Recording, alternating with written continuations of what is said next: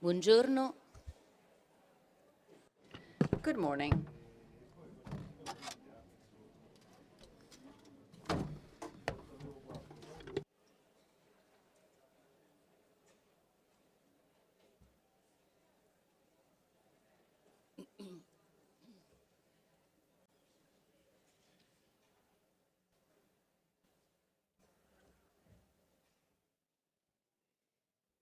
Buongiorno e ben trovato. Good morning. Welcome back. Avete ben dormito? Did you sleep well? Noi, insomma, più Well, o meno. we had some sleep, Diciamo che but not so good. siamo Well, appunto a questa seconda giornata we dei started bambini the second day of the international conference to celebrate the 50 years as of the publication of Death, Instinct, and Knowledge. Nulla di preparato questa mattina. So we didn't prepare anything this Però, insomma, morning, dopo la but giornata di ieri, after come dire, yesterday's ci è sembrato il caso sessions, appunto we provare appunto a tenere wanted to un filo, try un qualcosa appunto and che abbiamo cominciato ieri e che follow up on what we did yesterday, apparentemente oggi, ma che poi that we are si going spera to continuerà in finalize tante today, altre but we occasioni. hope that we are going to continue in the future.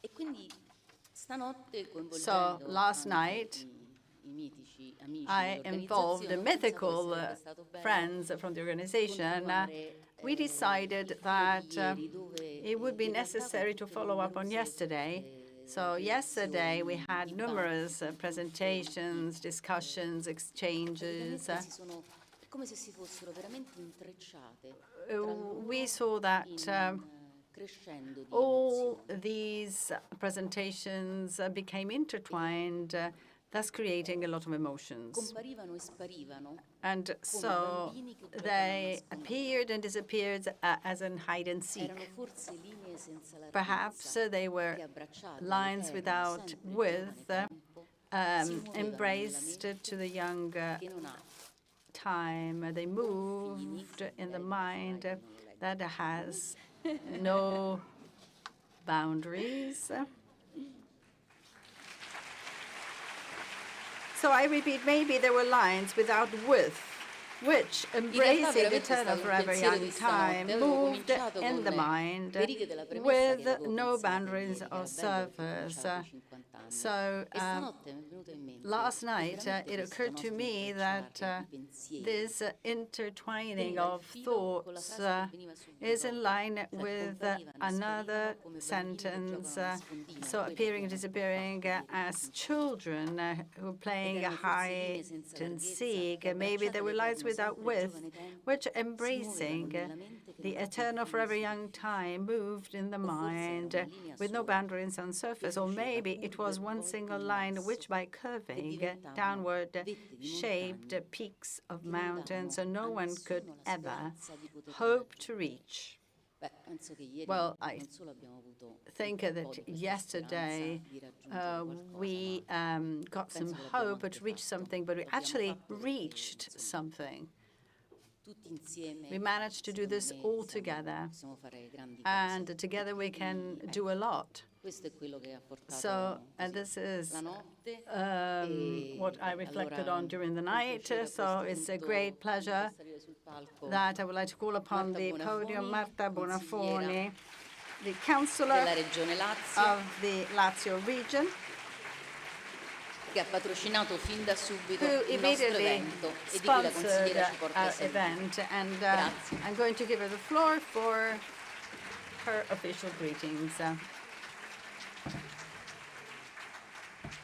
Grazie. Thank you. Buongiorno a tutte Good e a morning, tutti. Io everybody. ho scritto il mio indirizzo di saluto. I wrote Non my lo faccio greetings, sempre. but I L'ho always do scritto that. perché siete I wrote it importanti because e vi you are dovevo important, attenzione e cura. and I wanted to E non pay you a volevo tribute. sbagliare, anche And perché I non ho didn't preso want il to make secondo mistakes caffè. because I didn't take a Io second sarei cup of stata coffee, and fortemente a so rischio. I would have been a great risk. Intanto il piacere So e first la of all, riconoscenza di I portarvi am il very saluto della pleased Regione to extend the Lazio. greetings of the Lazio Appunto region. si diceva patrocinante that questi 2 giorni is così sponsoring preziosa. these 2 days of work. In questi anni ho avuto modo di Over the vedere, years, I had the frequentare ed opportunity apprezzare to see and il vostro appreciate lavoro your work in iniziative grandi o anche with piccolissime, small-scale or sempre large-scale però initiatives, importanti but e di always very insegnamento. relevant and always very Portate, interesting fatevelo for dire, learning. splendidamente You e con cura wonderfully sulle spalle and questa carefully eredità così viva have on your di Massimo shoulders this Fagioli, very di questo suo lively testo legacy fondamentale, of Massimo che è Fagioli and this diventato negli fundamental anni il text. testo Over the di years, ciascuno this has e allo become the stesso tempo text di una for moltitudine. each one E of la us, and moltitudine è also for many, many straordinariamente bella people. quando And it is raggiunge extraordinarily confini nice sconfinati. when Non sappiamo in mano the a chi sia multitude questo becomes testo. infinite. E We questa don't è know forse la in cosa which più hands this text is, and importante. this is probably the most relevant Vita e morte, aspect. buio e luce, Life and realtà death, e fantasia. light and darkness, reality and Vi muovete, fantasy. ci muoviamo You are in moving, una we are complessità che è la moving vera in a cifra che complexity manca which al is nostro tempo, what is missing dove in our tutto è time, where rapido, everything is emergenziale, quick, dove in nulla emergency, pare where capace nothing di seems to be posarsi able e contare to veramente. stop and Vi muovete, really ci muoviamo, reflect. So domandando you're moving and we are continuamente. moving, always In un tempo asking dove paiono contare soltanto ourselves le at a time where risposte, only invece, answers seems to purché count. sia, che quindi si Whatever the candidano ad questions, essere and risposte sbagliate o so these parziali, may be appunto partial perché or non si wrong interrogano. answers, because Guerra e there are no pace, questions. So war and diritti e peace, dominio, rights and felicità dominion, e happiness ferocia. and Ci muoviamo in un tempo incerto, restlessness. in un And tempo we are turbolento, living in dove turbulent tornano times, in uncertain incredibilmente a risuonare times, parole che with pensavamo words archiviate per sempre, come that nucleare, we believed dove si had been buried inventano forever, such as neologismi nuclear disumani or come carico unhuman residuo, neologisms riferito are a esseri being umani created, che such as affrontano il viaggio residual nella vita, della vita, per load la vita. of people who travel In for their un'epoca in cui lives. tutto At sembra the perdere time where senso e everything importanza, seems ci serve to allora lose la cura its come meaning, we antidoto need al care collasso. as an antidote to La cura collapse. della mente, So the care for the tornata mind così centrale that negli anni del Covid, dove has per la prima gone back, volta, playing a central role during non the COVID per una emergency. For the abbiamo first time, vissuto not in modo due to così a war, angosciante la we prossimità della actually morte. have lived Un very lutto close insieme to intimo death, e so globale. an intimate and global Con particolare bereavement. attenzione ai nostri As ragazzi great e alle attention nostre to our ragazze, young così people mal guardati, who mal considerati have da una been società ill-considered incapace di by a coglierne society that sofferenza is e not able potenza to insieme. grasp their La cura delle suffering and relazioni power, fra the uomini care e for donne, relations fra between men diversi, and fra women, distanti, la between cura del people who are pianeta. different or distant, the care for the planet. Ecco allora che occasioni come So questa sono these anche un momento opportunities prezioso are per fare il very punto su di valuable noi, to take stock non on solo what we are scientifico, doing, not only from a scientific so point che of ieri, view, and I come know that ne stai yesterday sentita you tanta di had scienza, a lot of ma un punto scientific presentations, politico, but also from the sociale political, e social, umano. and human Una point cassetta of degli view, attrezzi a kind of capace toolkit non a that caso di far is, in risuonare fact, come così able contemporaneo e necessario to il pensiero di Massimo Fagioli, resonate che Massimo ci conduce Fagioli's per mano thought, da which donne e uomini liberi, takes us by the hand incapaci as di essere free men and irresponsabili, women, not col capable of dovere being morale e irresponsible, politico with di the nuovo political and dell'empatia, ethical duty of empathy. ribelli di fronte alle Rebels ingiustizie, facing determinati a injustice, combatterle e prima determined o to poi fight per against forza it, a and vincerle. sooner or later In we fondo, are bound 50 to anni win. fa è And iniziato un 50 years cammino ago, a path e il fatto che quel was cammino non opened, sia finito non and è this path is still sconfitta, open. ma This is futuro. not a failure, but this is Ciò the che ci manca future, di più, what we really ciò che dobbiamo miss and costruire. what we really have Allora to grazie build. per il lavoro che So fate thank you for your ieri, oggi, work tutti i giorni. yesterday, Grazie today, perché and siete tomorrow. bussola, per me Thank lo you siete, because you are a compass for me di radicalità, of di uguaglianza, di equality, libertà, di radicality, laicità. freedom, and Nel tempo dello non-confessionalism. smarrimento della At the sinistra, della mia time sinistra, of non è in poco, which è the left wing tantissimo. Buon has lavoro. lost its way, this is not little, it's a lot. Thank you. And I would like to wish you a very successful conference.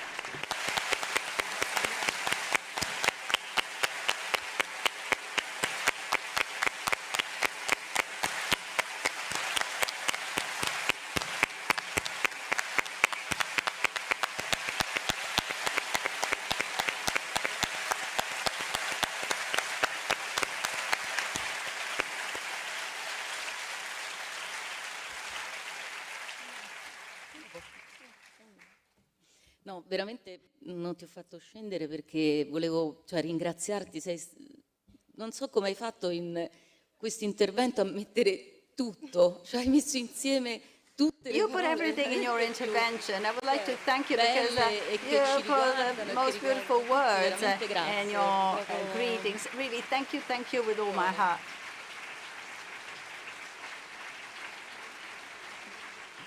Grazie a voi. Thank you.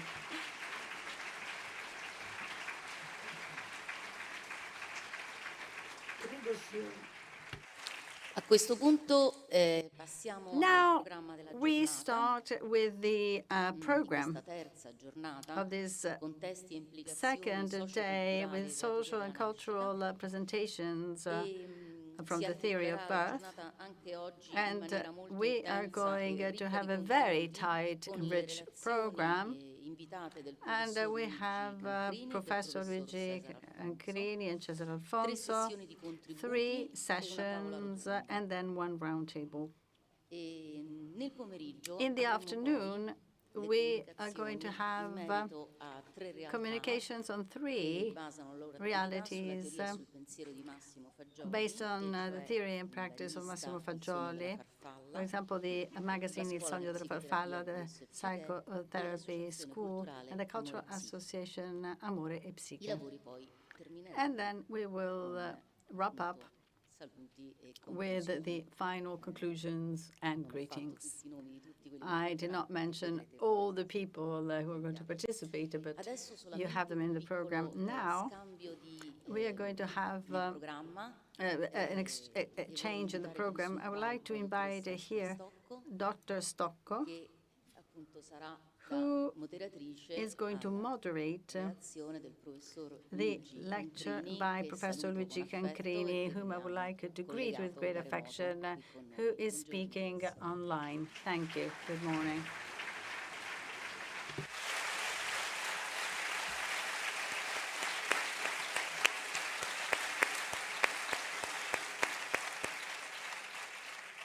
Grazie, buongiorno a tutti. Io stamattina Thank you. Good morning. This morning, I have the pleasure and the honor di introdurre la relazione del to professor introduce the report by Professor Cancrini in this second day of International Conference for the 50th anniversary of the publication of the book, Death is in Knowledge.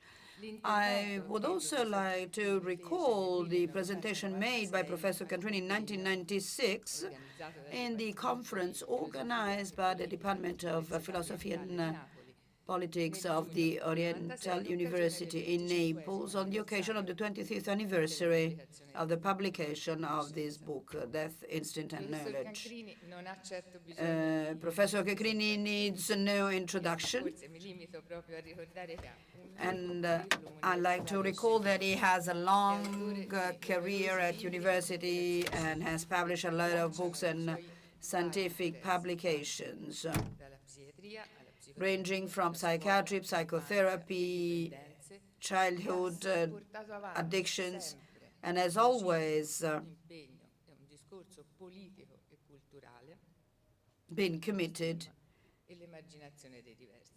to fight against stigma and the marginalization of vulnerable people. In 1970, he founded the Study Center of Family Massimo Fagioli, il professor Cancrini Psychology, and together with Massimo Fagioli, hanno condiviso una storia. they shared a long story. They were colleagues and friends. We come both from a similar experience, the Institute of Psychoanalysis, with similar patients and similar crises, he said in 1996. And I think that they shared a profound interest for human reality and psychotherapy. Entrambi hanno tracciato Both of them paved the way for Italian si sono ribellati alla psychiatry and psychology. They fought against the associations of psychiatry and a certain academic approach, so to say. They had different approaches, but publicly they met very often in academic initiatives. and political events that were particularly important. This is the reason why the presentation by Professor Cancrini, the revolutionary changes in psychotherapy of the last 50 years, is particularly topical and important from the scientific viewpoint. And so we would like to welcome him with a great round of applause.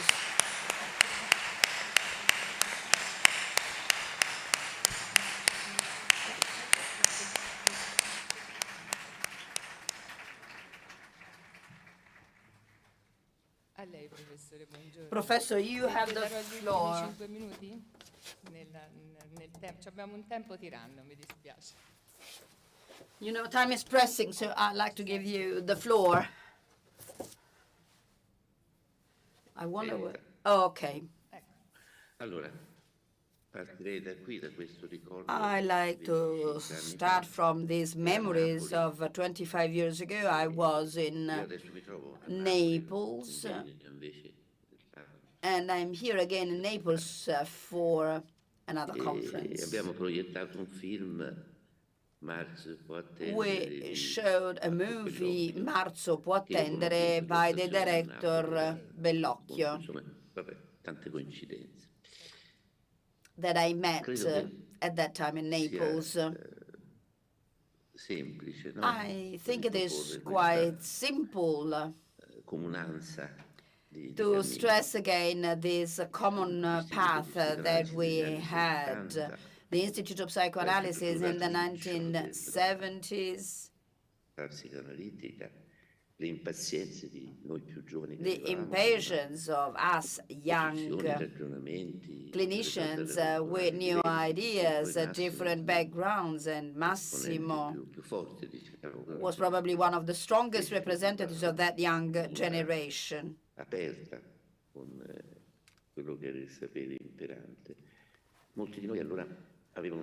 Many of us at the time had a more cautious approach compared to Massimo,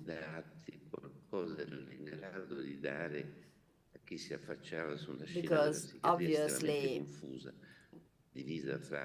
we were divided between those who supported the electroshocks and on the other side those who supported ideas such as mental disease does not exist, it can be cured only through pharmacotherapy and so on and so forth. So psychoanalysis opened new pathways, and even though the way in which some of the people that practice psychotherapy was not satisfactory, it was not really time for open rebellion to the mainstream psychoanalysis. Quello che era profondamente comune era l'ansia di ritrovare. It seems that there are some problems of connections for Significato profondo. Professor Cancrini. Okay, now it's better. Anzi, Whittaker dice che tutti quelli che si occupano di disturbi psicotici. There are those who think that those that tackle psychotic disorders look for their psychotic components or dimensions. And indeed, I could say that we were like brothers with Massimo, because we wanted to look for something that was essential for us. Another coincidence è di riguardare il testo di Massimo, di cui si parla oggi, was reviewing again this book by Massimo, Death Instinct and Knowledge, and find an issue on which I focused during the last summer. So the last part of life in the womb of the mother and the first months after coming to birth. Diversa da quella che propone Massimo, nel senso che mi ci sto accostando I ragionando sul focused concetto di reverie. on concept of reverie. Dal mio punto di vista, From my la viewpoint, reverie materna che consente al maternal bambino di reverie that collocare le sue enable the esperienze children to nello place spazio their e nel own tempo, experiences quindi in iniziare time and space il percorso della and conoscenza. start this Dal mio pathway punto of di knowledge. vista, From my questo viewpoint, è importante perché this is Massimo essential fa because riferimento Massimo al fatto che refers questo to the percorso fact non that accade bene, non va a buon fine this se pathway non is ci sono not cure adatte per il bambino in quelle fasi. completed because probably there are no Ma io appropriate credo che treatment for the children in that phase. insistere un po' di più But I believe that sulle focusing condizioni in on cui si the determina specific questa mancanza di conditions on cure sia which you ugualmente have this importante. lack of treatment is also essential. Tanti anni fa, in una ricerca Many years che ago, facemmo insieme a dei colleghi in una comunità in a terapeutica, study that we conducted cui with erano colleagues in a therapeutic community, accolti e seguiti in un'ottica di ascolto psicoterapeutico, in which we followed from the pazienti psychotherapeutic viewpoint gravi, severe patients la malattia durava ormai da molti anni e sembravano tanto difficili da with a long-standing raggiungere, da disease riportare that seemed to be a una vita difficult più to be normale. treated and to be Ricostruivamo la granted in comunità normal reverie, life. comunità che tratta We bene, worked with this ricostruivamo community in Capena le Reverie, storie and we reconstructed, we partendo retraced appunto their stories, dal tempo della gravidanza della madre, starting from the period of pregnancy il of their tempo di cui mothers, in istinto di morte e the conoscenza time that Massimo si è is occupato. analyzed in this E che book, that cosa is the abbiamo visto knowledge. allora? And at that Una cosa che mi time, colpì we tantissimo, il fatto che realized that nelle storie in the di quei stories pazienti, of those delle loro patients, of madri, those mothers, delle loro famiglie, of their families, c'era intorno alla nascita, nei mesi ultimi della gravidanza, around their nei birth primissimi and mesi during di the vita, last months of una serie di pregnancy and first years of circostanze life, there were some events, some estremamente destabilizzanti, circumstances that were extremely destabilizing estremamente gravi, lutti and improvvisi, severe. For crolli example, there were economici, people disperazione. that disappeared, economic crisis, E despair. quello che successivamente mi è venuto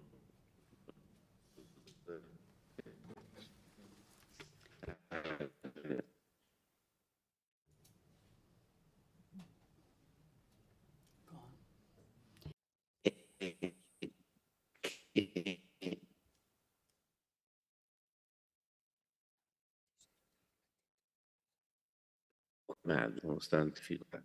Allora, ragionando in termini di Buono e Massimo nei suoi libri, la funzione di reverie So materna, the function of maternal reverie, quella funzione straordinaria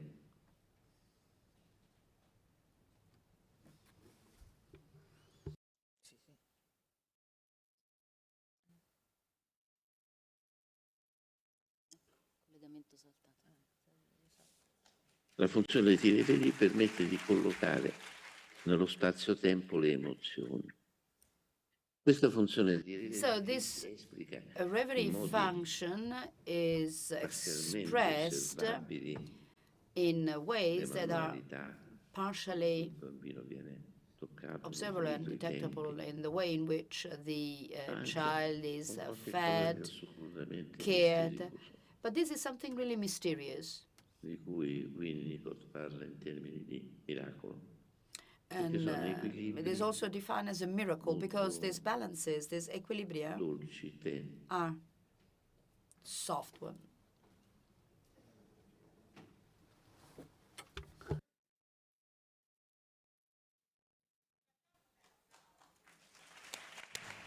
Let's make a round of applause for Professor. Professor, unfortunately, there is a problem of connection. I do not know whether you can hear us because we have big problems in hearing you.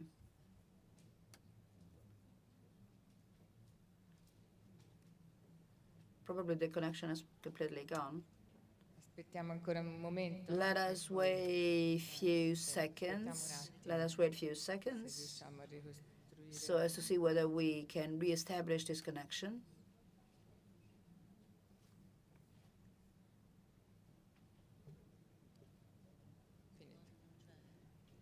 That's over. I'm so sorry because we have lost the connection with Professor Cancrini, and I do not think that we are going to have it.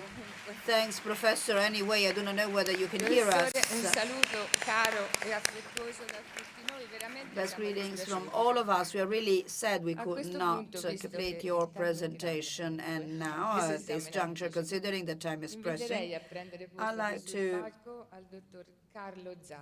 ask Dr. Zaghi from the Ministry for the Environment and Energy that will chair this session, Social Transformation and Human Needs, and we have David Natali, Matteo Sintini, Anna Laconi, Doninelli, and Di Paolo.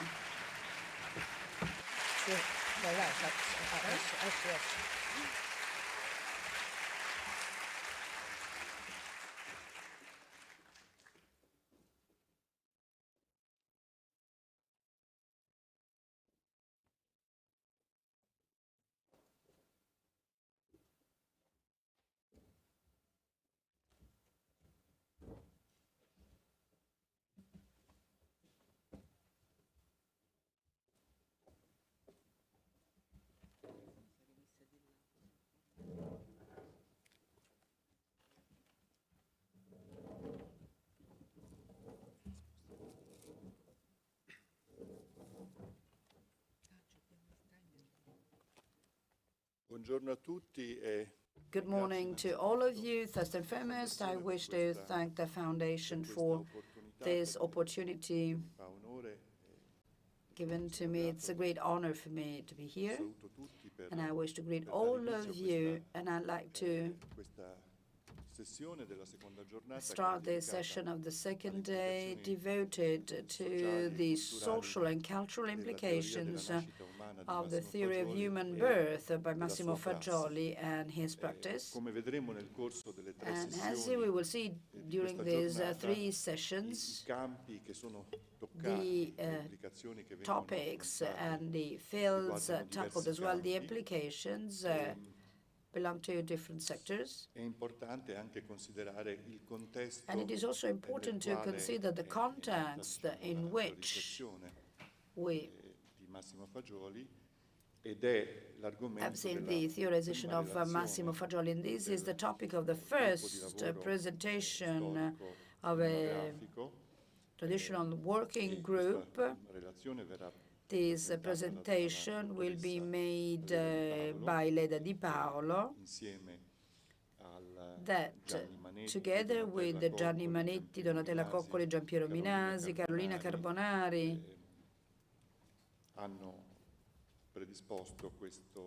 drafted this contribution on the context in which the disappearance fantasy was developed, and the context in which the psychiatrist Massimo Fagioli wrote the first of his book, Death, Instinct and Knowledge.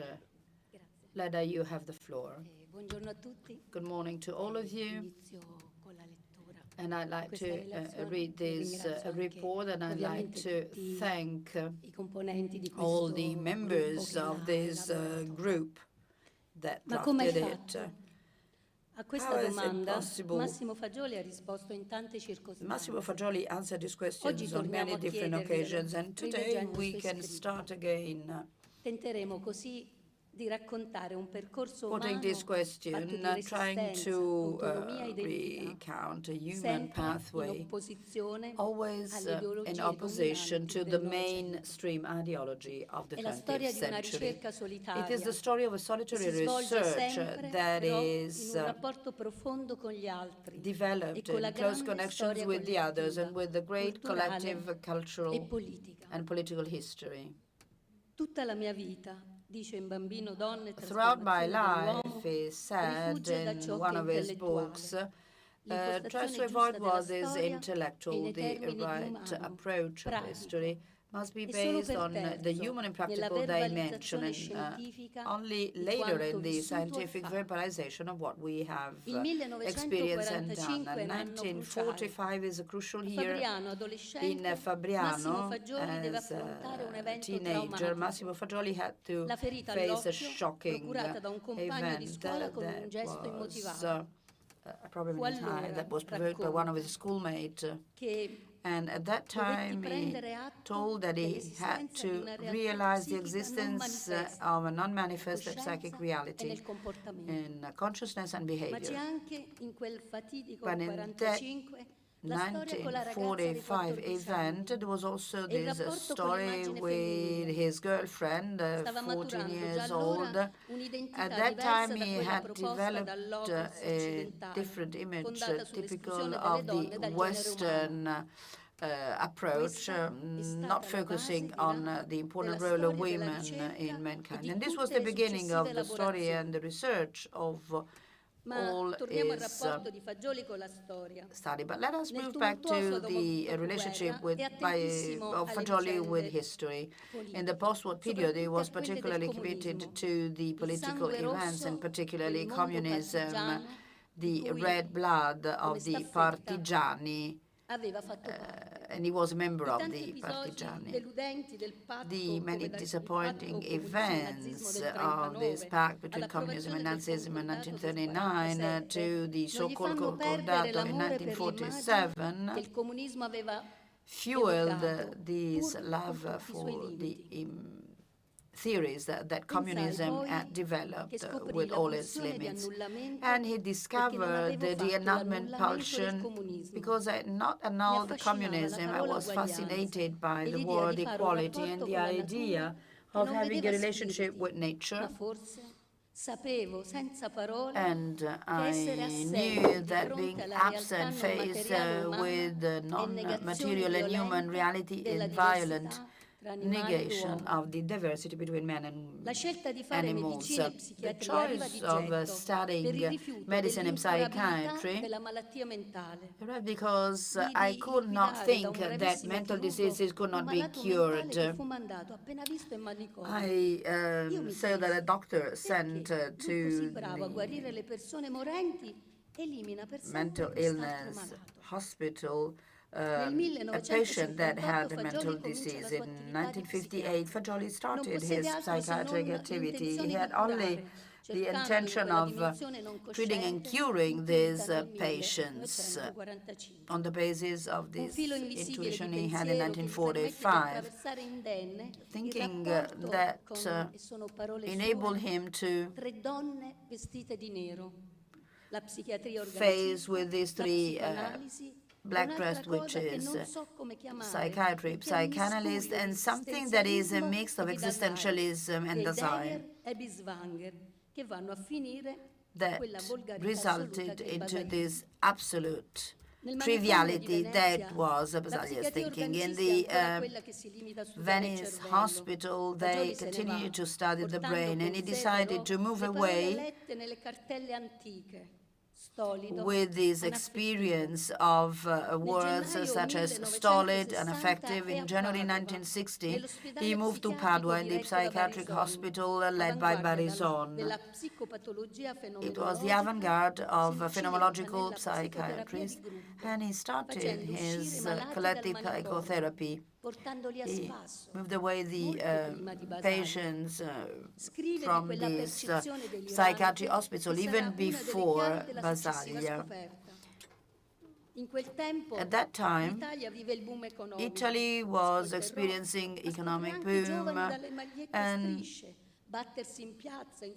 discovered also young people that fought against the Tambroni government together with all the partigiani and against the new fascists of the Movimento Sociale.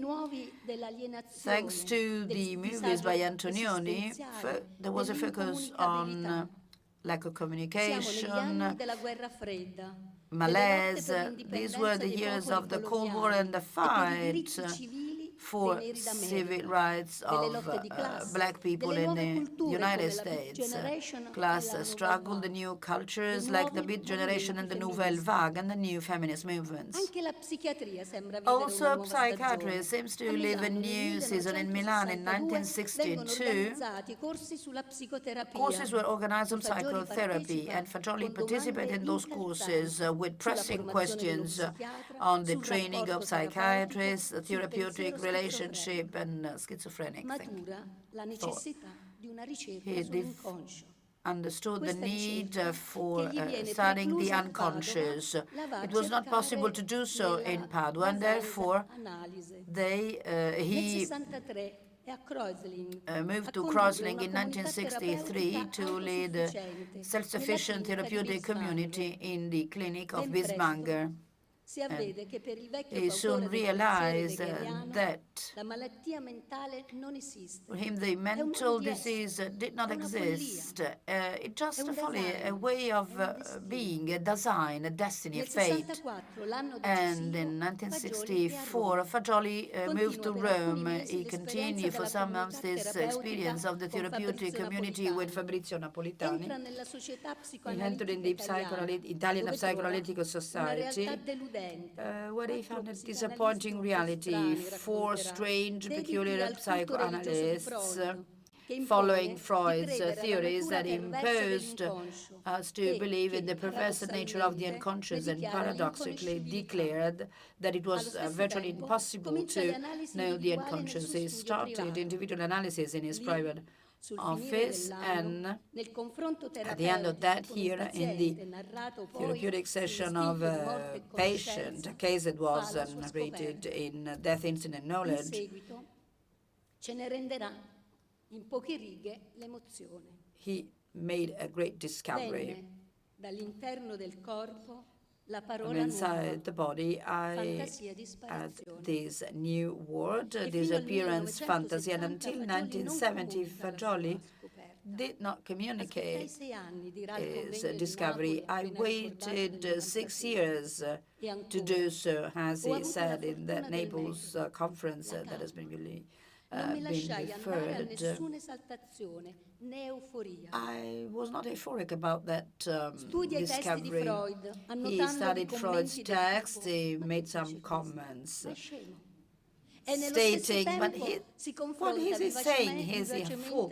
And within the Italian Psychoanalyst Society,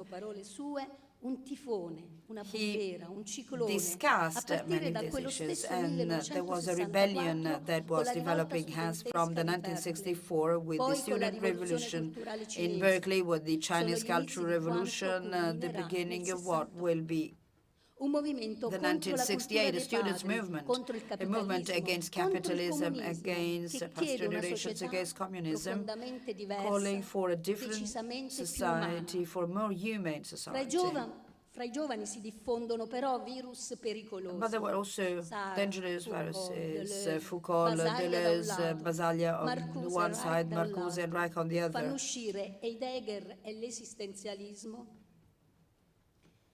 Focused on existentialism, Freud and psychoanalysis from the intellectual circles.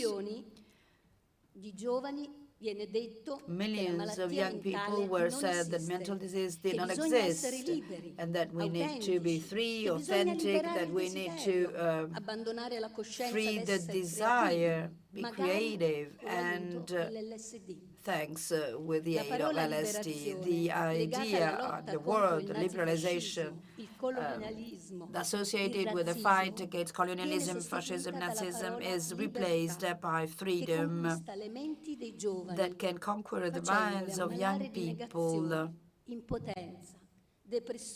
leading to negation, depression, and suicides. In Bambino, Donna e Trasformazione dell'Uomo, Fagioli wrote, freedom and happiness obtained with almost nothing, the release of instincts, the arrival of the unconscious.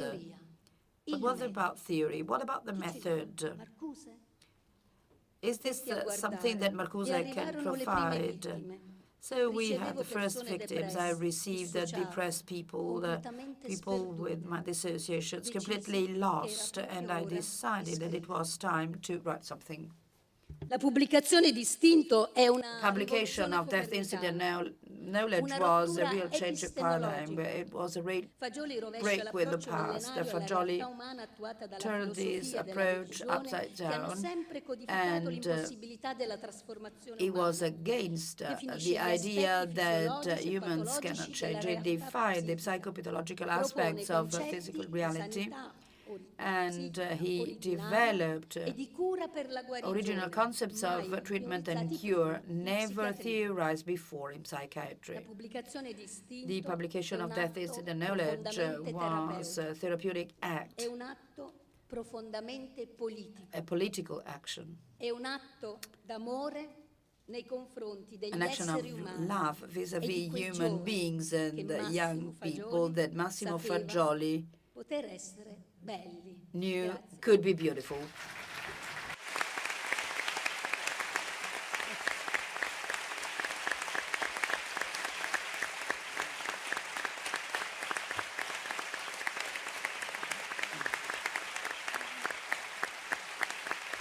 Grazie, Leda.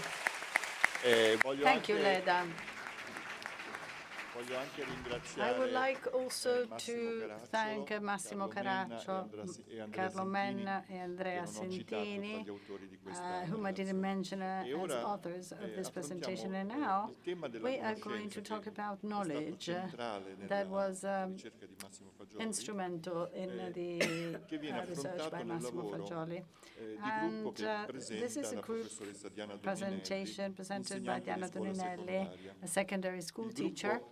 And the group consists of Toninelli, Assunta Mendola, Alessia Barbagli, Flavia Cascianelli, Paolo Fiorinastro, Yolanda Nannuzzi, Manuela Migliorini, and Clara Pistolesi.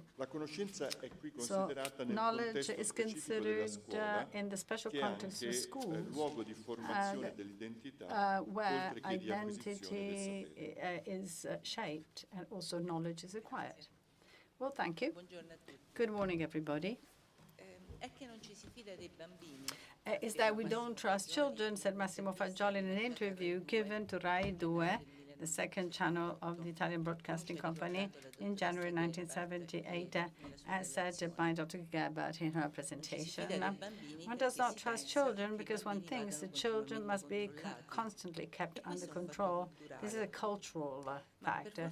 Fortunately, not everyone thinks this way today. In these few minutes, we would like to offer some suggestions to stress how close some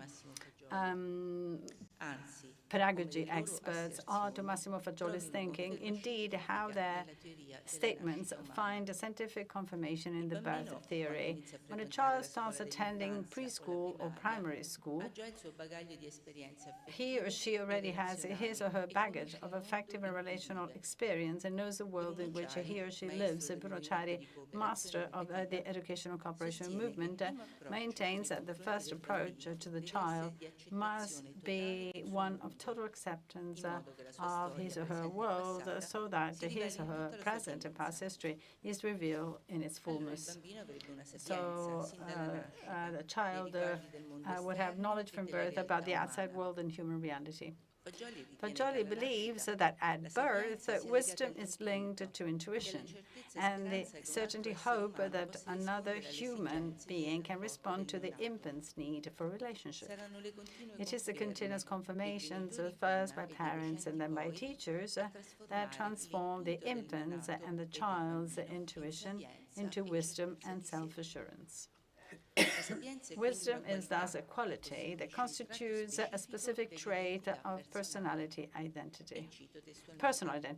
and I would like to quote what Fagioli wrote in the last article published in Left.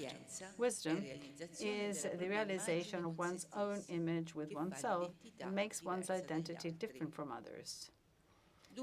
So the child is involved in his or her own education from the moment he or she is born, making experiences, verifying them and cataloging them over time. Vygotsky and Rodari state that children use imagination to spoil their reality and to make assumptions. Fantasy and imagination are characteristics of all human beings. Children begin to learn through playing.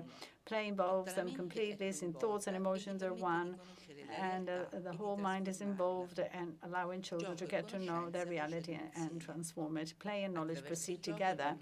Through play, children process experiences, and they challenge themselves, and they measure and know themselves.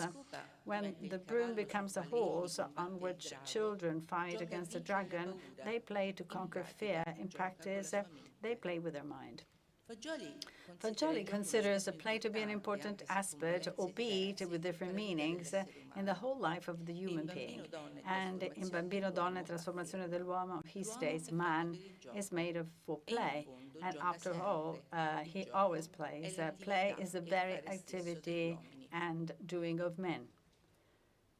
The search for knowledge runs through Fagioli's entire work up to the last article, where he proposes a new search, still to be carried out, to distinguish the words knowledge and knowing. For the word knowledge, he reserves the meaning of, and I quote, the acquisition of notions and names that indicate material things. So we think of it as a predominantly individual learning process, while in the word knowledge, Fagioli glimpses a specific dimension of the relationship between human beings, because, and I quote, knowledge is to speak, that is, to make verbal thought visible or audible to the extent that it would manifest itself as vocal, articulate language. To verbalize would be to communicate one's thoughts and transform ideas into words. Ideas are expressed not only through verbal language, but also in behavior, which, like speech, makes the movement of thought visible. Behavior is therefore involved in the process of identity formation, which does not only involve reading texts or listening to lectures, but also doing in any activity for man. When the Brazilian educational Paulo Freire states that the curiosity of peasants is the same curiosity with which scientists admire the world, he refers to Fagioli's words, according to whom, and I quote, the behavior of the uncultivated peasants and workers are ideas. They are ideas because they are relations to reality. Let us now consider the scientific knowledge. Chari wrote that this begins with the very act of birth, and he further asks, what does it mean to scientifically know the world if not to take note of the existence of distinct phenomena and objects, and to learn the qualities of these objects and the quality of these phenomena in order to modify them? In one of his lectures at the University of Chieti, Fagioli states that the science, which is based on conscious perception, is primarily aimed at the study and knowledge of material reality, which is useful for scientific discoveries and to ensure human well-being. Fagioli assumes that the science is linked to the satisfaction of needs. So meeting needs, that is indispensable, but is not sufficient for the development of thought. But the concept of knowledge to which we are referring concerns the aspect of personal formation, personal development, which, in addition to the knowledge of the objective world, it enables the knowledge of oneself and of the human history, and is linked to the fulfillment of one's identity. That is, it is linked to meet the needs which Fagioli distinguishes clearly from wants. In this regard, in the third book he writes, man fuses being with knowing, knowledge of himself and of the other. Knowledge begins, which is conceptualized as understanding and not as learning. That is, understanding as seeking for the meaning, the hidden meaning of things, which means going deep inside and be interested in the substance of things.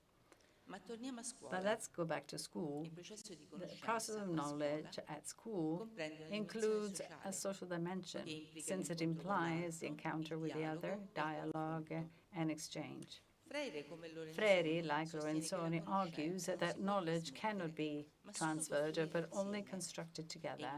And in this process, each person works with it in a personal way.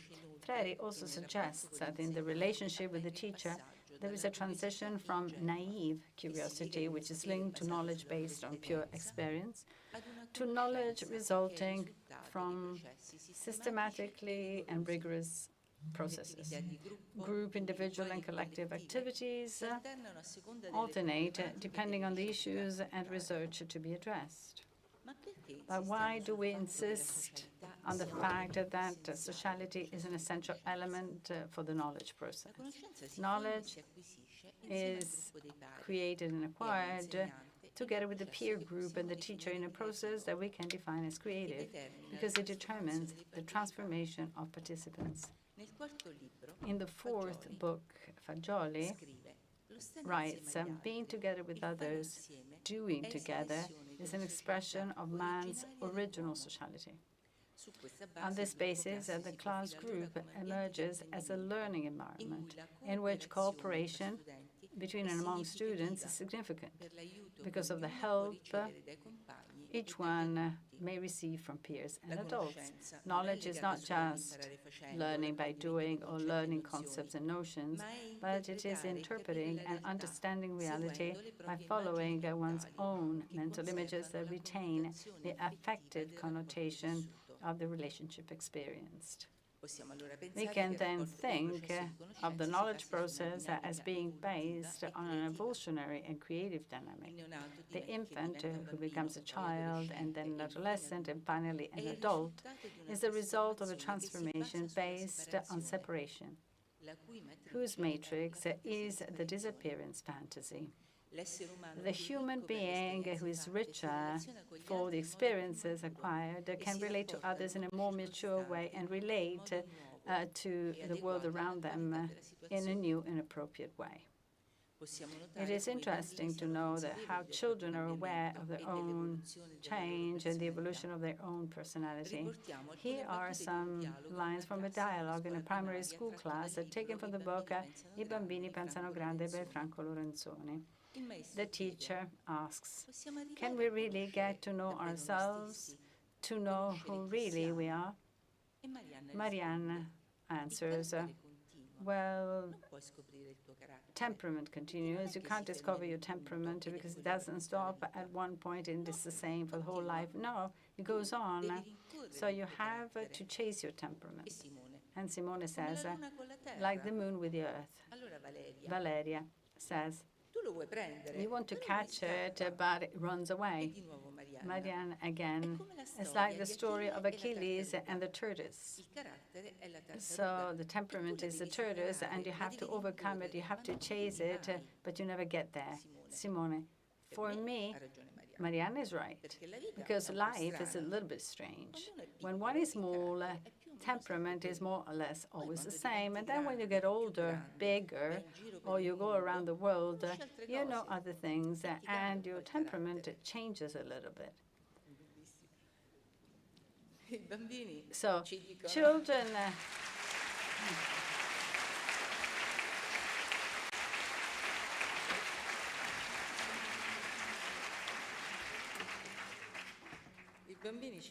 Children tell us that a new knowledge of the world is followed by human fulfillment in the sense of a plus, which can be considered creative. I conclude by referring to a statement made by Judge Francesco Dall'Olio in one of the last donkey dialogues that led us to the conference. Francesco Dall'Olio said, values are witnessed through daily actions. Well, we teachers should witness the values that are recognize wisdom and sociality for children right from birth, develop the imagination with which to cultivate utopia in order to criticize reality and build a different world, and supporting knowledge as a continuous quest. Thank you.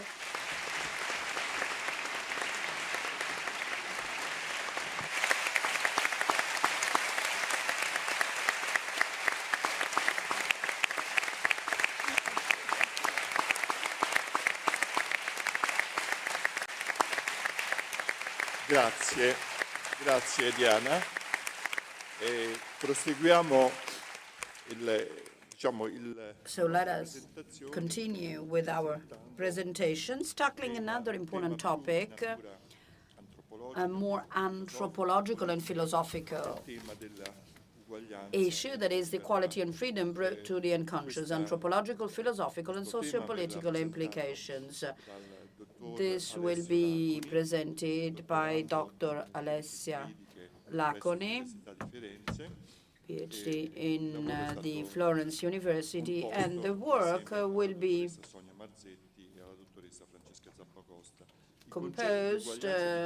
prepared with Dr. Laconi, Marzetti, and Zappacosta. Equality and freedom are at the basis of important charters, and the implementation of these principles are shown in this presentation, and this shows that this value can have an important dimension in the light of Fagioli's work. Good morning to all.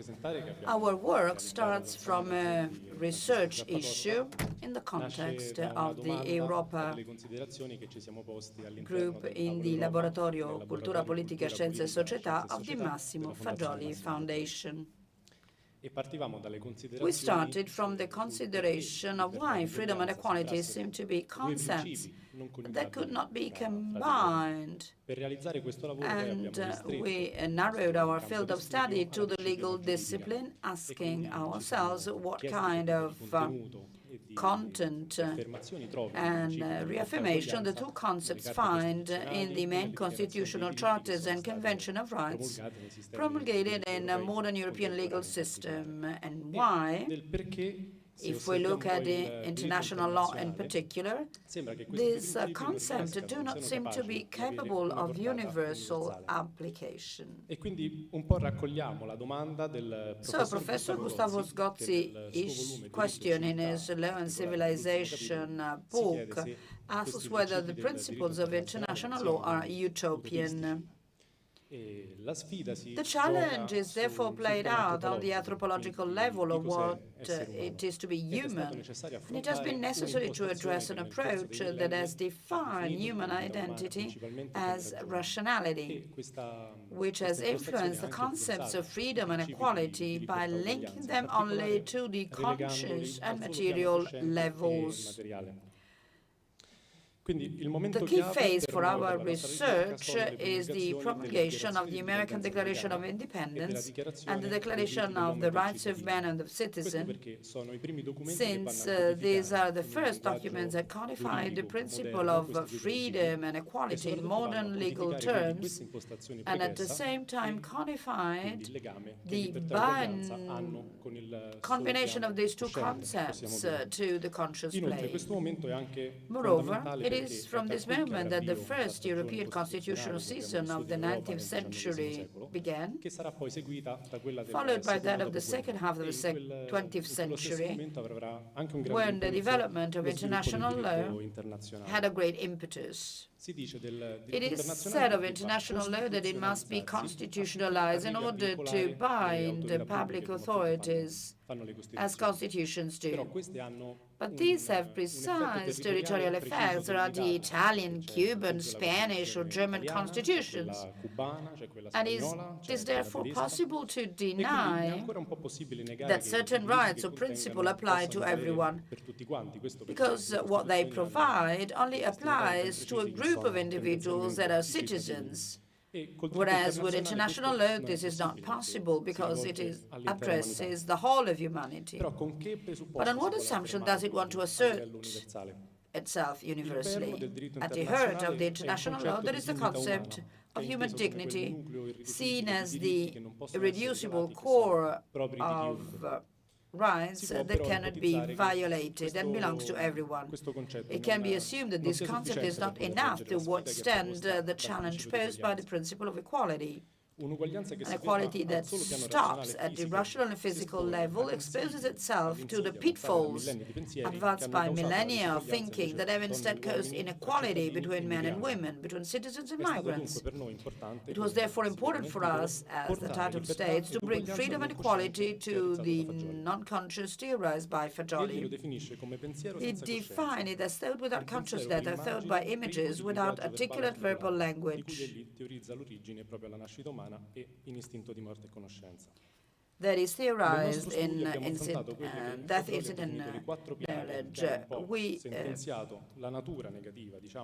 defined the various issues such as animality, evil, sin, and perversion. These are original sin, the animality of the Western logos, the nothingness of Jewish mysticism, and Kant's radical evil.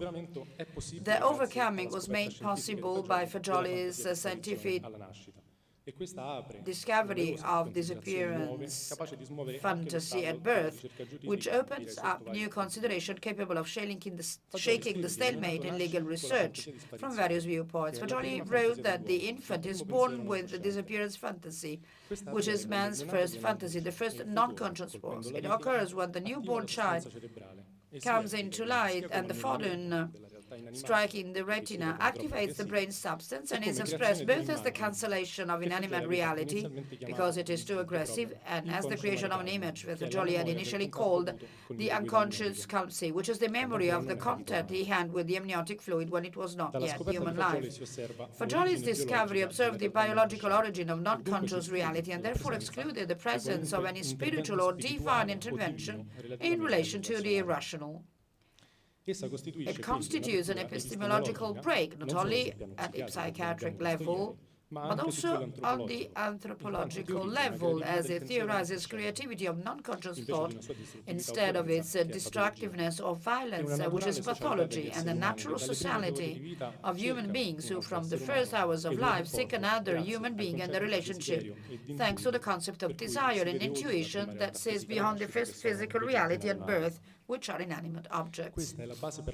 This is the basis for the realization of human identity, which by its very nature does not have a dimension of aggression that drives us to dominance over the other, but rather has its foundation and a tendency to relationship and interhuman dialect is present from birth that, if developed, allows for profound realization of affectivity and interest in the other. This formulation of human identity that is not reason, made possible by Fagioli's discovery of the origin of the non-conscious mind and how it functions, constitutes a new paradigm that can replace the concept of human dignity made by international law. Since there is a theoretical scientific platform at the basis, which is the discovery of the disappearance fantasy with which all human beings are born, the possibility of meeting the challenge of the principle of equality is no longer a utopia. The consequences of this statement can also be observed on the side of the freedom and rights associated with it. If equality refers to an idea of human identity as reason, those who deviate from it, such as women, children, or migrants, are less equal in their freedoms understood in a material sense, and this is observed in our legal systems, are less than those enjoyed by men or citizens of a country. This is because the rational approach cannot stand the confrontation with the different that undermines it, and therefore the exercise of freedoms by these people who consider themselves endowed with less reason is dangerous for the established order. Just to quote examples, women are not allowed to have abortions, or access to abortion or contraceptives is made difficult for them because they might say that they are not just wives or angels of the earth. Migrants are not allowed to come freely for European countries, seeking to realize their identity because they show great courage in the movement for life, thus seem dangerous to the public order and national integrity, thus questioning the idea of a human identity as rational. In national constitutions, one can therefore observe a difficulty in dealing with the others, with the different, because they refer to a community of equals that are citizens, excluding those outside this group. International law can avoid this important shortcoming. Thanks to his theory, Fagioli brought the concept of freedom to the unconscious by linking it to that of identity, which is the ego of birth that develops during the first years of life when the child is nursed and is then recreating for the rest of life. And it is through this certainty that we can recognize the equality in those who are different without having violent relations or perceive the other as dangerous. The exercise of freedoms will not necessarily be a limitation of one's individual sphere, but on the contrary, it can be a stimulus, as Fagioli also demonstrated through his life and through his practice. Thus, one can make a step forward from material freedom that remain necessary but do not allow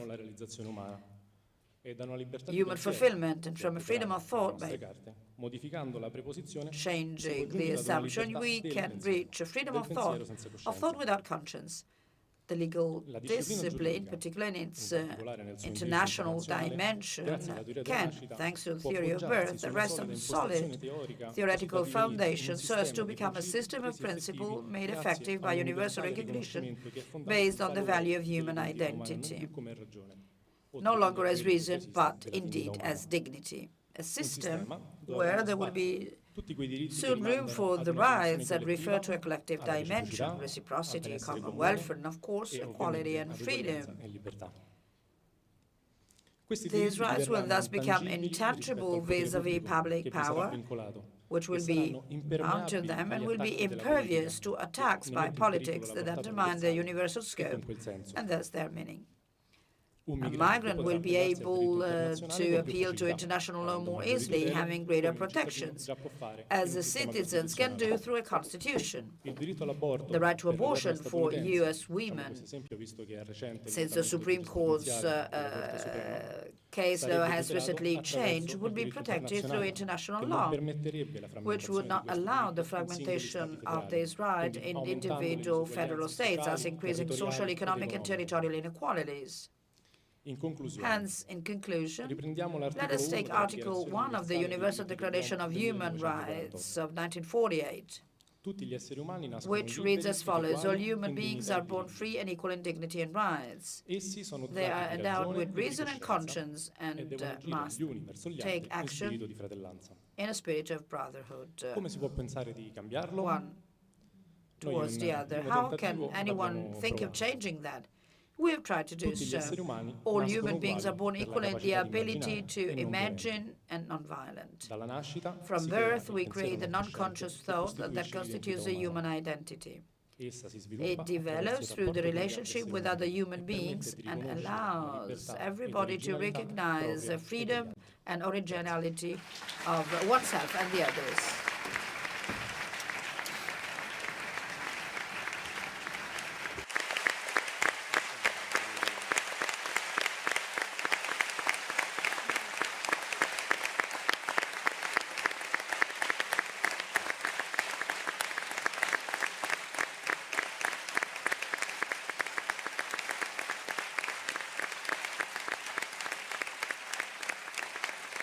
Grazie. Grazie, Alessio. Thank you, Alessio. Well, the subject you dealt with leads us to the European integration that, as you know, is a subject of great interest from the theoretical political point of view, especially given the innovative process linking economic, juridical, and language systems that are different. Professor Davide Natale, Professor of European Politics at the Sant'Anna University of Pisa, he reads again the European process in the light of Massimo Fagioli's theory, indicating its limitations, but also the possible opportunities. Thank you, Carlo. I would like to thank all of you, the organizers of the conference and the Massimo Fagioli Foundation, for having given me this opportunity to reflect together, to have a collective reflection on a theme that is very important, European integration, which is a central theme that the foundation already dealt with, and this happened in the last few months, and And this led me to produce this presentation for this event on the basis of these reflections. So this is my presentation, which is subdivided into 4 parts. In the first part, I will try to propose a kind of a historical background as to what we mean by Europe and the origin of the European integration, linking different people, very different people, not only in terms of language, but this is pushing towards a common identity. The second part is related to the critical reading of the European integration process in the light of Massimo Fagioli's birth theory, which is fundamental, in order to start from a critical evaluation of the anthropological design of the European culture, identify the ambivalence and limits of the European integration. Of course, European integration aims at overcoming divisions and gaps, but there are limitations that Massimo Fagioli has raised. The third part of my presentation is a case study, and where we can actually see the promises and limitations and the ambivalence of European design. In fact, it's a case study that all of us remember. The Great Recession hitting the European continent in 2008 with the austerity response promoted by the EU. So in the light of the theory of birth, we are going to look at the anthropological foundations of the neoliberal ideology, the austerity proposed as a solution to the crisis, and then some concluding remarks. Now, let's see how the European integration process started. Well, the first step is linked to ancient Greece and the myth of Europe, a princess that was kidnapped by Zeus and brought to the island of Crete. That myth is the first common line of the Greek world, but also of division, of separation, with respect to Persia on the one hand, and also the shift towards the west of the cultural reflection of the ancient Greece. That myth started a red thread across centuries, ancient, modern, and contemporary history. So I mentioned some authors here, intellectuals and policymakers who went back to the dream of European integration. For example, Immanuel Kant, when he talked about perpetual peace, he thought of progressive federation of European people. And Aristide Briand, a Nobel laureate, a French politician, started from the desire to solve the conflicts between Germany and France. He thought of federation for Europe. This red thread linking the intellectual world is also becoming a political phenomenon, and this happened in the first and the second half of the 1900s. This happened because there were tragedies of the 20th century which attract the attention of the public opinion of intellectuals and policymakers on the real objectives of European integration, that is the pacification of the continent and the economic and social prosperity of European people. And this is a fundamental theme that led to the birth of the European Economic Community in 1957, and also before some aggregations such as the Council of Europe of 1949. And here the link between the tragedies of the first mid of the century, the Holocaust and the 2 world wars, and the further extraordinary development of the European integration process reminds of the theme of rejection. For example, the public opinion and the political world actually wanted to reject the great disasters of the first half of the 1900s, but also the anthropological base that was the foundation for these tragedies. I would like to briefly mention another contribution, the Ventenne Manifesto that was discussed in a group. So, for example, rejection has two basic elements. For example, imperialist capitalism and the sovereignty of national states are seen as kind of divine entities with the desire of dominion rather than equality among peers. And this reminds of the theory of birth, and many of the contributions by Massimo Fagioli, who talked about this rejection. And for example, an interview that was published in Il Sogno della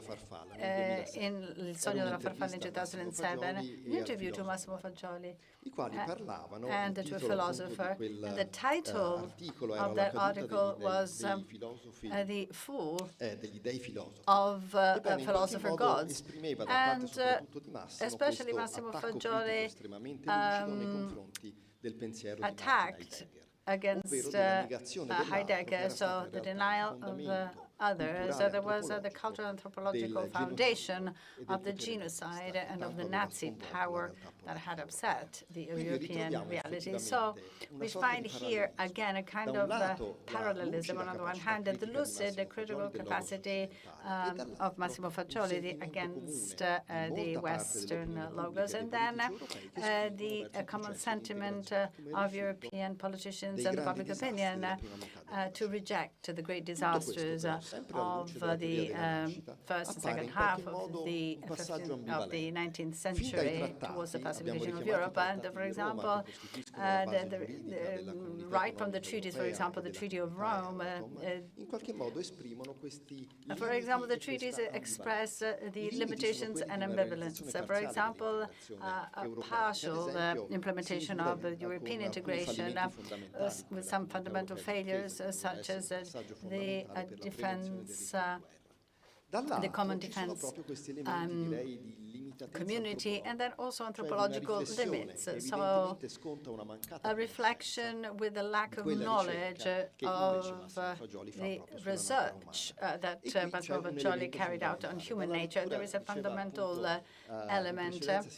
For example, we talked about international law, and even European law is based on a very limited concept of the principle of equality, and in reading the European treaties, we still have an enlightened approach. So it stops to the first revolution of material reality as formalized by Massimo Fagioli in the book Bambino, Donna e Trasformazione dell'Uomo.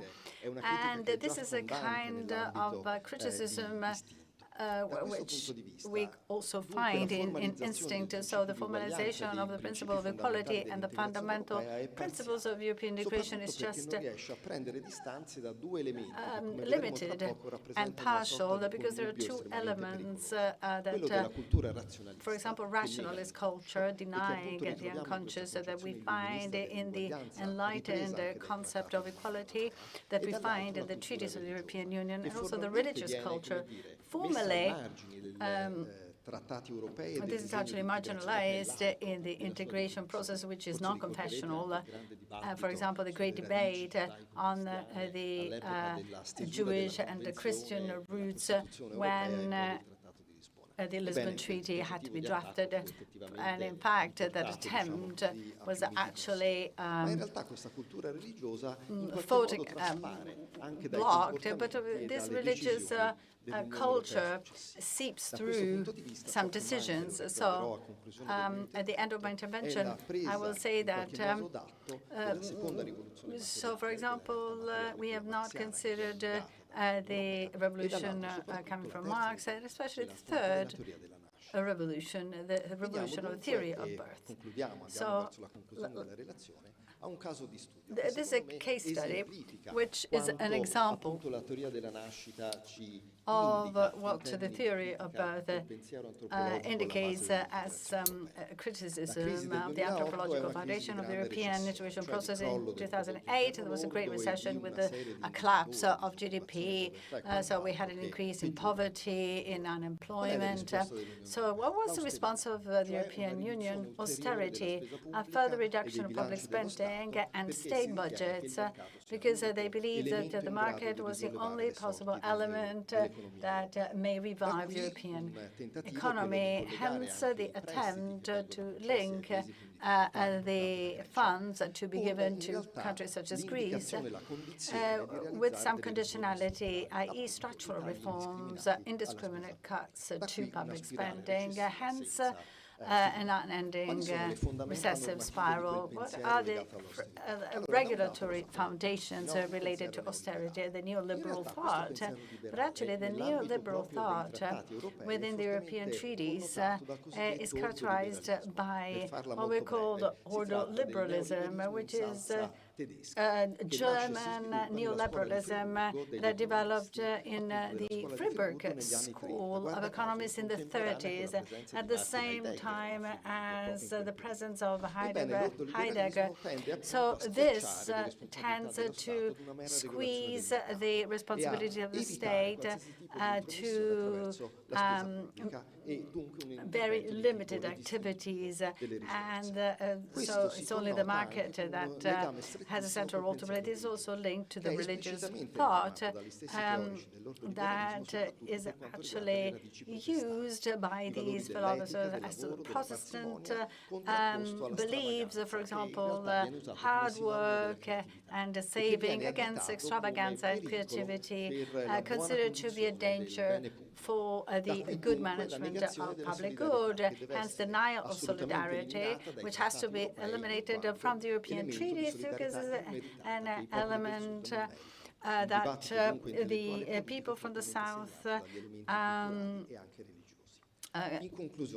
are not worthy of it. So that experience shows that the European Union is a promise that has partially failed, and so it has not been fulfilled, because implicitly the rejection was present in the birth of the European process, but this actually was not implemented as a process due to the criticism of Massimo Faggioli during the Great Recession. There is the combination of philosophy and religion, and the national interests dominate over the challenge of equality. So those who have to build the Europe of the future, the challenge is to become aware of the third revolution of material reality. So they have to learn the great teachings from the theory of birth by redefining the principles of equality and diversity. Thank you.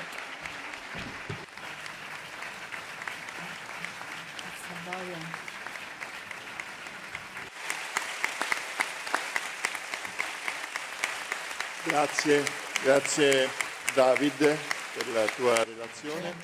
Thanks, David, for this report. After the last presentation, focusing on a new topic compared to the first presentations that we have seen, we will have, let's say, 10 minutes for questions. So the contribution by architect Matteo Sintini, freelance registered with the Association of Architects in Rome, is related to architecture and relationship with nature. This interest has spanned the research and activity of Massimo Faggioli for a long period of time. Matteo Sintini will talk about architecture on a human scale as a way to create a non-destructive relations with nature and the environment. Thanks, Carlo. Good morning to all of you. The human being's relationship with nature is the concrete manifestation of a spontaneous movement, an activity that drives immediate actions and behaviors towards the environment. It is a dimension that is not learned from the outside. Following Massimo Fagioli's beer theory, we can hypothesize that its metric is at the beginning of life and the onset of the disappearance fantasy as the first activity of the human being towards nature. Simultaneously with this reaction, there is the creation of the first image as the memory of the sensation experience when contact with the amniotic fluid, which orients the sense of existence towards the interhuman relationship. The only way that can provide the knowledge that is essential for dealing with the relationship with nature, developing creativity that allows transformative interventions in the environment without being harmful. If human beings have experienced valid relationships, they will be able to understand and change the natural world without destroying it, thus changing the activity of the disappearance fantasy, which at birth eliminates the external environment, into an activity capable of eliminating what exists by proposing a new one that is better than the previous one. Currently, the climate crisis forces a choice in the social, political, and historical spheres, and it is therefore essential to refer to our material origin, not deny it, so as to pursue a truly transformative discourse, a storytelling that does not risk becoming destructive. The environmental urgency is a social issue. The mobilization of young people, think of the Fridays for Future, is a constant reminder of this. The year 2022 was the hottest year ever, mainly due to greenhouse gas emissions. The countermeasures are known, but we need clear ideas and a relationship with the environment that does not border on ideology. If we were able to use even just 4% of the energy we receive from the sun during the day, we would have solved the energy problem. Architecture is an integral part of the man-nature theme and is a strategic sector for the development of a sustainable future. It is a discipline that by definition changes the environment by eliminating what already exists, by proposing something new that will be in the future. In this field, the creative dimension becomes decisive. And I quote, "Creativity is such when there is no split between body and mind, then the disappearance of what exists is not annulment, but it is immediately creativity. The disappearance of the tree for the appearance of the table, the disappearance of the hill for the appearance of the house, the disappearance of the beast for the appearance of the prince." The birth theory also overturns paradigms in architecture because it claims a natural, irrational reality in the human being that is perfectly related to the outside world. So, also with the environment. Directly linked to this view is the concept of image, that is, its matrix in a first memory of the human being, and that in art is tangible representation. The image in architecture is masterfully described by Italo Calvino in Invisible Cities. But what is the stone that supports the bridge, asks Kublai Khan. The bridge is not supported by this or that stone, replies Marco, but by the line of the arch they form. Kublai Khan remains silent, reflecting. Then he asks, "Why are you telling me about the stones?" "It is only the arch that matters to me," Polo replies. "Without stones, there is no arch." The arch is a concept, an image with certain characteristics. Its representation is synthesized in a curved line. Its implementation, realization, on the other hand, is made of materials that have weight, thickness, and require technique to be employed. The method, the means by which the image is represented, is almost always the line, preferred in our work, probably because of its characteristics of essentiality. Indeed, the profession of architects consists of concentrating and synthesizing in a single answer the solution to various problems of a multidisciplinary nature. The line possesses such capabilities. Once drawn, it is as if approaching it with a magnifying lens or glass, we could see that it is actually a three-dimensional object with certain thickness, a strand in which each of the filaments is the solution to each initial problem. One of the main filaments is the relationship with nature. The more successful, the more harmonious. The line, and here I quote Fagioli's thoughts, is typically human. It does not exist in nature. On the contrary, it is an element of separation from nature, defining an interior and an exterior when man decided to build the first dwelling. It could perhaps represent the creative dimension of the human being, silently suggesting that separation is creativity. This approach says a lot about the role of the architect. He or she must be able to read and process the context, grasping social, cultural, and environmental stimuli and demands in order to understand the mission, the vocation of the place. That is, the potential contained in a given environment, providing a unique response that satisfies all aspects involved. The non-rational imagery approach is the only one capable of synthesizing such complexity. This approach has been the focus of research by various personalities in the field of architecture, and there are many individual works that refer to it, both in the present and in the past. As an example, we could quote the entire production of Frank Lloyd Wright, the founder of an architecture with clear reference to the image as man's processing of the natural world.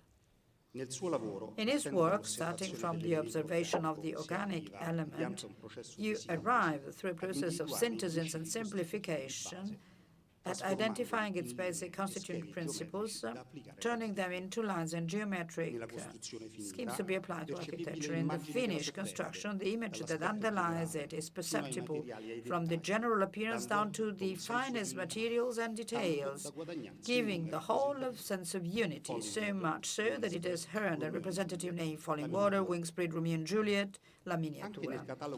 Even in the catalog Il Coraggio delle Immagini, the Carriage of Images, containing the architectures conceived by Massimo Fagioli and developed by a group of architects, the works have a name: the ballerina, the dancer, uniti nella perdizione, united in perdition, le favole perdute, the lost fables, il serpente piumato, the plumed serpent, confirming how the image is the fulcrum, the core around which the project develops, as the title of the book also indicates. Making the appropriate and due differences, we know that in the two cases, the creative process is the same, and it is the synthesis of our work: reaction to an external stimulus, creation of an idea image, representation of this idea through the line, transformation of the line into a project, possible realization of the project. For organic architecture, as images are derived from nature, their constructive processes is consequently in accordance with it, ensuring a sense of harmony, environmental quality, and energy efficiency. This is an instinctive approach, unknowingly a precursor to sustainability and certainly not supported by scientific foundations at the time. One of the direct references was the so-called spontaneous or vernacular architecture, which, on the strength of ancient building traditions, conveyed valuable techniques in symbiosis with the environment. In a time before electricity and technological advances, buildings were attentive to nature as the only source of energy. Geometry, materials, and orientation of buildings were designed to maximize their environmental benefits. A question of survival. The development of plant technology has deluded mankind into believing that it is freeing itself from the nature as a source of energy, effectively exposing it to the risk of neglecting it. This tendency was counterbalanced in the early 1970s by renewed concern for the environment that led to research aimed at energy containment and sustainability. Thus, bioclimatic architecture was born, elaborating and developing building choices and techniques with the aid of new materials and data on energy production and consumption. It is no longer an issue of survival, but a human need linked to respect for the environment. Technology, however, must be an additional tool to merge the needs, combine the needs of beauty and harmony with sustainability and functionality.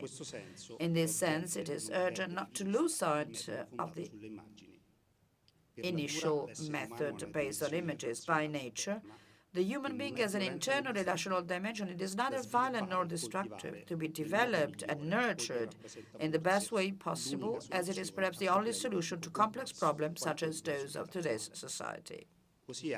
This is also the case in our field. Setting ourselves the goal of an architecture on a human scale means being able to respond creatively at the same time to social, human, and historical needs without neglecting physical well-being and the dialectic relationship with the environment.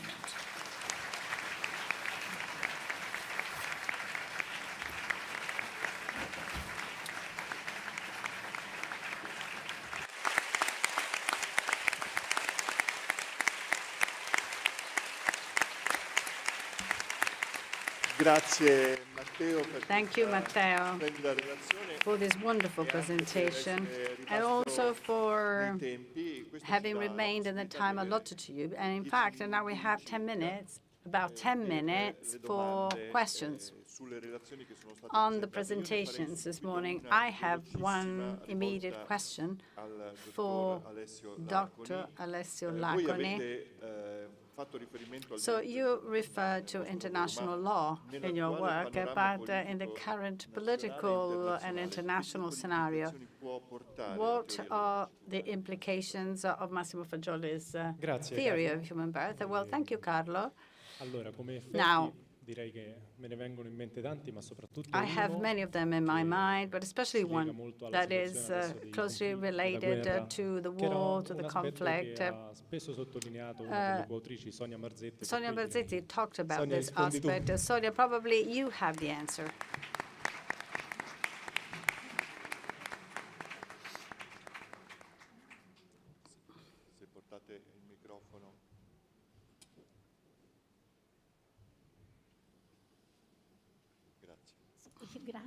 Well, thank you. Well, I would like to thank Alessio, and I would like also to thank you and Francesca Zappacosta about how we worked. Well, it's a wonderful question, absolutely. And I give you a brief answer. Yes, Massimo Fagioli's theory of birth as an idea of a human identity no longer based on reason has implications on international law seen as relations among people. So, but we were working on international law, the theory of birth, when on February the 24th, the war in Europe broke up again, and on March the 1st, the Prime Minister and Parliament said that we were deceived in thinking that peace could last. It was as if Hobbes had come back to Parliament to remind us that probably we had taken peace, security, freedom for granted, that the previous generations had been able to obtain. And he continued to say that perhaps in order to be protected from violence, the economic and political integration that was aimed at creating the European Union was not sufficient.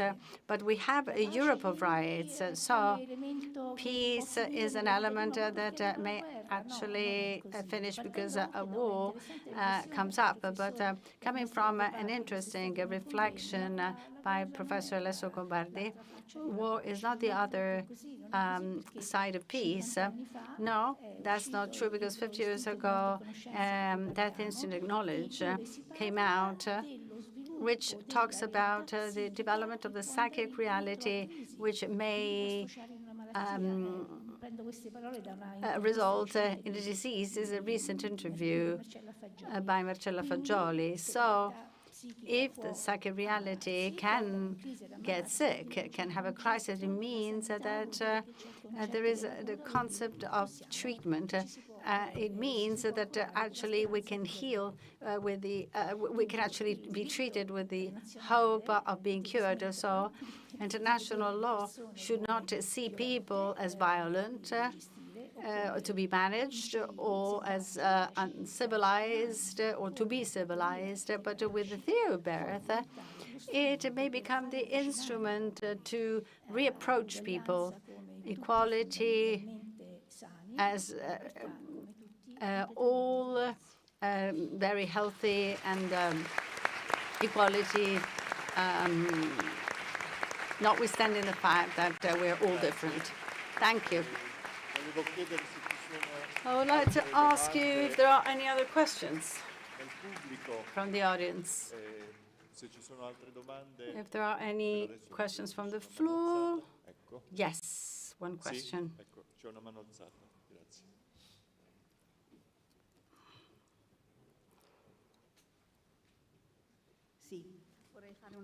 I have a question for Leda Di Paolo. In her presentation, she talked about the idea of liberty of culture and the young people of 1968. My question is, what idea of liberty can we propose today to young people in the wake of Massimo Fagioli's thought? Thank you. Allora, siccome questa relazione è frutto di un gruppo, this presentation has been drafted by a group. I would like now to give the floor to Massimo Caracciolo, who is in front of me. So can you please give an answer? Portate il microfono. Puoi alzare la mano così portano il microfono,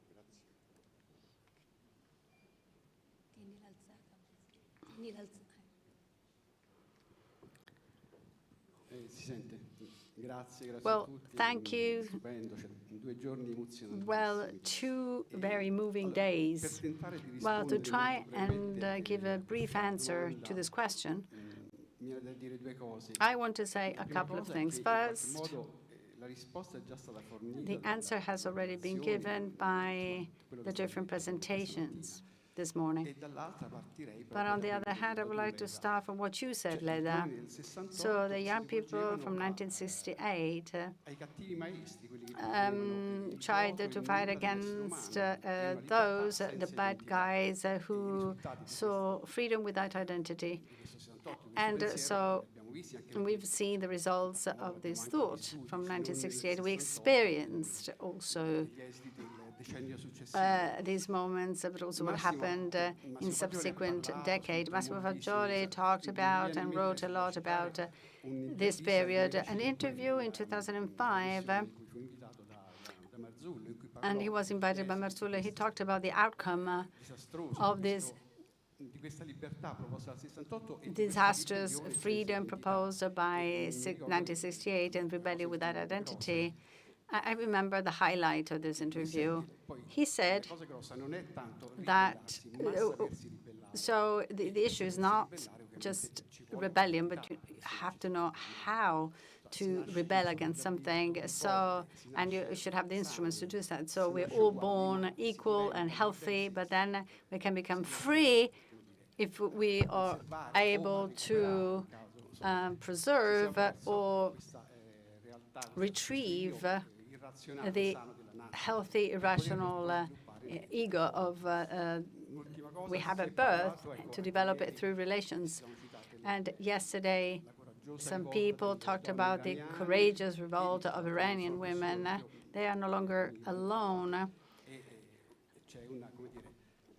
And we see that even men are participating in this rebellion. And yesterday, we talked about adolescence. And I would like just to mention the wonderful meetings proposed by some teachers with the students from middle high schools and young and less young psychotherapists who have been trained with collective analysis seminars. So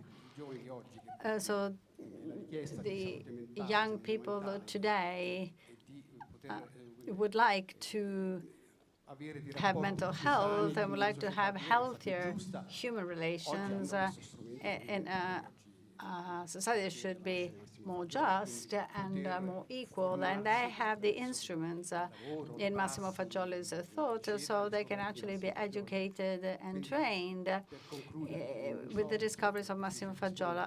It's quite difficult to give an answer, but I want to actually ask a question.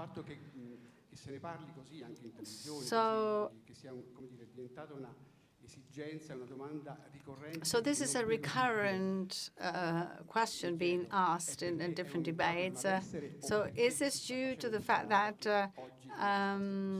so people are suffering, or because this has become a real possibility? Thank you.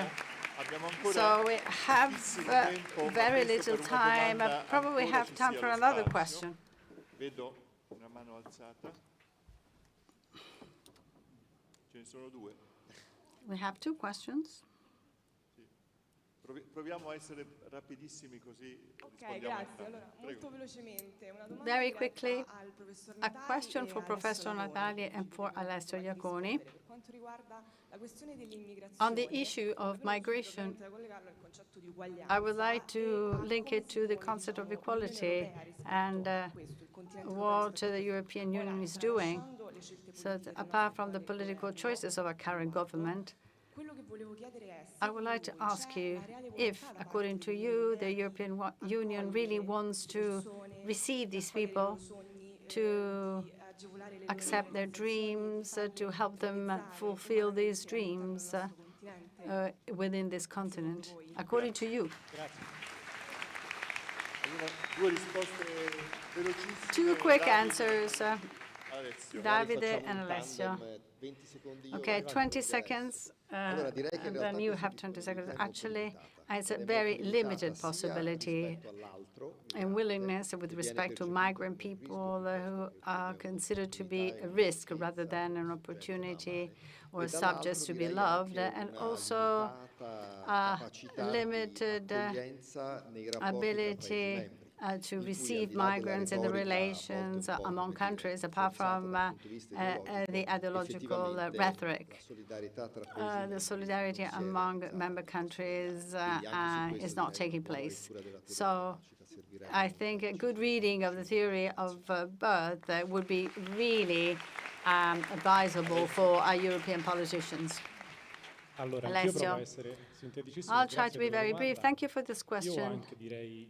I say no. Well, I think the answer is in your question, because how the migration management approach of the European Union has been conceived, we see that desires and expectations do not come out when migrants are screened. So you have an answer in your question. Thank you. We have to close this session, this fourth session, and then we are going to open the fifth session. I would like just to conclude quoting some words I read in a poster on the first floor on the archive. These are words by Massimo Fagioli, written to Franco Fornari when Death, Instinct and Knowledge was being published. Massimo Fagioli wished that this would be the beginning of a collective discourse full of human and scientific vitality for everybody. Thank you.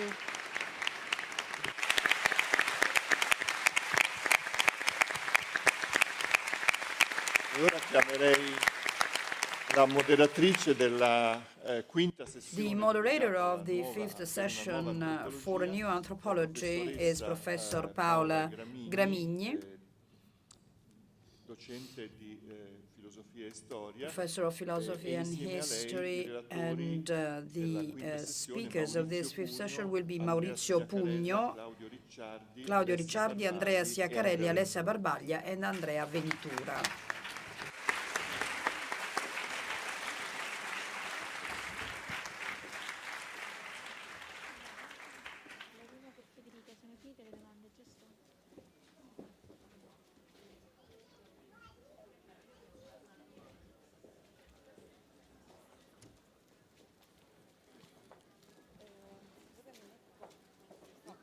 Allora, io devo star lì, scusami. Sì. Allora, sì. Allora, chi ha le relazioni, uno lì, chi ha le PowerPoint, Maurizio lì con i PowerPoint. Sì, dove c'è lo schermo. Dove c'è lo schermo vicino. Ecco, lui.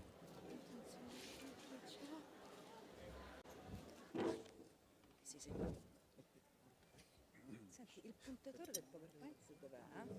Puntatore è là. Ah, quindi ci passa, ce n'è uno. Io sono il primo. Ciao.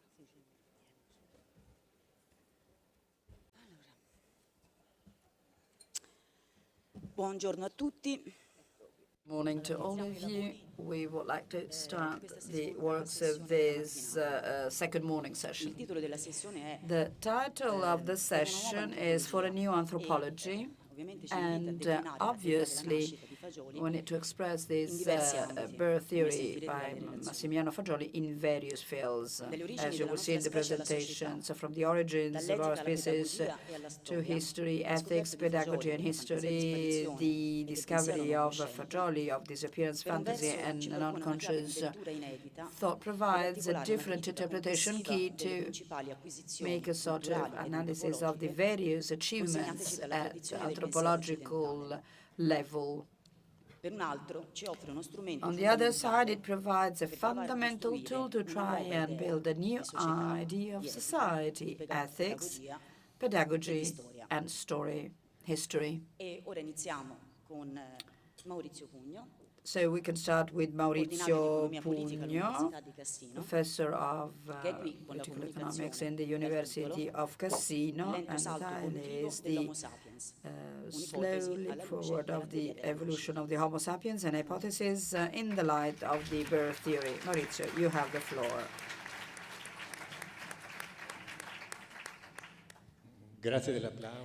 Thanks for this applause. I need it because I'm really deeply moved.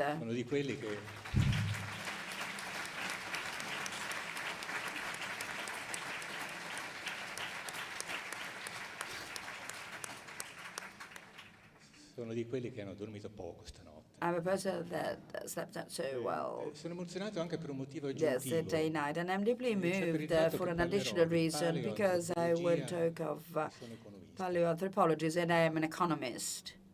Il fatto è che tempo And the fa fact is that un'idea some time sulle origini ago I dell'uomo, had an idea of the origin leggendo of un man, testo di Massimo. reading a text by Massimo incoraggiato Fagioli, and I was approfondire il encouraged to delve into this issue. Cito una intervista che And fece I wish Massimo to quote an nel 2006, interview of in cui 2006 disse, by Massimo rivolgendosi alle Fagioli, donne, and addressing to women, avete il he primo anno said, di vita you in know, mano, you have the first year of dove life in your insieme alle hands, latte and ci vuole una together realtà psichica with milk precisa, you need to have a precise altrimenti psychic è reality, distruzione del otherwise genere umano. this is just destruction of the human Allora dobbiamo alle donne l'evoluzione del sapiens. beings. o So pensare.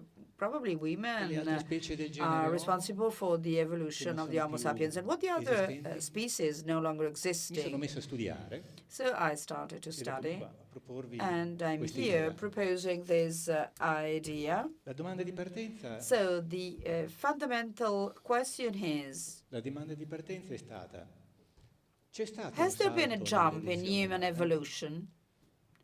Ricordo che questo tema era già And I can emerso tell in un you convegno that all'Università di Roma question 3 had nel already 2009, been put in cui era a intervenuto conference Massimo in Fagioli. Roma 3 in 2009 with Una Massimo Fagioli. risposta a questa domanda è sì. And so an answer to this 30.000 question anni may fa be yes. ci fu 30,000 years un'esplosione ago, there was an di opere explosion of culturali cultural dell'Homo works by sapiens, Homo mentre sapiens, specie while the progenitrici e progenitor cugine species rimasero and cousins, so to irrimediabilmente say, remain indietro hopelessly nell'evoluzione. behind in evolution.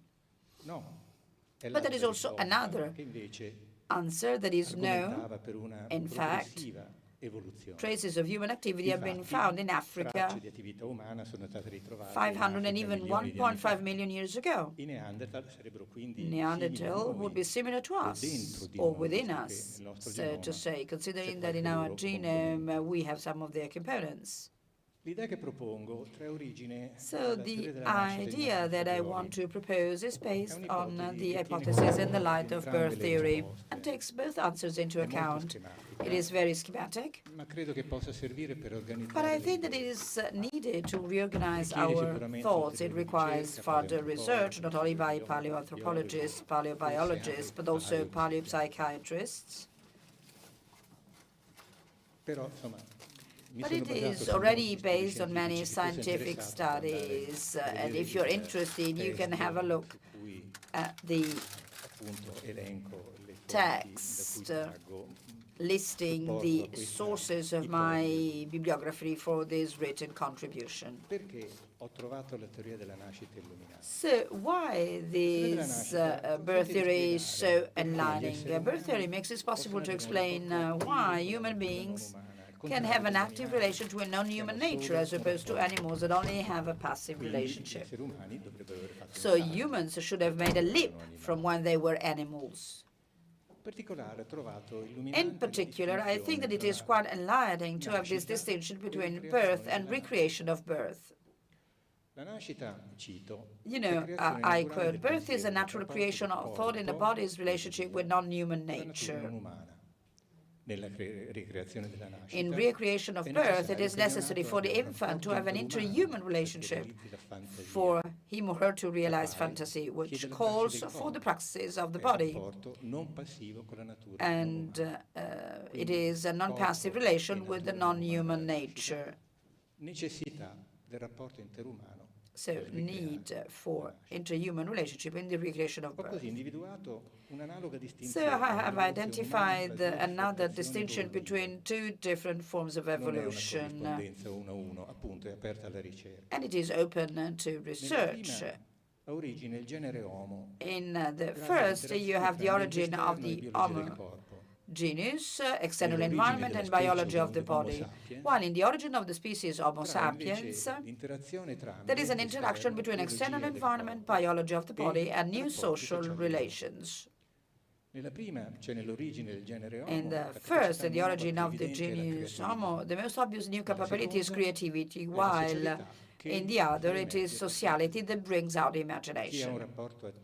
Those who have an active relation with non-human nature are the single individuals, but in an isolated way, in the case of the origin of the genus Homo, while the whole species of Homo sapiens in the origin of the species. So we can imagine a double leap over millions of years. And this is my hypothesis that I want to corroborate with evidence. This is our family tree, so to say. You have seen the first bifurcation and the second bifurcation. In the first, the Homo genus is different from other species, while in the second, the Homo sapiens is different from other Homo species, such as the Neanderthal. And the chimpanzee, like the Homo sapiens, is the only one that is still within us.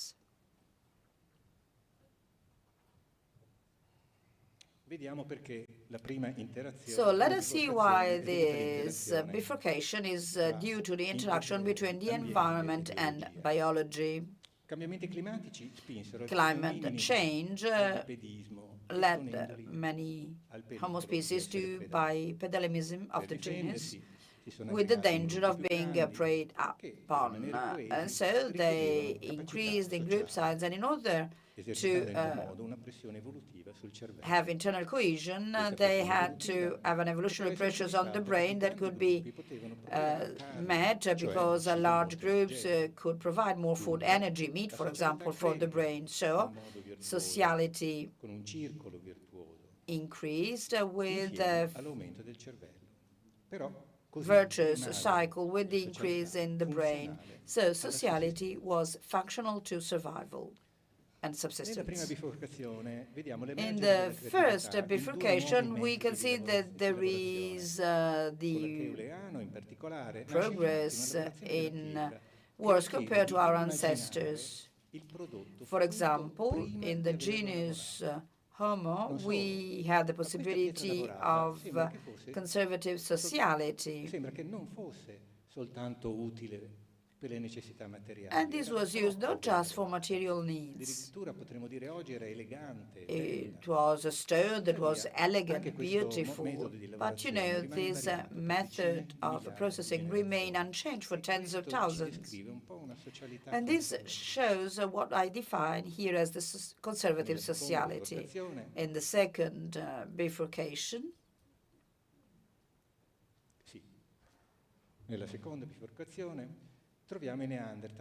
we can find the Neanderthal man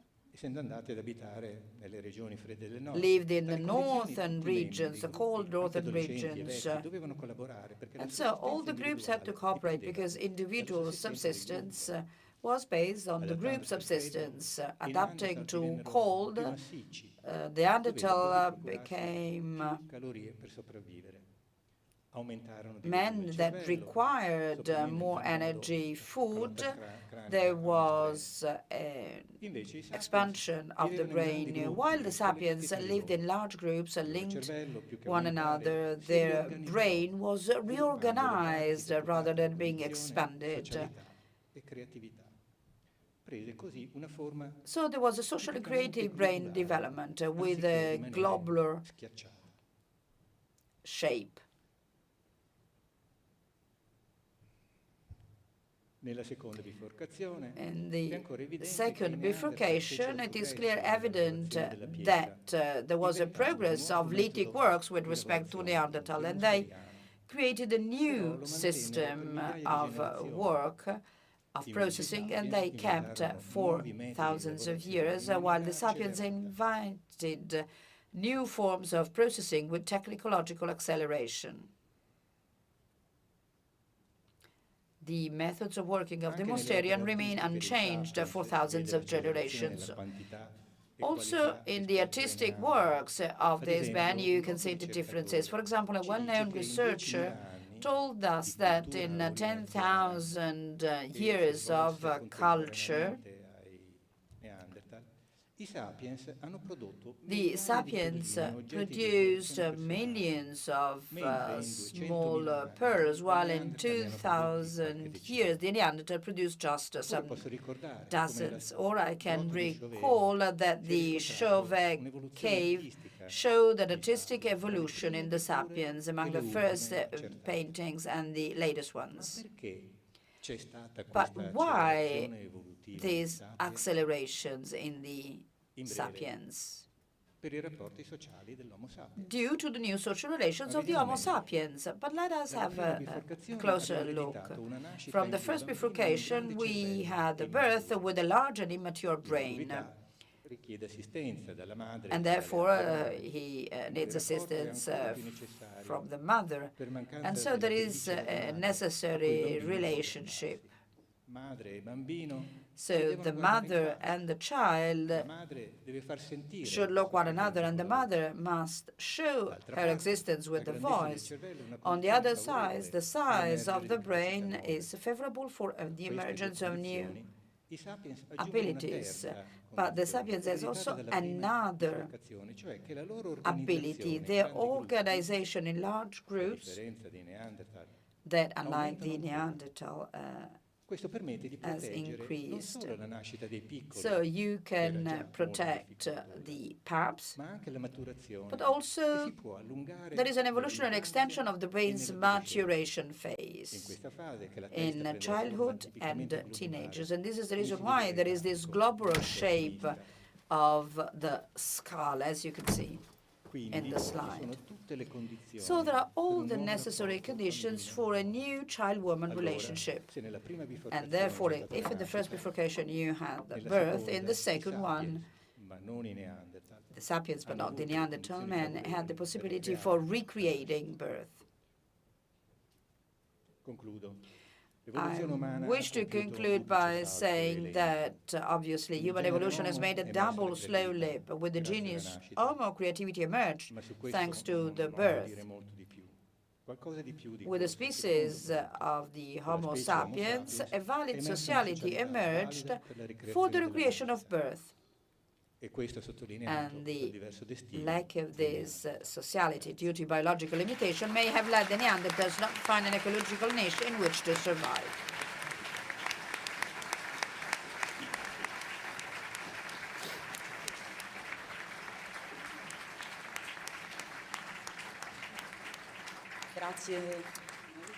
Thanks, Maurizio, for this interesting presentation. Let us now move to Claudio Ricciardi, a biologist of the Higher Health Institute, talking about the rational justification that can falsify ethics and a proposal for research.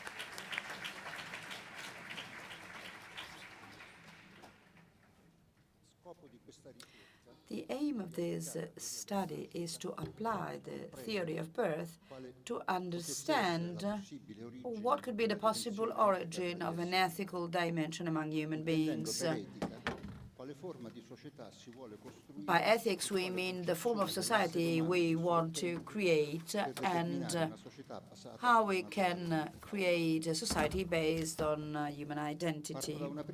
I'd like to start from a first statement by Massimo Fagioli. I do not beat up a child because it's out of the rules. I don't do it because my arm gets paralyzed. There is a physical reality that leads movement to lose its force, its strength. It's not an issue of superego or reason. It's an internal reality, and the internal reality belongs to many people, but they probably do not realize it. So this statement shows that ethics and aesthetics were coinciding, and so the concept of a human being was direct expression of his behavior as a doctor, as a scientist, and as a theorist. Two scholars have written these statements. Zingbauman, moral phenomena are inherently non-rational, since they are only moral if they precede the consideration of purpose and the calculation of gains and losses. They do not fit the means-end scheme. From the perspective of the rational order, morality is and will remain irrational. Eugenio Caldano. But then, the morality we need is not then made up of absolute norms and principles preached from above. We need a morality that is rooted in our feelings and emotions. Those who moralize in the name of their absolute and rational principles do no more than continue to propose to us that form of absolute morality that has proven totally ineffective in the history of the 20th century. These two authors clearly speak of a non-rational ethics that has its foundations in feelings and emotions, but they do not clarify what it is or where it comes from. With Massimo Fagioli's The Theory of Birth, we can better understand its origin. Through the new language developed by Massimo Fagioli, we can initially consider the concept of reaction, which is a characteristic of all living forms and which, in humans, takes on specific values with a particular reaction to the stimulus of light on the retina and the related activation of the central nervous system. In the theory of birth, we can also hypothesize an ethical reactivity as a specific emotional affective capacity, which in Fagioli's language is evidenced as a reaction of sensitivity of non-conscious thought, i.e., a reaction of rejection towards interhuman destructiveness. Ethics belongs to the internal reality of people, does not concern, except in a marginal way, the dimension of justificationist logical rationality of our behavior, nor can it be based on abstract principles of good and evil, as has historically always happened. The conceptualization of a healthy, irrational dimension at birth as expression of a thought through images made up of emotional intuition and affectivity and not of logical thought can be the foundation of ethical thinking. Although the word of healthy rational is not actually correct, because Fagioli specified that birth is neither healthy nor sick. Birth is, in its relationship with the world, the realization of the life of the body that is human mind. Still, we can add the conceptualization of hope, certainty, there is a breast as a search for the other, perceived as existing, determining the natural sociality also considered in the philosophical world. On the basis of the theory of birth, we can therefore hypothesize an absolutely new ethical approach, which will be expressed through a healthy ethical reaction, finding its origin precisely in the concept of the irrational at birth. Certainly, this emergence, never thought of before, must be confronted with the pathological aspects of denial and annulment that we can identify in the rational ethical justificationism, which would tend to rationally justify any possible behavior as was conceived in Nazi Germany. If we put the ethical laws outside of a divine entity, we have unmodifiable truth leading to theocracies, moral police forces, and totalitarian regimes such as Stalinism, Nazism, or fascism. And totalitarian regimes, a real expropriation of that ethical dimension fundamentally based on the structure of human identity at birth. The rational thought that also through faith determines the violence of theological reason combined with the rational dialectic of law led with the Inquisition to legalize the murder of witches and heretics. Here we do not want to make a history of the Inquisition. We only want to highlight how rational logic gaining the upper hand and raging diabolically in the institutions and the legal system could eliminate without too many difficulties people, groups, women who for some reason only instilled fear. Every violent act was judged moral with rational ideological justifications to make it acceptable. Heinrich Insitor and Jacob Sprenger in 1487 wrote the Malleus Maleficarum, in which the inquisitors, always on the side of reason, dangerously turned to the side of stupidity by writing a manual of idiocies. Women become the main victims of rational and divine thinking, which, as an absolute principle of intolerance, considers them to be of a weak intelligence, chatty, vindicative, envious, choleric, fickle, forgetful, liars, chosen for a diabolical and dangerous construction for the rational world and for the hierarchical structure of social institutions. The pyres became a spectacle of liberation and socialization in defense of the religious rationality of power. A delusional construction based on rational dogmatic assumptions to justify murder once again and not feel guilty about it. The common sense of things is lost and the sense of murderous personal logic takes over.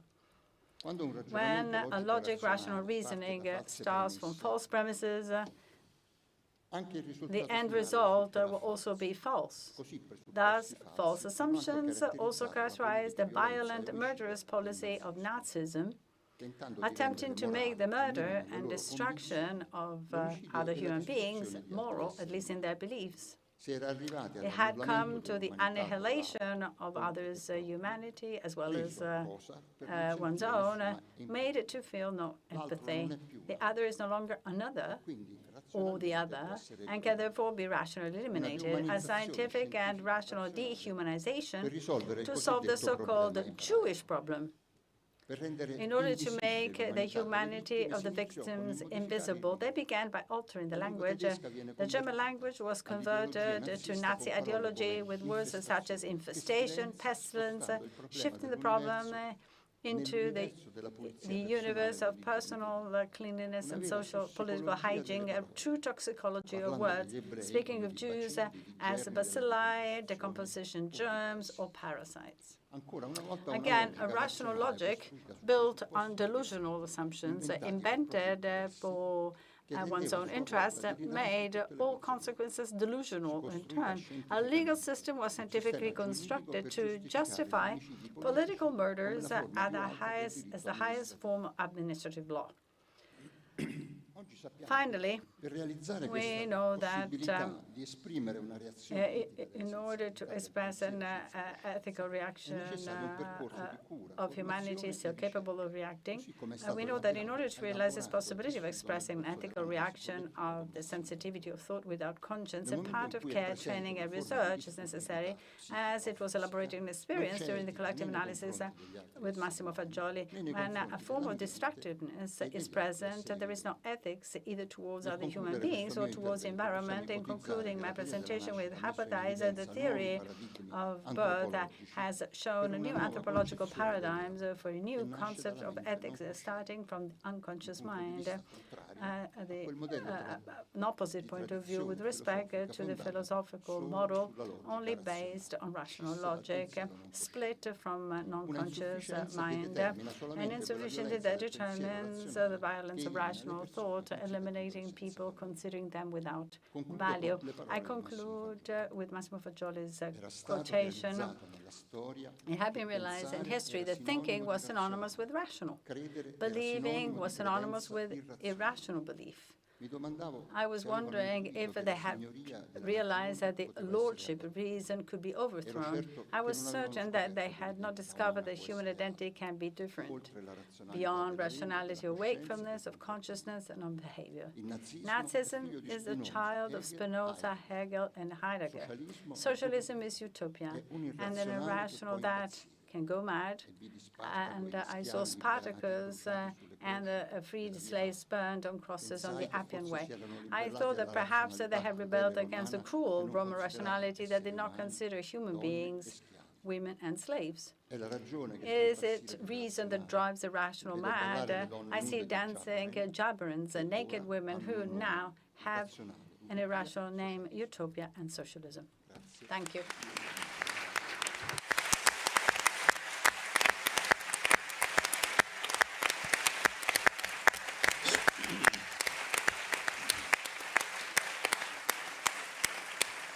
Grazie. Thanks, Professor.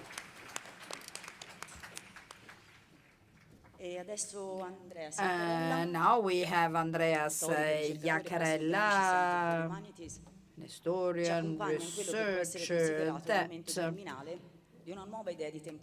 will provide a new idea of time and history seen as a human, fully human history. De Martino, Camillo Fagioli, Pathways of Human History in the Second World War, after the Second World War.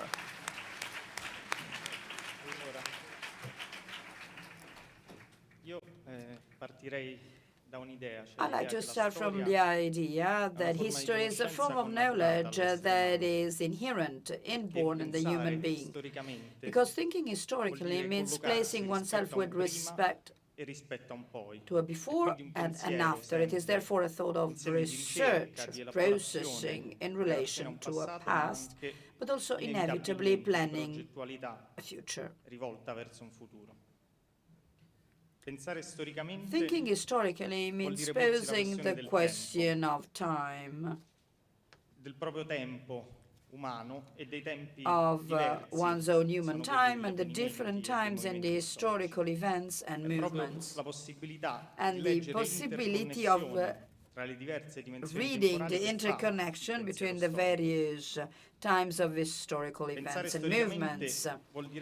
Thinking historically means also asking the question of what moves historical events, and thus human beings, because they shape the movement of history, what purposes, what thoughts, what types of affections. And I believe that this is closely related to Fagioli's formulation of human history as the only object of desire that no one can take away from us. And here there is this question that I'd like to propose. If history is a form of knowledge so deeply connected with our innermost dimension, the thought that is developed on history unveils and becomes the inevitable bearer of a certain idea of being human. It becomes an hermeneutical key to deeply penetrate the thinking of an author, of a school, of a movement. And the way history is represented, one reveals without masks what image of human being one has and wants to propose. So having made this necessary premise, the research hypothesis I like to put forward is that in the post-World War II period in Europe, a movement of radical rethinking of human history was triggered. a movement revolving around two pivotal elements, the proposal of a non-conscious dimension as a fundamental component of human nature, and an atheist and a finalist view of historical time, which rests on a dynamic and transformative idea of human reality. Clearly, the devastation of the Second World War at human and material level and the tragedy of totalitarianism had shown in a clear manner the irrevocable crisis of the Western system of thought. A centuries-old approach which had entrusted to reason the absolute primacy for understanding life. This seems to be faltering. On the one hand, this nourished and nurtured the various irrationalism of religions metrics from Jung to Hellian phenomenology. On the other, it fostered a renewed interest in negative existentialism and despairing view of life. But alongside this fake alternative between a reassuring transcendence and the annihilation of human specificity, another path seems to open up. In 1948, the anthropologist Ernesto De Martino printed his second fundamental work, The Mondo Magico, The Magic World, initiating a path of research started that will continue throughout his life. In the preface, he wrote of the need for a new historicism nourished by mental heroism and that knows no rest, and that places an ever more intimate and universal humanitas. It is a formidable leap of thought to include in history what has always been excluded from it. Primitive people, peasants, colonial people, magical cultures, but above all a non-rational dimension that becomes the fundamental characteristic of the human being. This new historicism will allow an encounter, a non-conscious dimension that considers the basis of human life and the social life as a whole, crisis, risks of fall, redemption, and overcoming the crisis. The fundamental notions are that of presence and the ethos of transcendence, which formalize an idea of human identity with a fundamentally transformative characteristics. The foundation of human existence is not being, but having to be, as he wrote, the constant effort to overcome what is given, what exists in a dialectic that is limitless. The crisis exists because there is the possibility of its overcoming. The end of a world is always the birth of a new one. It is suggestive to imagine that this idea is not just the intuition of an original thinker, but takes place in time and space. De Martino wrote The Magical World, literally immersed in the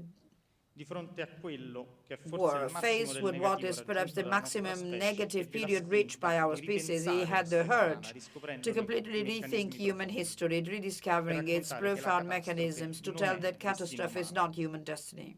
He was not evidently alone. He had grasped what was a widespread and historical need.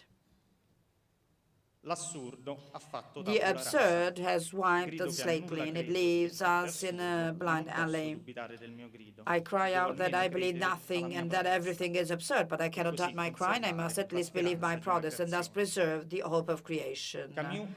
Albert Camus' Men in Revolt arrived like a thunderbolt to shatter the placid abstractness of the existentialist world in 1951. His starting question was how to set up a new reality of rebellion, and to answer these questions he conducted a close examination of the revolutionary uprising of the previous 2 centuries.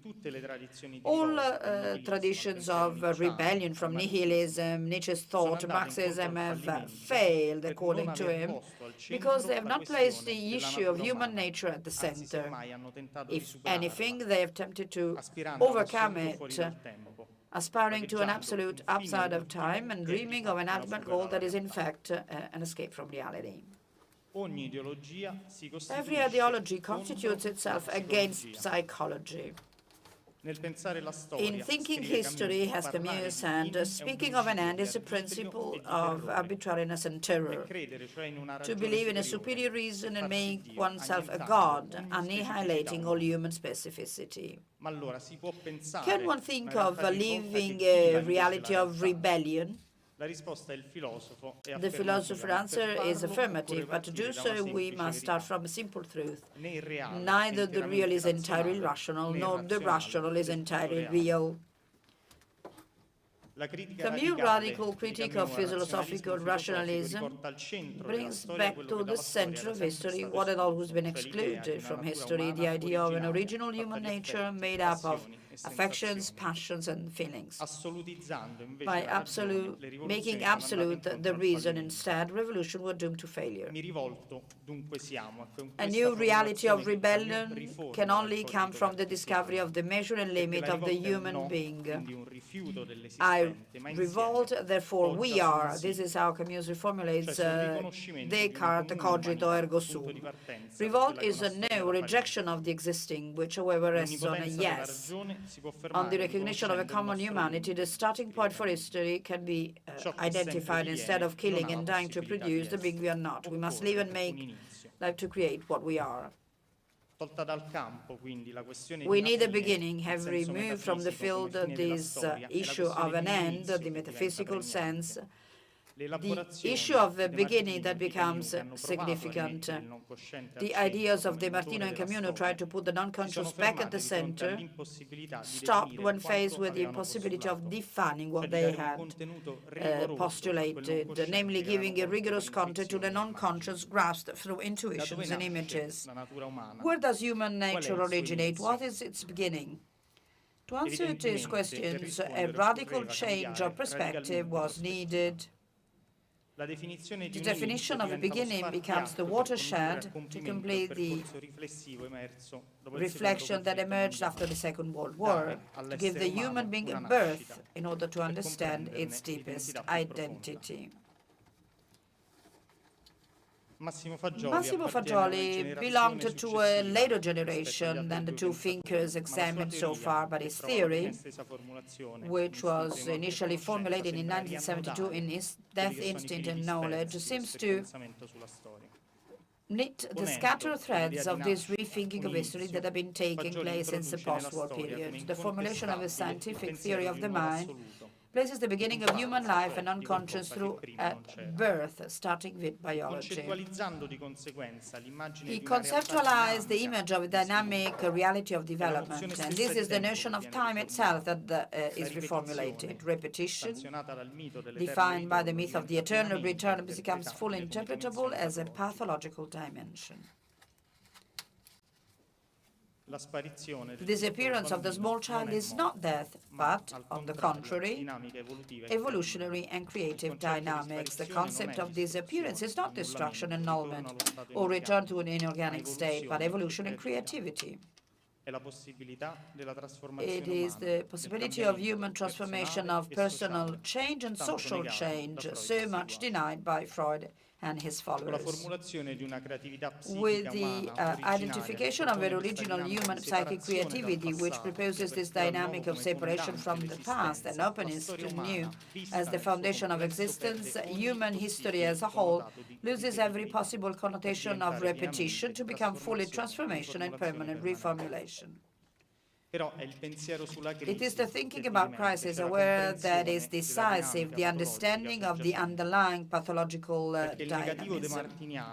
Because the Martinian's negative crisis, the crisis of presence, remains somewhere between the metaphysical and the psychic aspects, like the shadow of threat without origin, with the formulation of disappearance, fantasy, and annihilation impulse. Fagioli distinguished between a creative, healthy dynamic of the human being and a pathological one capable of making nothing. This is the definitive answer to existentialism. Nothing can exist as a consequence of a disease of the mind. This is not ontological or original.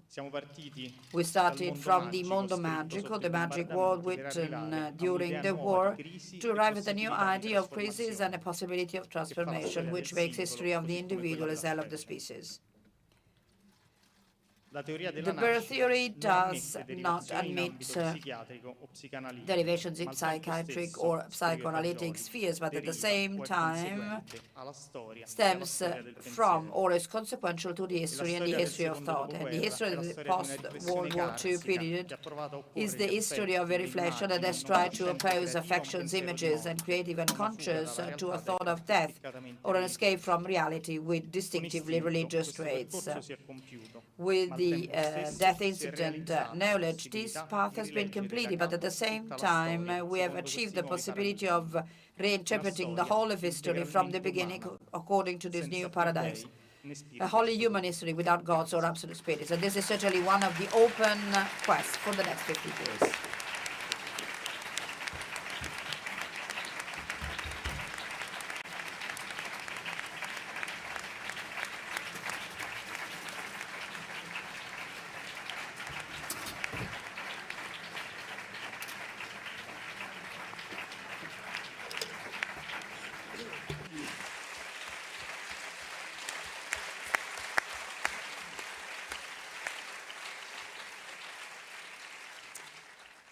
E adesso passiamo la And now parola I give the floor to Alessia Barbagli, a teacher of humanities, and she's going to talk about how the theory by Fagioli can be used for education. And she drafted this presentation together with the psychiatrist Monducci. The future is a door, and we are now the key.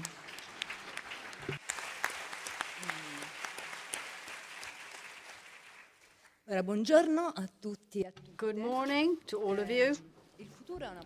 The future is a door, and we are now the key. Is a sentence that was written by a 12-year-old boy during the first lockdown. So he wanted to start from this to talk about adolescence, because being the key of a door means that you are able to actually lock or unlock something. But being the key means that you feel the means to open that lock, which then allows to open the door. For those who have the opportunity to spend time with adolescents and pre-adolescents, the feeling of their leaning towards life is very strong, towards the future, how they try to look out into the unknown. That is adult life. But as already said by Emanuele Petrucci, this momentum is full of life, but also full of contradictions and difficulties, because it is well known, in fact, that in adolescence there are moments of enthusiasm followed by moments of crisis. Well, we talk about the physiological crisis, not something severe, because as already pointed out, this is a growth phase full of profound and significant changes, both physically and psychologically. Because if we think of it at this stage, the idea of change and separation from the previous situation is very evident. It is not by chance that Fagioli, as already said by Andrea, there is also a mental change during adolescence, just to indicate something absolutely new. And so what existed before, it is as if it disappears. So that momentum we talked about, so this drive towards the human and non-human world entails an element which is one of the main theme in adulthood. It is the concept of learning, which is linked to the development of identity, which is the central nucleus of growth. And by learning, according to what Diana Toninelli said, we mean the process of knowledge about oneself and of others, the world that is intrinsic to any human being. At the University of Chieti, Massimo Fagioli said that specificity of the human species is research and knowledge. And so we can think that the development of the human being is a great journey towards knowledge with very special moments, with great intensity. And so adolescence is one of these very intense moments. During adolescence, as we know, the most significant social context is school for learning and education, because it provides a continuous relationship with peers, and then this is the venue where knowledge is acquired. So we ask ourselves, since this social environment is so central in the life of the adolescents, how is it possible for school to be present in development of adolescence by promoting this development and not by hampering it? Because we know that often at time of crisis, sometimes the schools may be an aggravating factor, and so they create uneasiness and suffering. For example, this happens when schools focus their attention only on performance by separating it from personal aspects of the life of these young people that should actually be understood. We know, for example, that when these young people do not pass a test, or when they have bad scores or bad marks, or when teachers judge them in a negative way, these elements can create a negative factor because these are responses limited to the here and now. So they run the risk of crystallizing a condition that in most cases is just temporary. So these situations run the risk of not recognizing something that is natural for every human being. But this is especially true for adolescents. So that the learning process is not always consistent. If we have to visualize it, we would not find ourselves facing a line, but a sinusoid with peaks of acceleration and deceleration. And it is not to say that slowdowns or dips should not be recorded, but rather that they're likely transitory in nature should be considered. In fact, as already said yesterday, development happens over time. Time is a fundamental element that we should never forget that when we have to deal with adolescence. It is also important to keep in mind the development path of each child in reality, and especially to consider the peculiarity of human nature, that is the ability to react. That was mentioned also, the ability, the capacity to react and to respond is an integral, physiological, fundamentally non-conscious response with which the human being relates to the human and non-human world from birth. It's something different from the simple stimulus-response dynamic we find in animals, but it implies something more complex, because in fact it implies the ability to create a response. Because at birth, there is also the ability to imagine.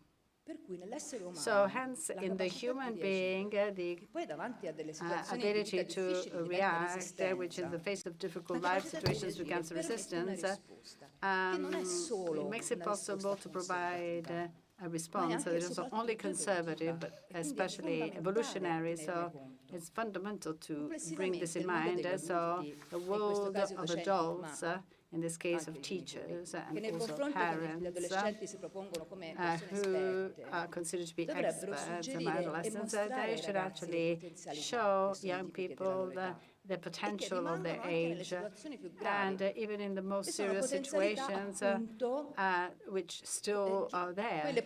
So the potentials that are related to change and react, and so they should remind these young people of these potential where they cannot see these potentials. Sometimes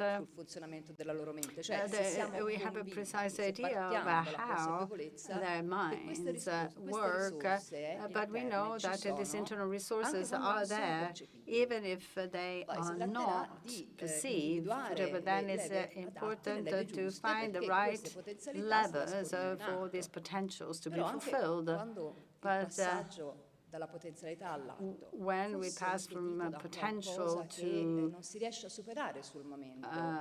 facts, sometimes it is important to be certain that this is possible, and it is very important to transfer the certainty to young people, because in order to educate the children and adolescents, we need to adjust schools to the reality, and not the contrary, because if we think that school education is not based on this principle, we say that the schools are abstract elements, independent of the human reality, and so this is a violent image.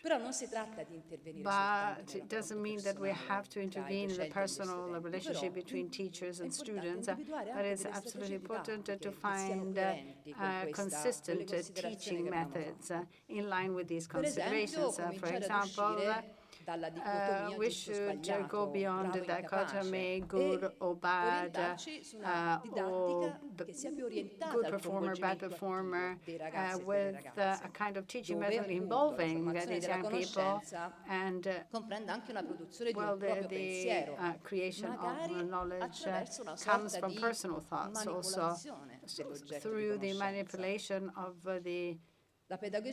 knowledge, so active pedagogy that is supported by Dewey and Freinet is well suited to all this, because the vision of the adolescent that we have discussed is consistent with a pedagogical approach entailing the active participation in education of these young people. And I would like to go back to Diana. Creativity and imagination are knowledge instruments, not only for children but also for adolescents, because creativity is a dynamic which is strictly related to evolution, because it is based on the concept of possibility and change. So it corresponds to their internal situation and the concept of imagining and realizing what it is that not exists before. And then a final aspect that is absolutely central, that is a relationship with others. But for adolescents, others are their peers. So the peer group becomes the reference, a human dimension. So this is an irrenunciable resource that schools should put at the center of education, and in particular, as said by Diana, a kind of cooperative approach, because in this case, the creation of knowledge becomes a co-construction. I provide a contribution to the group activity, and the result is the work I do plus the work done by all the others. So learning related to the realization of one's identity is coming to play a very important role. For example, there is an affective relationship that takes place and which leads to a deeper knowledge, which is also long-lasting. So an affective type of knowledge, not only rational, but derived from effectively experienced learning. Bringing together the affective bond that underlies relationships with classmates and the formation of knowledge means not only fostering the construction of knowledge that lasts over time, but above all, ensuring that this knowledge has a meaning for the human fulfillment of young people, moving away from the split between rationality and affective reality, typical of a certain way of doing school that many of us have known, with negative consequences. So actually, schools should remind these young people that they are the venues of sociality, and schools should lead young people to have better relations, because as said by Emilio, the key to opening the door to the future comes from a series of relations. So from us, thank you.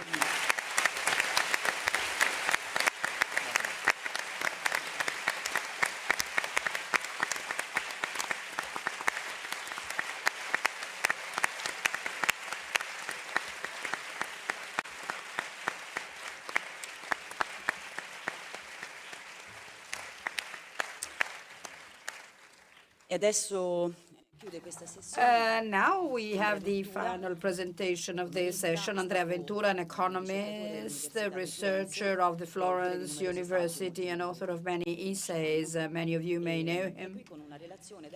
And he will focus on birth theory and natural human sociality. Thank you for inviting me.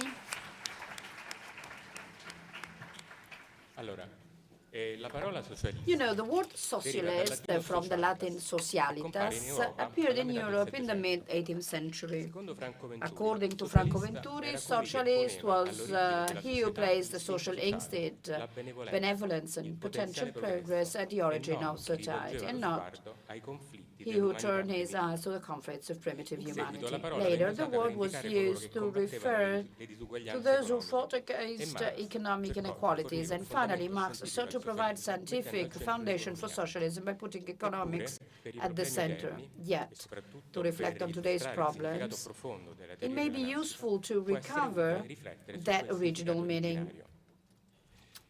In order to define this study, we can start from the contractualism of Hobbes, Locke, Rousseau, as well as modern economic theories. The basic idea is that in order to understand men well beyond the social constraints, we must start from isolated individuals and then bring them together, as if in isolation their natural conditions could emerge, and with their grouping again, existing institutions could be evaluated. The Enlightenment also discussed the role of the senses in thinking. The prevailing idea, formulated, for example, by Condillac and Helvetius, is that the correct way of thinking is in reason, which functions on the basis of the impressions we derive from the five senses, and not in the imagination, which is instead a source of deception.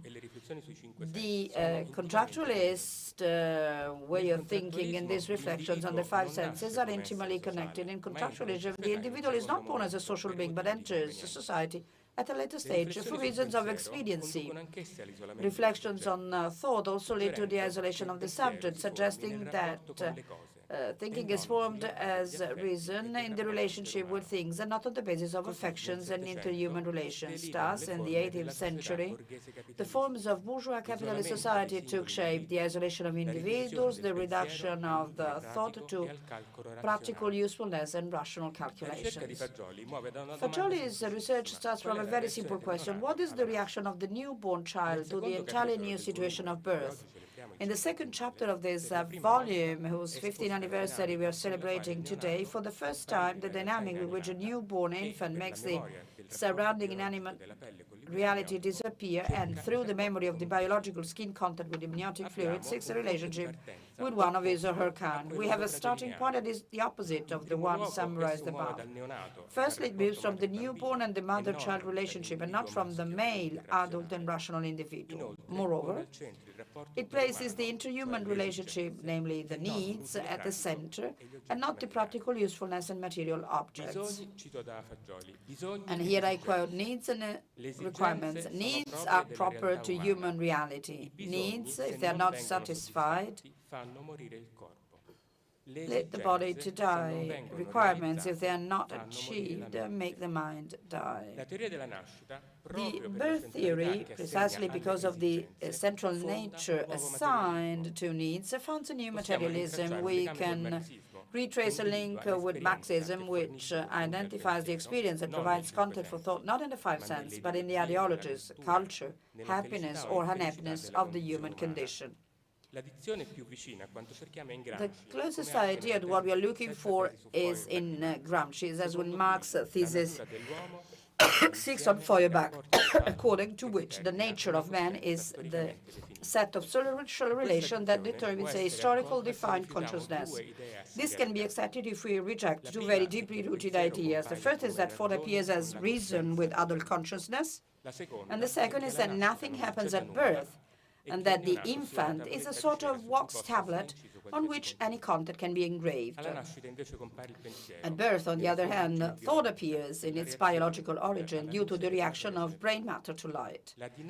The dynamics of birth are the same for everyone, but the thought develops in social relations so that very different cultures, institutions, and social rules can be created as the product of very different histories of human groups. Human thought, in essence, is influenced by social structures precisely because it is free from dependence on the non-human nature. With an apparent paradox, we can say that the unity of the species is in its ability to give rise to very different social environments. However, these environments are not equivalent for the creation of human identity. They are not equivalent as far as the development of natural human society is concerned.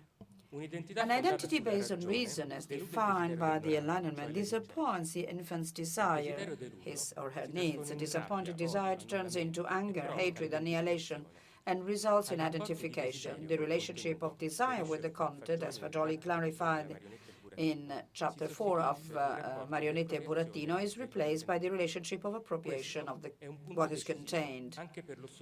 This point is also decisive for the study of violence. The relations of identification, for example, in the mass-following leader, have a content of violence precisely because the underlying affections in identification are hatred and anger, which can then result in an affectivity. The bourgeois capitalist society, therefore, insofar as it is based on identification relations, always oscillates between an affectivity and violence, between neoliberal order and fascism, nationalism. Especially in the presence of economic crisis, it can unleash wars, suppress freedoms, exercise violence against the others. The birth theory contrasts the relationship of identification with those who would be equal with ourselves with the relationship of desire towards those who are different from us, particularly in the male-female relationship. All this has profound implication on the practice for social transformation. In Fagioli, praxis consists in a dialectic based on knowledge and the rejection of everything that annuls and denies the human. The human is identified in the non-conscious and non-rational reality that Western culture has always considered unknowable, disturbing, and dangerous, and which has its matrix in the first months of life. The rejection also founds a new method of knowledge, which, far from the method of natural sciences, is seen as a relationship of affections. And I quote from the book. We now have before our eyes the prime moment of knowledge and non-knowledge, a moment that is characterized as a relation of affections. The first relation of non-knowledge is anaffectivity.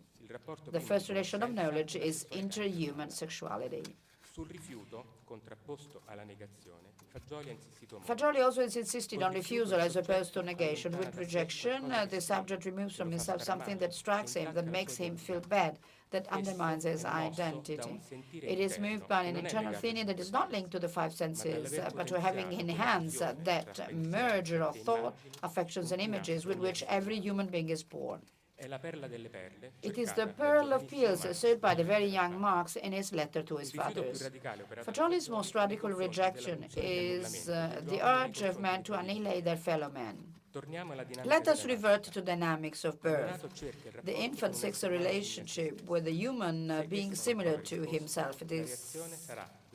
No response is found. The reaction will be the loss of his own capacity for relationship. The same dynamics may then reappear in the adult's life.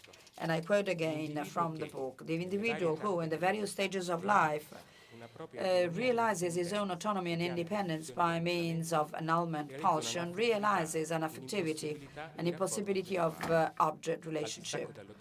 No psychic relation corresponds to the detachment from the object except for that of emptiness and inner darkness. And again, the realization of the image is lacking. Since there is no psychic realization, there is no evolution. Therefore, a human identity built on reason and affectivity does not allow the evolution of the subject. It deludes desires and disappoints desires and founds precisely those relations of identification that are inherent in the bourgeois capitalist society. It also struggles to distinguish between interhuman relations and relations with things. It does not distinguish between needs and desires, so that economy and not sociality constitutes its foundation. Instead, relationships experienced with affectivity will lead to individual and collective evolution. Birth theory proposes a new idea of social transformation where there is no ideology to superimpose on reality, no split between means and ends. Instead, this transformation is driven by the freedom of individuals to strive for their own self-fulfillment. This freedom, which demands ever more evolved and advanced relations, will also be a stimulus for the self-fulfillment of others. Man, as a social being, will thus be all the more fulfilled, the more humanly valid the social reality that surrounds him is. This is a very different idea of freedom from the one centered on economic freedoms. I can conclude this presentation by recalling the title of Fagioli's fourth volume, The Woman, Child, and the Transformation of Man. A society on a human scale requires the recovery of a human thought, of that world made up of affections and images that has its origin in birth. No theory has ever recognized the centrality of the child and woman for human development. None has ever proposed overcoming the relationship of identification with the equal, with the relationship of desire with the other that are different from us. The discovery of this deep engine of social transformation overcomes both the prospect of a physically violent revolution and any reformism based on the satisfaction of needs. Today, unfortunately, alongside economic growth, we do not see an equally marked social evolution. Instead, risks and conflicts are growing that could endanger our civilization. This contrast between the undoubted opportunities provided by scientific, technical, and economic potential and the risk of their misuse is typical of the historic moment we are living through. Birth theory does not offer easy shortcuts, but referring to the original meaning of the term socialism, enable us to identify the conditions that foster and those that hinder human sociality and carry out corresponding dialectics.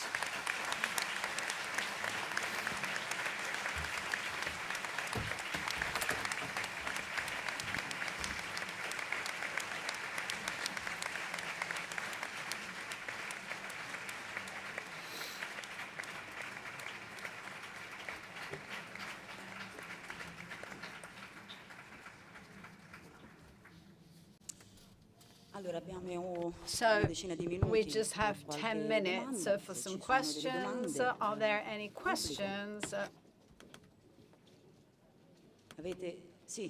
Yes.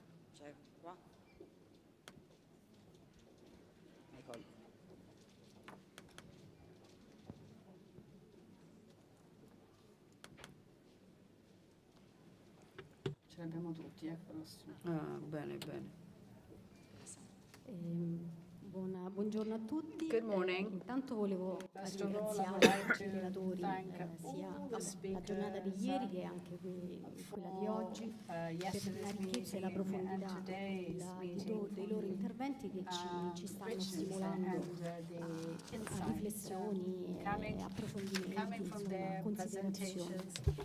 Volevo fare I would like la mia to, domanda my rivolta ad question Andrea Iacarella. is for Andrea Prima molto Iacarella. colpito I was very sia impressed l'incipit with del tuo the intervento incipit relativo of your all'importanza della presentation as to the importance of storia history come forma di conoscenza as a form of knowledge, e anche and also perché hai because centrato il tuo intervento, la tua focused ricerca su your un particolare periodo storico research che è on stato a anche particular molto period of rievocato history stamattina, that was mentioned many times this morning. diciamo, caratterizzato da importanti Characterized by important ideologies that strongly il percorso culturale e storico. influenced E in the particolare tu hai cultural parlato di setup.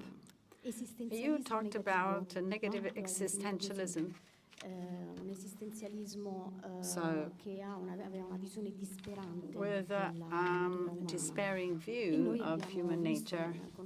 And since we know the history of the 1900s, we know that this negative existentialism influenced and conditioned history.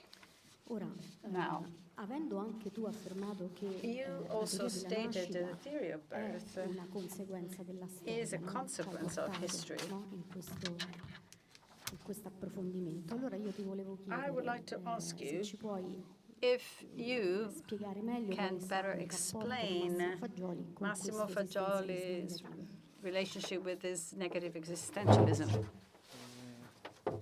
No, diciamo la domanda è parecchio complessa. This question is quite complex, che, su questo discorso, it comes to my mind that new instruments will come from studying the personal archive and sicuramente il rapporto the di books Fagioli by Massimo Fagioli. The relationship with Massimo Fagioli with existentialism comes from far away. Always a critical relationship, but even in the article of 1963 on a group therapy and incident therapy, Fagioli referred to Sartre, and then this relationship with the phenomenological psychiatry, which is also linked to Heidegger. But the most interesting aspect is that what Fagioli proposed during his university lectures in Chiesa. He proposed a reconstruction according to which Heidegger, more than psychoanalysis, tried to go beyond. So he posed the question about the specific reality of the human being, so the specific mental fulfillment, so what is the origin of thought? Dopodiché, chiaramente, la risposta di Heidegger era radicalmente opposta rispetto a Heidegger was completely opposite with respect to the theory of birth. With theory of birth, we see human beings are transformative, dynamic, and creative, and naturally sociable. With Heidegger, we see human beings are related to the disappearance of others. So, then, of course, I think that there will be more research on this, but the critical attention by Fagioli to existentialism is motivated by this, that more than other schools of thought, existentialism had the idea of something beyond, but by giving a different answer. Thank you.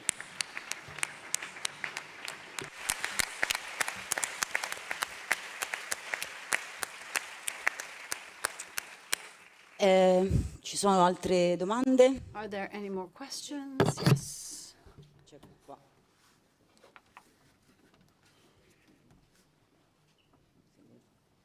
Buongiorno a Good tutti. morning. Io volevo fare una domanda I ad have a Alessia. question for Alessia. Ascoltando la tua relazione In mi è listening venuto to in your mente il presentation, dibattito pubblico I che è remember the sorto public ultimamente debate dopo che al Ministero dell'Istruzione è stata aggiunta la parola merito. The addition Allora io mi of the chiedevo word merit to the name of the Ministry of Education. nella scuola, So what is the nell'ambito meaning of the scolastico, word merit e che in differenza school c'è education? What is the difference between la scuola cosiddetta the so-called meritocratica e la scuola merit-based della schools conoscenza di cui poi hai and parlato te? school of knowledge that you discussed?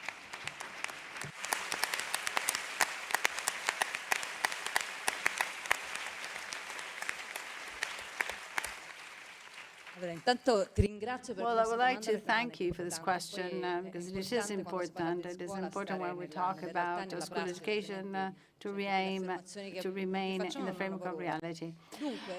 Now, the issue of merit is very serious and very complex. Often in the public debate, we put two things together that should not be together, so meritocracy, so that should be outside compulsory schooling, and merit. So that's very complex. First of all, merit is an arbitrary concept, so it's not objective. And then because actually in the school that we know, we already see performance merit. If by merit we mean those who are good, and actually this is recognized because we have marks, we have exams, and we make decisions. But it is something very complex and also contradictory. Because in fact studies show that good students generally come from privileged social economic classes, so we cannot think that it's a merit if you're born in a specific walk of life or walk of society. So the merit should be you're good, even though you come from an underprivileged social level, or even if you are in a very oppressive school system. Does it mean that merit means to have particular resistance or particular vitality or ability to react independently of the other variables, because otherwise we should not talk about personal merit. But this is dangerous because it means that this becomes something that has to do with identity and birth. So I can't think that a newborn has more merit than another one. This is a very dangerous idea. In fact, for example, I don't think there is a child, whether a girl or a boy, who has the merit to be more supported than others in school education.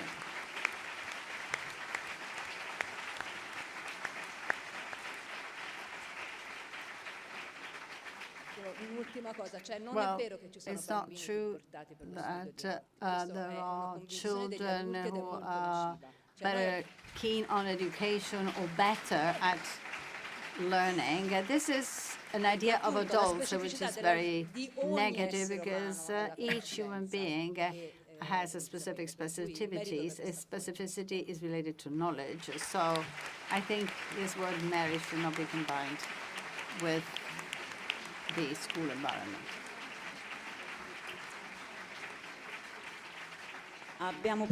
So we just have very little time. Just a final question.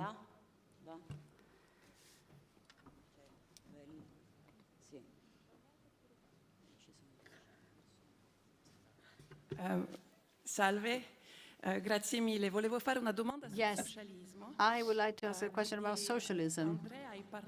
Andrea, you talked about the origin of word socialist, which is sociality, and socialism is the fight against inequalities. But there is always a problem of equality, for example, gender equality, that has not been achieved yet. And especially within socialist parties, I'm thinking of the French Socialist Party, and I would like to know what you think about it and how we can go beyond this. And I have a question on the strange fascism of come si può superare. Grazie. a certain part of the left vis-à-vis the Pope.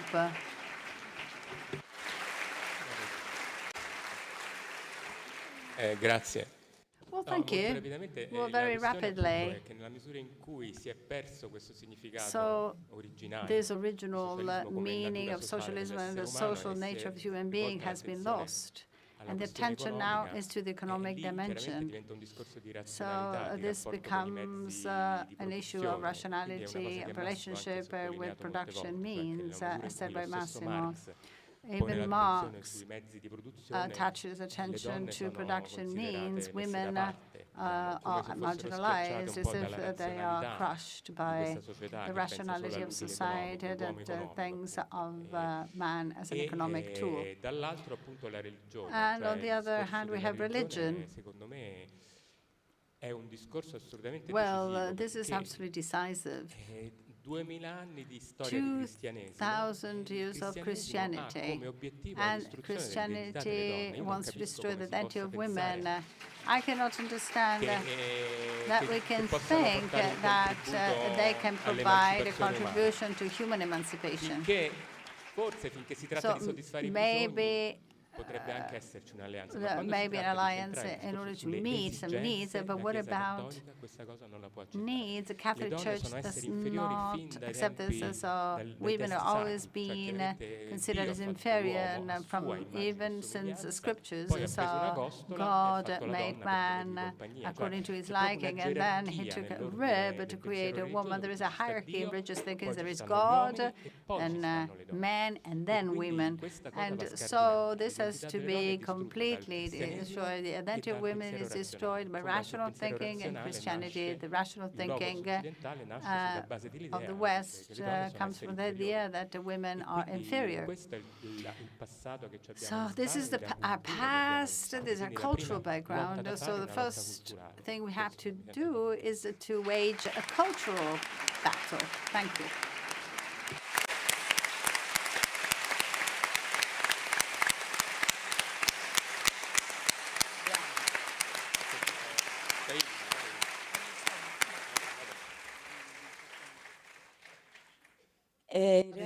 Well, actually, there were other questions, but unfortunately, we don't have time. I'm sorry, I saw some people raising their hands. I know, there are many questions, but we have to go on.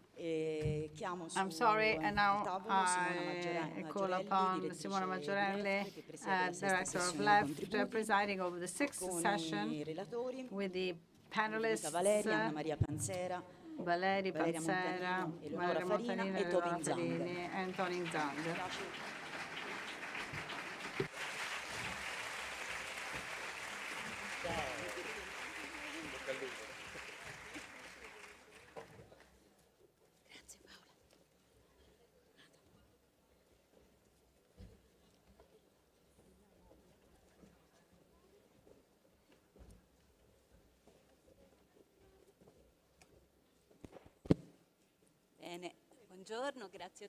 Good morning. Thanks to all of you. So I would like to seize this opportunity to start because we don't have too much time. This session is entitled The New Language, and Professor Gramigni gave us this word because Professor Gramigni participated in Dialogo del Latino devoted to this theme. And this session is also linked to what was said yesterday, in particular the report by Professor Mazzini, and I would like to thank him for his work and the 30s experience. I would like now to give the floor to the first panelist. We have Ludovica Valeri. The report was drafted together with Sabina Daniela and Eleonora Papa. So Valeria Ludovica is a theater performer, author, and teacher. Daniele is an artist and teacher. Eleonora Papa After graduating at the La Sapienza University, now she studies international relations in China. And the title of their report is New Words, Study of Words and Language, of the first edition of Death, Instinct and Knowledge. Ludovica, you have the floor.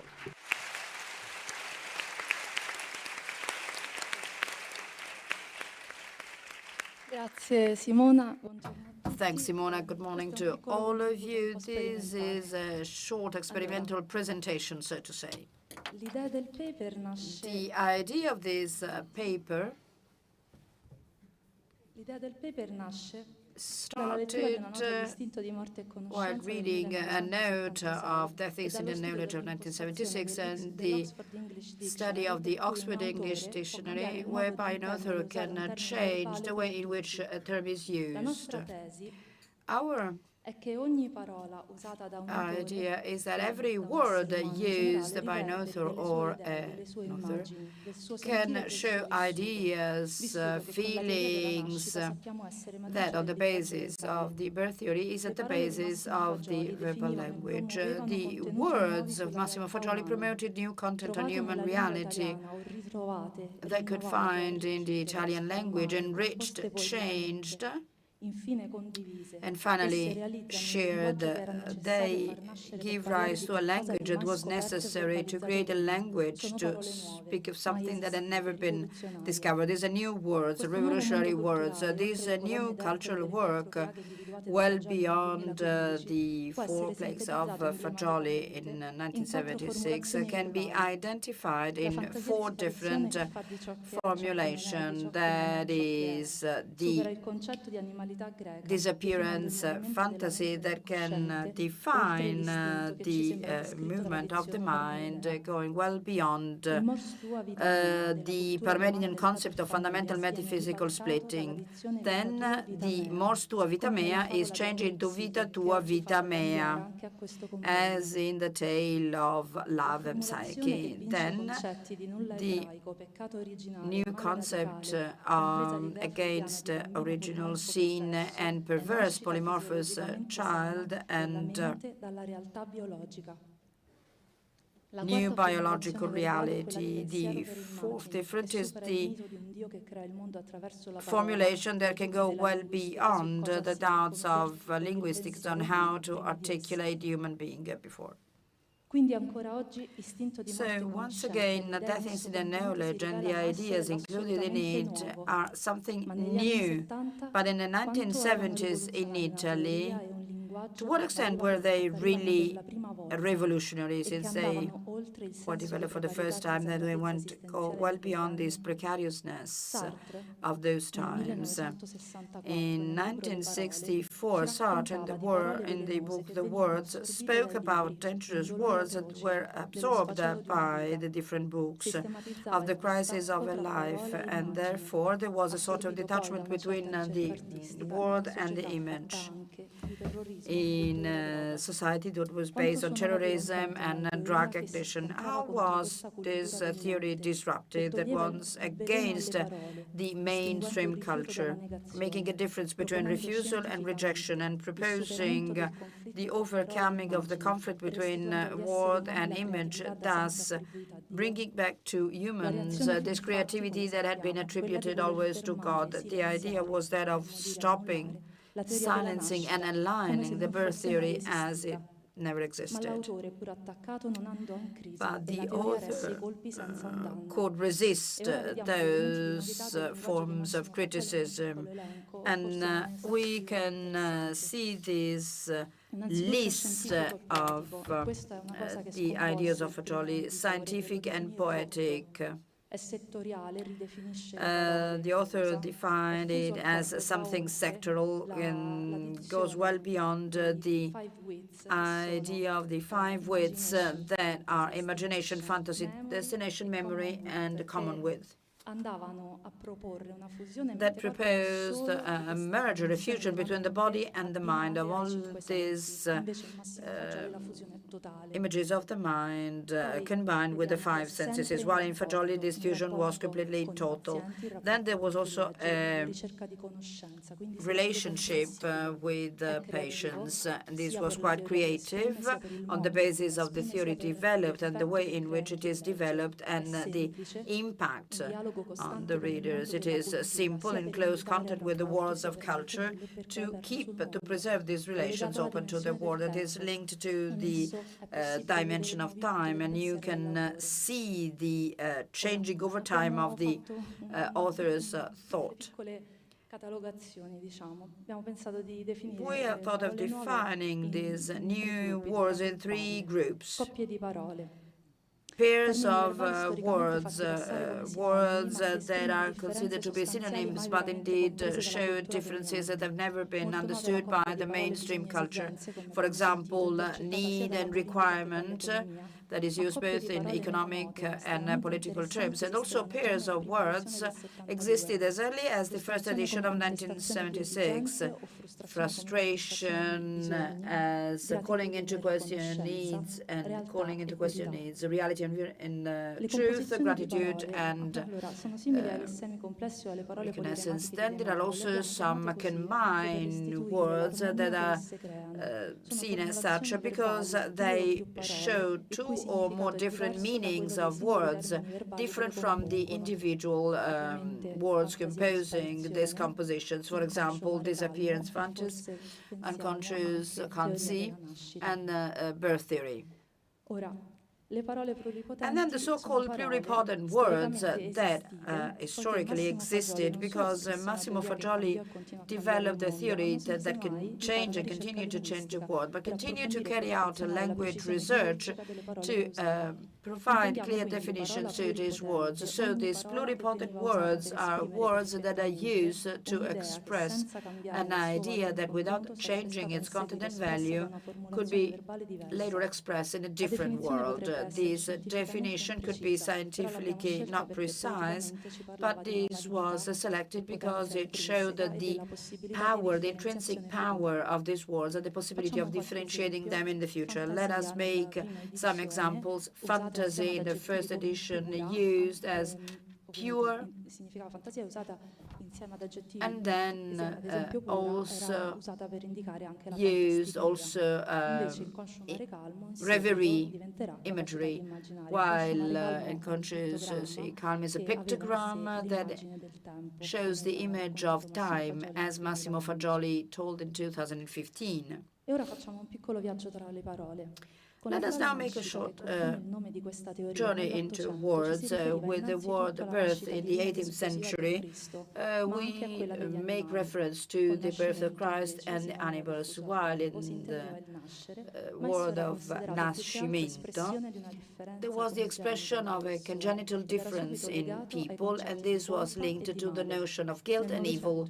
In the 19th century, with birth, we started to refer to the human birth, and then we will also include knowledge and the explanation of the dynamic of birth discovered by Massimo Fagioli. And this is the world that closes the book, Death, Incident, Knowledge. The book opens with Shakespeare's quote and defined the concept of absence. Through this dynamic between therapist and patients, this word is used to identify a violent relationship never identified before, and there is this annulment pulsion.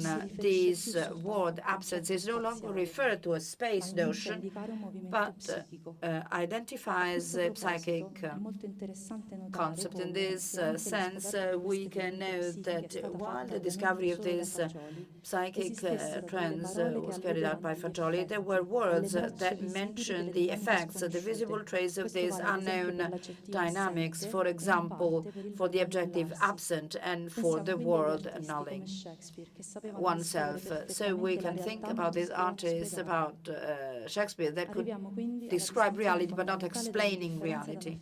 And therefore, this difference between indifference and unaffectivity, these dynamics were discovered by Massimo Fagioli. Between the 18th, 19th century and the 20th century, the word unaffectivity existed, but was not used, if not in psychiatric sphere. And we know that the authors, for example, found this, the use of this word unaffective in the medical records of the hospital in Venice where he worked. In dictionaries, it showed the fact that you did not care about things. And so this was a sort of philosophical attitude. In the mid-20th century, indifference also meant cold, sensitive. On the basis of Fagioli's research, some writers spoke of detachment, boredom, void, lack of humanity. Proust and Moravia, as well as Gramsci, that make reference to this word. They used indifferent to make reference to all these notions, also in the titles of their books, without knowing they were talking about an affectivity. This world, these dynamics were not known.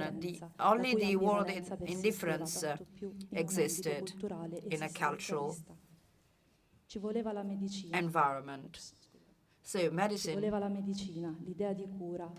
was used to identify this theory of birth and talk about unaffectivity and indifference. And we can see that even though the language research is further developed, these two words were used in a different connotation. Incidentally, I like to say that it is interesting to show the dynamic of the development of the use of these new words, and they come from the non-conscious. Sometimes they come in the mind of the author, and then they are developed in their complete identity of words. In this respect, we should say that in the first foreword of 1972 to the book, we use memory, fantasy, and fantasy memory that will be at the core of Fagioli's research in following years.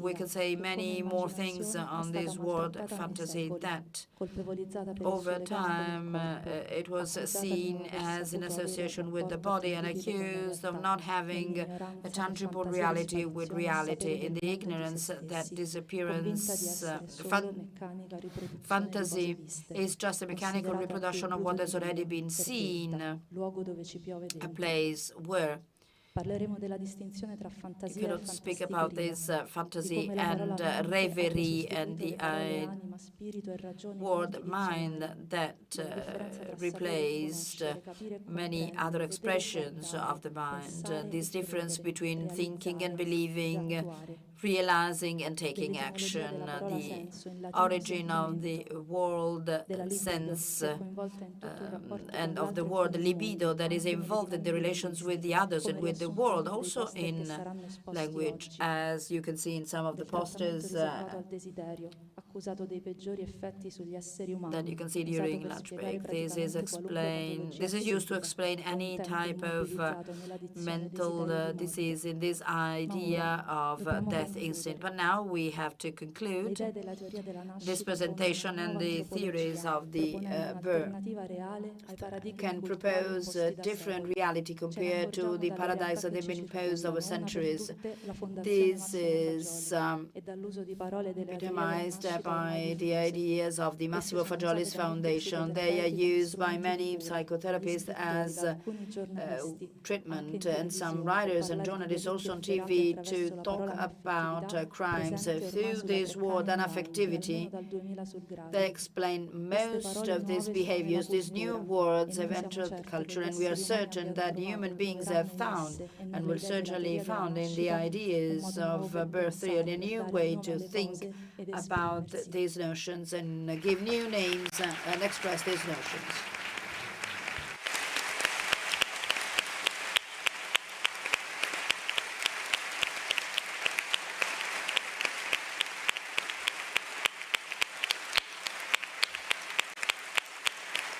Grazie Ludovica, grazie molte. Io ne approfitterei subito per coinvolgere le altre due relatrici che sono sedute in sala. Vorrei chiedere l'aiuto a Eleonora Papa per una veloce domanda. Intanto in sala, ecco qua, se le portate il microfono è qua nella seconda fila, terza fila. Allora, quello che ti vorrei chiedere per fare subito un nesso con quanto diceva Ludovica, voi ci avete spiegato bene, no? Che la parola composizione istinto di morte ha una serie di addentellati anche in letteratura nella letteratura scientifica. Ieri Davide Armando parlava in particolare, no, di Shakespeare, di come la parola fancy sia all'origine dell'idea di fantasia. Allora, Eleonora, quali sono, dici di più, quali sono gli addentellati letterari? Links. Thank you for the question. So we've seen that in a note to the second edition of Death Instinct and Knowledge for Death Instinct and Disappearance.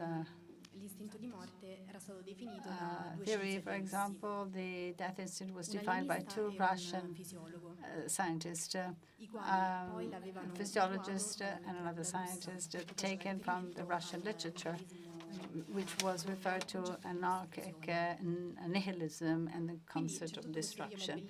So there is a link to literature, and only later we find it in Freud's essay of 1920, where he talked about sadism and aggressiveness, but he doesn't go beyond that, because the First World War had broken up, and he talked about visible violence in human beings, while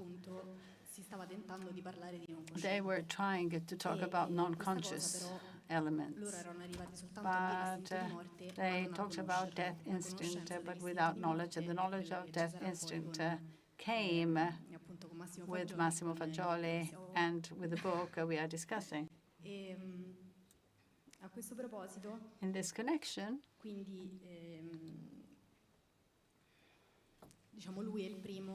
he was the first to talk about the physiology of the human mind and how people get sick. And he talks about the knowledge of the death instinct, which is fundamental for psychiatry. And but also from the cultural point of view, it is interesting to know that getting to know something means that you are no longer afraid of that thing, and to have a new vision of human beings for the first time. Thank you. Thank you very well.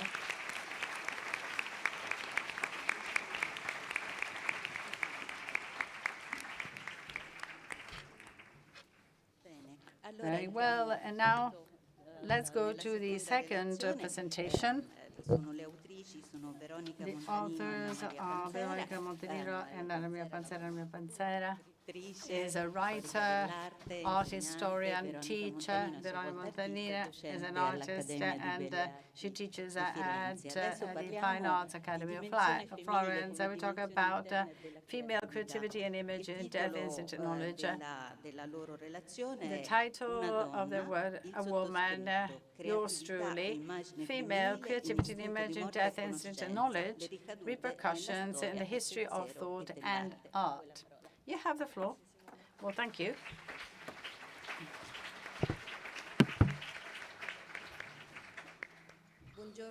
Good morning. Our contribution intends to survey the emergence and scope of the concept of the female image in Massimo Fagioli's theory in order to understand its revolutionary thrust, both at the moment of the appearance of death instinct knowledge and also for the reinterpretation of a history of creativity. In fact, the representation of the female image is very ancient, but philosophy introduced it in thought and language, inevitably connected to the imagine of maternity and delivery. It was centered in ancient cosmogony as a biological and material principle, but it was also considered with a certain envy by thinkers, and we talked about envy yesterday, because they actually put it at the origin of thought in metaphorical terms by reversing it to the masculine. The logos is the flow that goes from the soul to the mouth, a verbal dimension of rationality, as said by Plato, and the emergence of thought is all masculine. However, the pure concept, unfortunately, passes through matter, corruptible matter. It's a pity that in order to think that one must also be alive, the philosopher seems to want to say. In it is transformed and becomes multiple. It is here that the feminine inevitably comes into play, then perverted again into the ideal abstract dimension. And so the bridges are going to be cut to the feminine dimension with the stereotypes of animality, otherness, and dangerous seduction. So after the separation of mind and body, the image of what is becoming will be a persecutory ghost for Plato. He finds it in the work of artists and working with ideas in and with the matter and transforming minds in an anarchic world of imagination. They are a threat to polis. The problem of matter, of feminine and art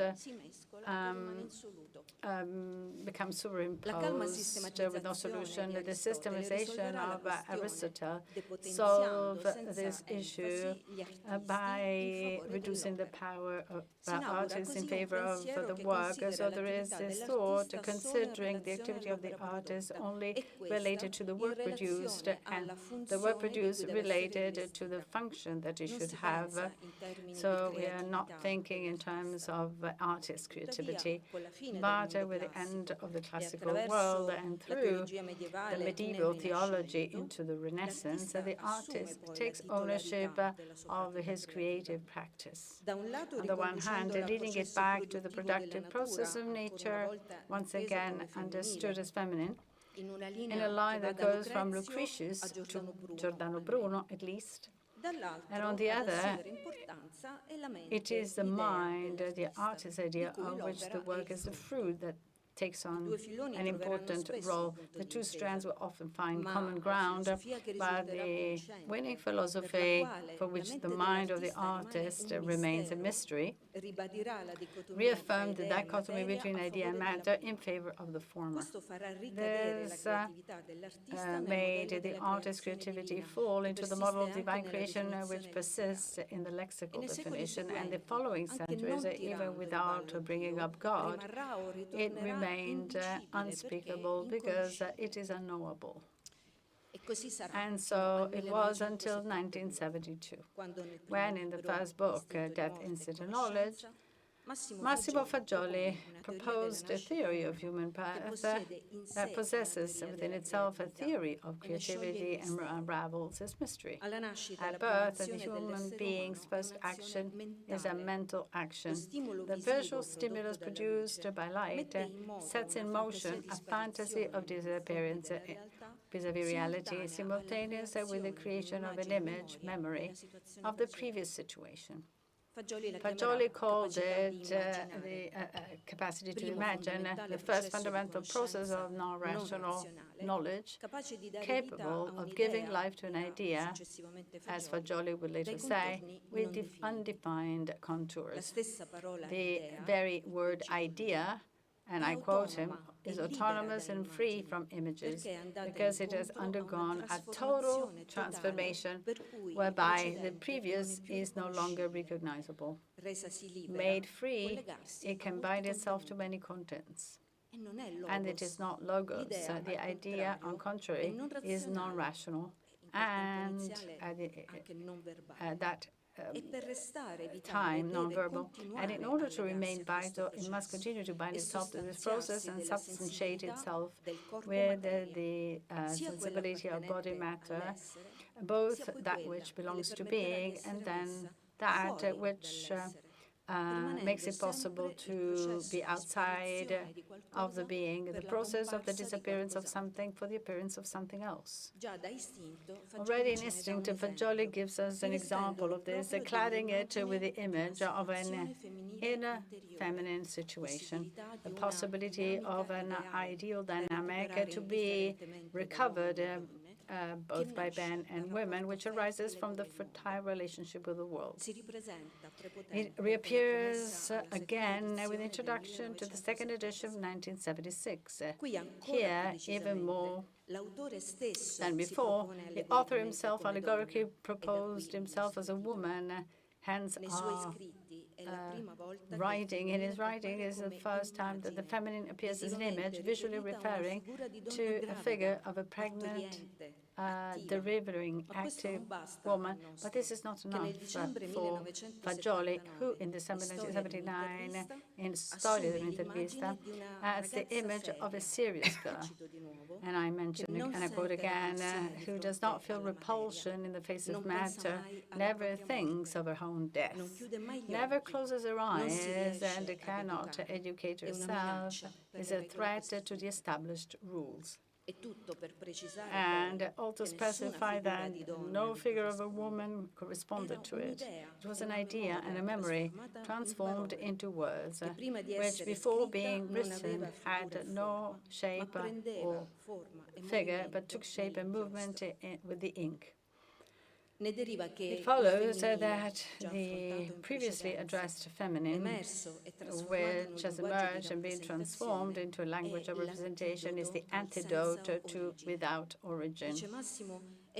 As Massimo Fagioli said, a method that does not allow one to hypothesize a none, because nothingness creates nothing.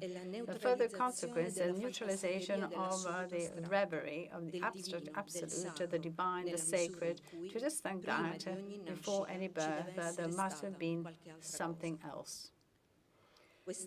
This creativity of the mind, which Massimo Fagioli identifies as feminine and which is valid as human identity and psychic reality, can also be configured as the activity of producing new things, the tangible manifestation of being and being present, but above all, of the transformation that goes from perception to image, and from this to sound, word, color, and line, in a continuous dynamic of disappearance of what was previously there and the appearance of something new without anything being lost. Thank you.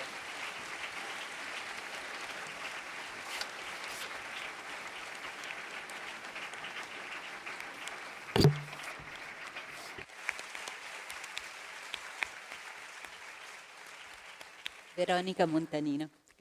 Se lo stesso Fagioli si Veronica Montanino, Fagioli referred to his books as a delivery of three twins and the wound of the woman as a rebellion. He is talking about a creative approach that is capable of putting outside of herself this tangible body. He's talking about artists and their works, whatever matter they are created from. So when we know that he's talking about art. So in the 70s, so when Fagioli wrote Death Instinct, acknowledged that something happened that is interpreted as a crisis of the work that then progressively disappears in conceptual and performative practices up to contemporary modern. So the origin of this process dates back to the avant-garde of the 1900s to counteract the object materiality which can be marketed. Art is like a liturgical act, but as said by Cacciari, the true problem is that philosophy knows about the structural ambiguity of the work and of its own irremediable crisis in relation to it. Philosophers know that a portrait is not a portrait, a landscape is not a landscape, and that the work, by its presence, expresses what it is not. The work representation is something strange that is not and is at the same time a terrible infraction of the principle of non-contradiction, which Fagioli, with his theory, absorbs and overturns, allowing us to dispel both the danger of a mystical religious interpretation of art and non-being as a situation of annihilation. For Fagioli, we repeat, a disappearance is a fantasy and produces the image. The unprecedented combination of these two words that the psychiatrist puts together, unlike the philosopher who sets them against each other, changes their status. From incompatible, they become inseparable, since only together they can express the concept they indicate in their fusion.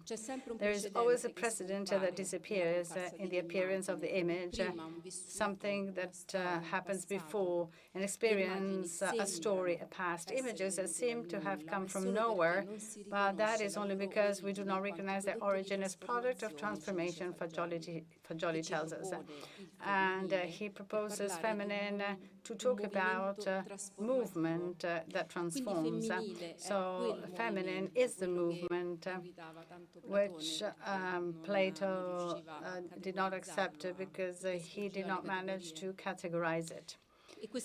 But this movement does not accept being fixed in any of its moments, otherwise it becomes sclerotized into a partial image.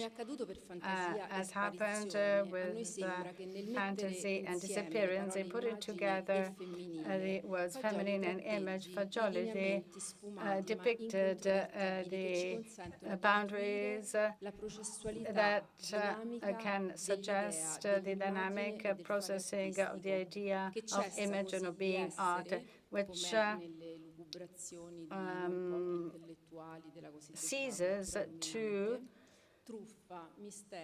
be, for example, mystery, liturgy, or scam. But we have to emphasize that artists have never lost sight of this perspective. The problem remains one of thought and language, as Fagioli himself has repeatedly stressed. And to close our presentation, we'd like to quote an artist much loved by Fagioli, namely Pablo Picasso. But we could cite this author for many of his many quotations. Artists do not really like verbal language, but when they use words, they use words in a very resonant way with respect to Massimo Fagioli's theory, and we've seen this with many artists with whom we spoke for our research purposes, and I quote Picasso: "For me, the painting is a sum of distractions. First, I make a painting and then I destroy it, but in the end, nothing is lost. The red that I have taken out of one place will be found somewhere else. The painting is a continuous metamorphosis. And even when he destroys a beautiful invention, the artist in the end never suppresses it, but transforms it. My whole life as an artist has been nothing but a continuous struggle against death." Thank you.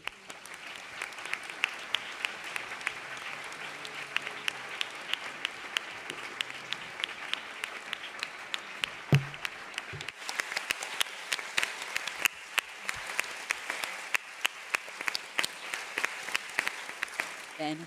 Grazie molte anche per essere state nei tempi. Thanks so much for complying with the time allotted to you. This is a very interactive session because we have different presentations and also questions. There will be further opportunities to answer questions from the audience because, you know, time is pressing. And now we give the floor to Eleonora Farina, professor of linguistics. She will speak about rethinking the learning of other languages through the theory of birth.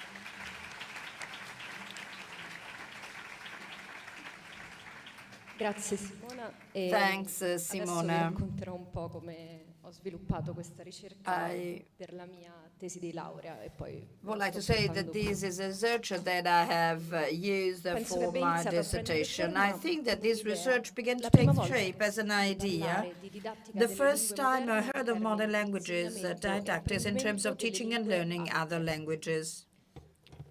The word other brought with it a freedom that made the old sound of the familiar terms foreign language and second language disappear, simultaneously provoking a thought. In language didactics, it is necessary to address the concept of other than oneself.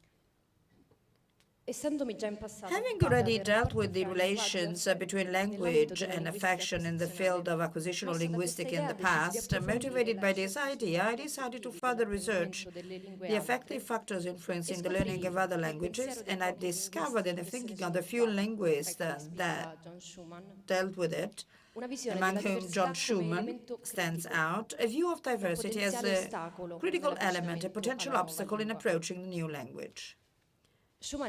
Towards the end of the 1970s, Schumann in fact used some theoretical ideas of psychoanalytical derivation to define 4 affective factors, namely language shock, culture shock, ego permeability, and motivation.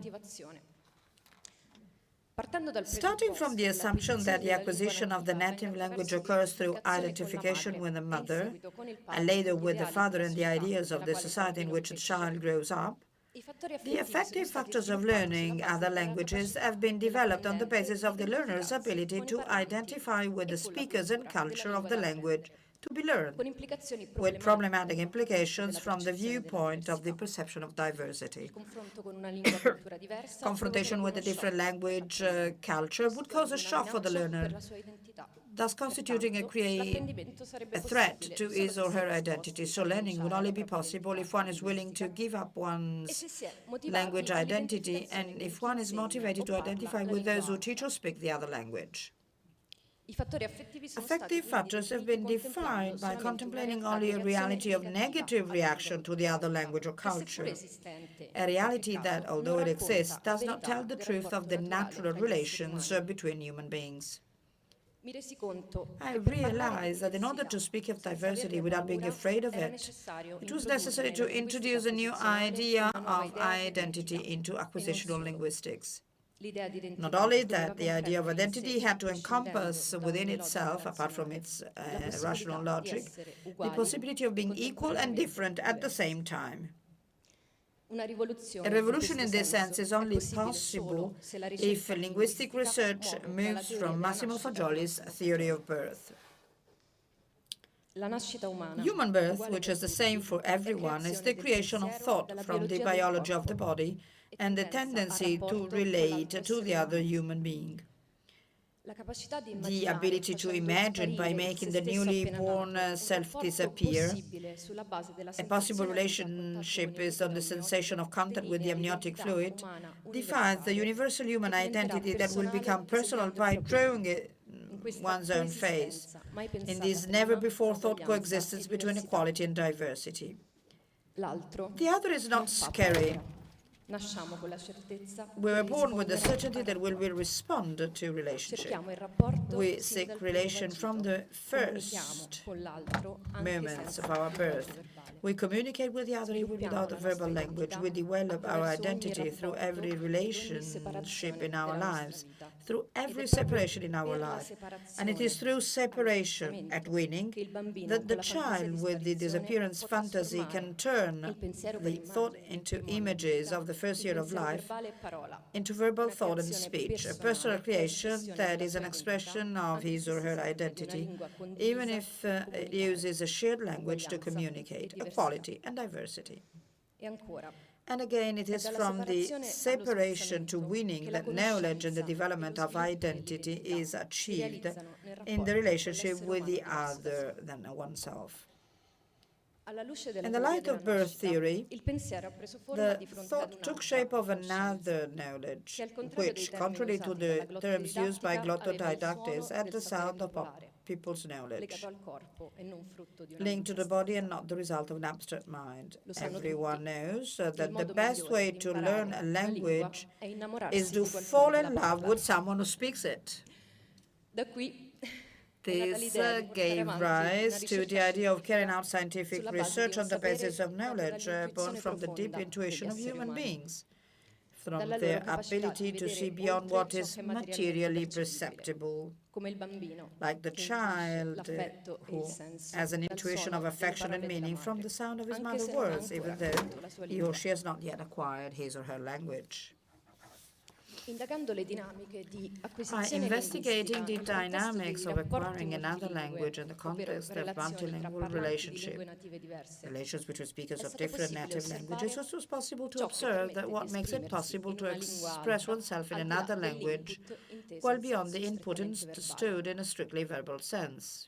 Nelle coppie In multilingue, multilingual la couples, diversità the linguistic and cultural diversity può of the diventare una other can ricchezza become per il a valuable asset for the relationship. La sfida continua The di ongoing comprendersi challenge to ed understand esprimersi each other and express spinge all'apprendimento molto più ourselves di drives qualsiasi necessità learning pratica much di more utilizzo della lingua. than any practical need to use Il language. linguaggio che si The language that sviluppa non è develops solamente is quello not verbale. only verbal, Tutto il corpo the whole body partecipa participates in alla communication with the other. La lingua del The diverso language può of the così other can divenire thus una become propria lingua, one's own anche language, dopo la even fine after del the rapporto. relationship has ended. Possiamo pensare We can think that by che vivendo un experiencing a rapporto non-conscious di relationship desiderio, of di interesse desire and deep sia interest, possibile accogliere we in sé can i welcome suoni within della voce ourselves the amata sounds che of parla the in un'altra beloved voice lingua. speaking in another language. Ricreare la realizzazione creativa che Recreating the creative realization that, at winning, allowed us to begin to speak, achieve one's own identity, separate and unique in the relationship with the other than oneself, and to find a new language that can say and tell one's love for the other. I remember being profoundly struck when, as I began to study again to carry out this research, I read again Massimo Fagioli's words on the wrapper for the 8th edition of Bambino, Donna e Trasformazione dell'Uomo. The different from oneself is the unknown reality of thought without words. Not denied, it makes a new identity without a split between consciousness and absence of consciousness. I realized that the stimulus, in fact, had originated there, although I was not aware of it at that time. I had realized, perhaps, that in order to be able to speak of verbal language, language acquisition, learning other languages, it was essential to first understand the reality of pre-verbal, non-verbal, wordless interhuman relations. If we propose to look beyond the material reality of relationship with the other person represented by the multilingual pairs, we can see in the non-material reality of another human being speaking a different and unknown language the proposition of recreating the receptivity that allowed in the first years of life the non-conscious understanding of the meaning or the affecting content of language, well beyond what was linguistically easy to decipher on a conscious level. We can imagine that the possibility of expressing oneself in a new language constitutes a further fulfillment of ourselves, which can lead to new relations and new knowledge. We can also imagine that the confrontation with a different culture is an opportunity to open up to a broader view of the human world. In this perspective, it is possible to conceive the process of learning another language not as a dynamic of identification, nor in terms of confrontation causing a shock, but rather as a dialectic relationship between the identity of the learner and what is different from ourselves, represented by the giver of the language, the speakers of the language itself, and the culture in which it is immersed, at the moment in which they represent for the learner the possibility of self-fulfillment as different, and of realizing in oneself the capacity to express oneself and relate to other human beings different from oneself. The motivation to learn can be consequently reinterpreted in terms of the learner's practical needs and need to develop his or her identity. The affective reality of the language learner, contextualized in the relationship, can be rethought as a reaction in the confrontation with what is different, a reaction of crisis, desire, interest in what is new, and can lead to a new self-realization. The study of the affective dimension of language acquisition cannot be separated from considering the relationship that characterizes the pathway of learning another language. Looking at the relations in which language learning takes place, be they personal or didactic, makes it possible to restore to its deepest sense to language, that is, expression of affection and thoughts in the relationship with other human beings, equal and different from oneself. It is in this diversity that learners can find the richness that gives meaning and content to the words of the new language. Thanks.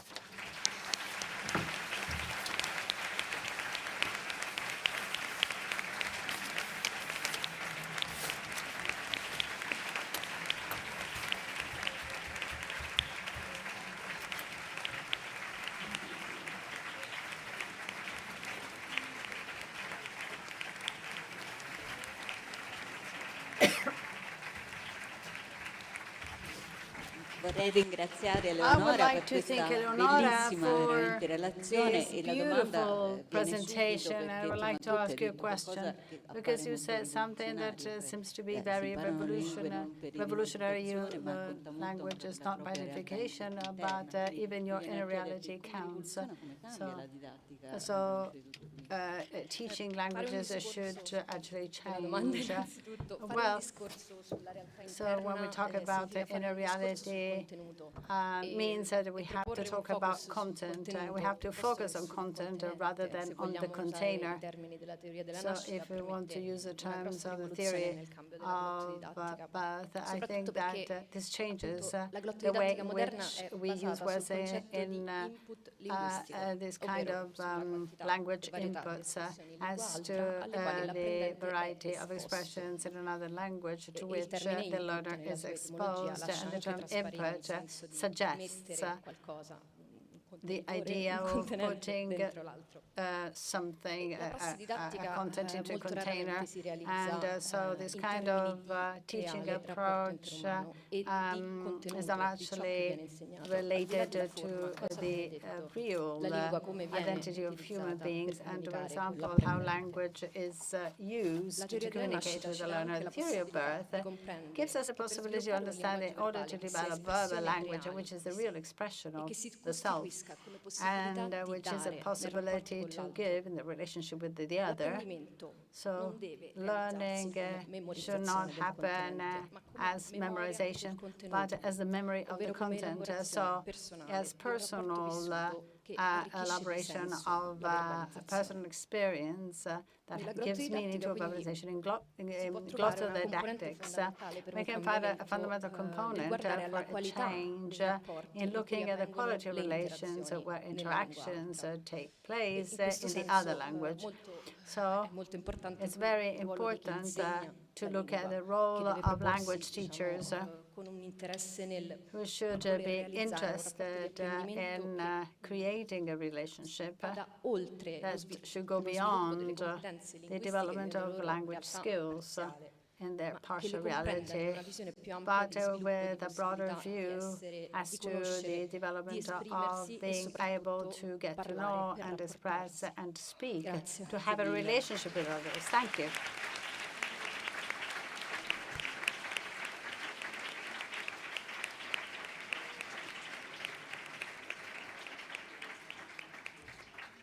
Now we go to China.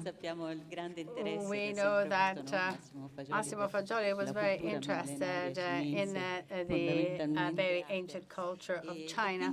So I would like to introduce now our next speakers, Professor Zhang Dongbing, and the presentation was written together with Federico Messina. Professor Zhang teaches Chinese at the La Sapienza University of Rome. Professor Messina is a professor of Chinese language and literature in the same university. You have the floor.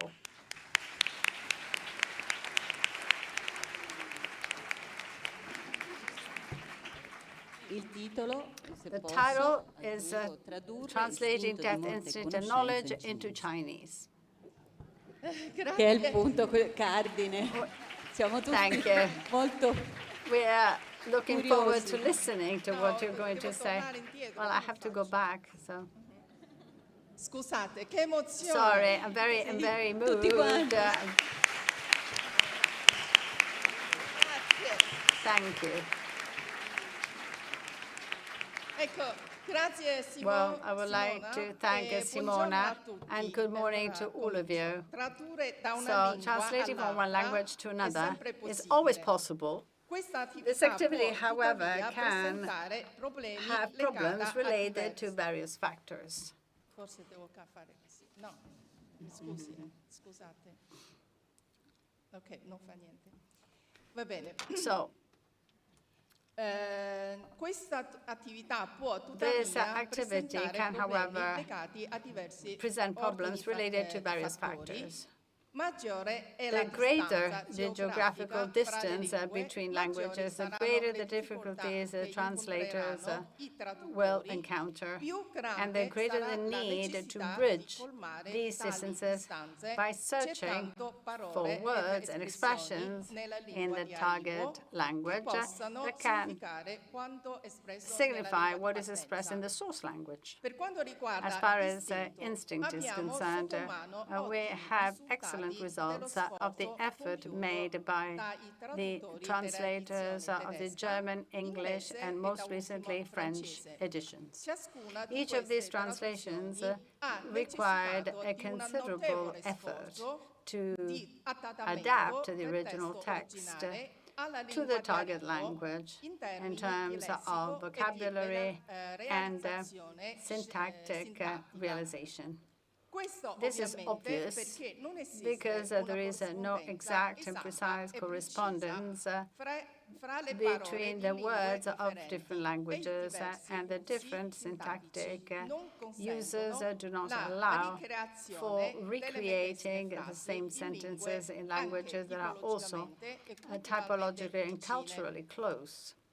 In generale, In general, tanto the più le more lingue languages condividono share la the same medesima cultural storia root, culturale, tanto the più more è possibile correspondence can be ritrovare una found corrispondenza above all soprattutto at a the livello lexical lessicale. level. Mentre Whereas la sintassi syntax usually solitamente shows presenta distanza maggiori greater anche differences, fra lingue even relativamente vicine, between and among come relatively close languages, such possono as, for essere example, l'italiano e il Italian francese. and French. Sino a che So to punto what può extent il can traduttore the translator modificare modify gli usi the language della lingua di arrivo uses of the target language per dare to conto alla lingua account di for the partenza? source language? Possiamo We qui ricordare may recall l'ampio here the dibattito extensive debate che si that svolse took place in nei primi China in the decenni first del decades XX of the secolo, 20th century, quando i when grandi scrittori e the traduttori writers and di letteratura translators of straniera foreign in literature cinese, into fra i Chinese, quali grande Liu including Xun, the great Liu dibattevano Xuan, se la debated traduzione whether the dovesse translation essere più should be scorrevole, more fluent. ecco è uscito fuori adesso. No, è già prima. Yin Xuan er bu xin. E più fedele or more Yin faithful. Xin er bu xuan. Il The contributo che si contribution we intende qui intend proporre to mira make here a suggerire aims at alcune suggesting questioni relative some alla issues traduzione concerning di the istinto in the generale, translation of instinct in general, prendendo come taking caso as a specifico il specific case the tentativo attempt ancora in still in the making di of traduzione a complete completa in translation lingua cinese. of this Quando writing into Chinese, that pensiamo when di we think tradurre of fra lingue translating così lontane, between such dobbiamo distant languages, we immaginare have to che i imagine riferimenti that the storici historical e and cultural culturali references possano may essere be completamente completely diversi. different. Pensiamo First of all, innanzitutto che let us queste consider that traduzioni these cui facciamo traditions qui that we are referring riferimento to here sono tutte are di all origine of European europei, origin giunte and quindi in therefore Cina arrived in non prima China della no fine earlier than the end dell'Ottocento, of the 19th century, soprattutto especially durante during la the prima first metà half del of the Novecento, 20th century, quando la when cultura Chinese cinese è culture stata was most maggiormente exposed to the esposta influence of all'influenza European del and pensiero europeo Western ed occidentale. thought. Hence, it can be said that all this in China sounds like a foreign discipline before being modern. This is not to say that there was no traditional thought in China relating to what we now refer to as psychology.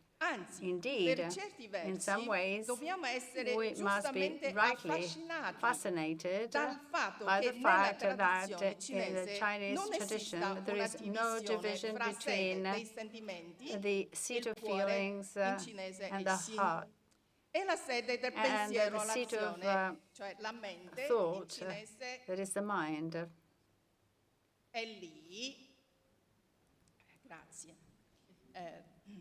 And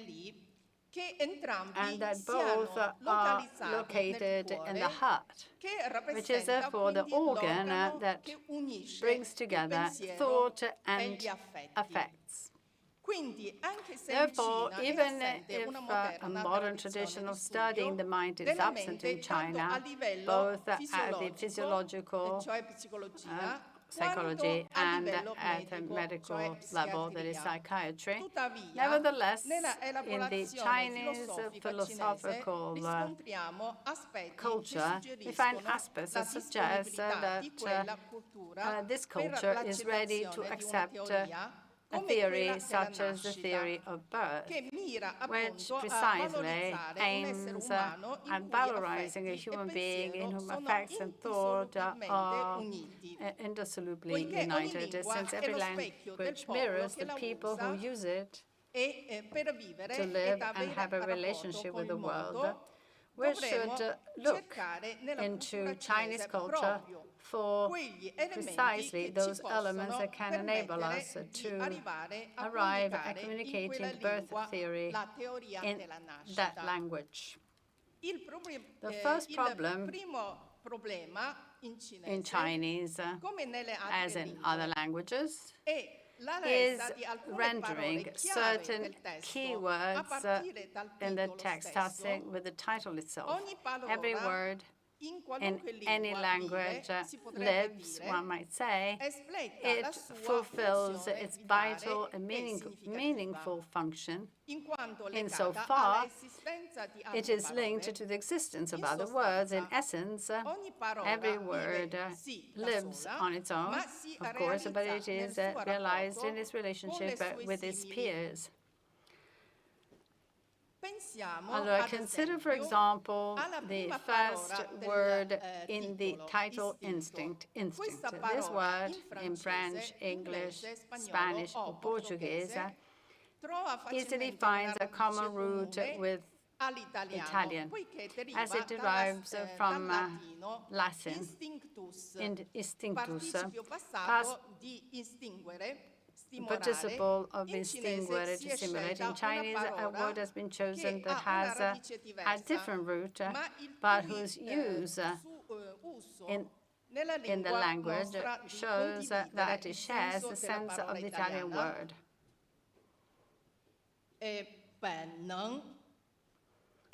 Etymologically, original ability. Original and ability. A word in the Chinese dictionary referred to as the ability of human beings or animals have without having learned it, like for infants, the ability to cry or suck milk. So, by going down different language paths, it is possible to achieve the same meaning. Another problem was knowledge, the word knowledge, for which the Chinese has a vast repertoire of expressions, such as only for people, knowledge through experience, to know well, knowledge through activity of thought, understanding. The latter was preferred because it was able to convey that such knowledge was not derived from practical experience, but from an activity of thought. We have thus arrived at the title of the work.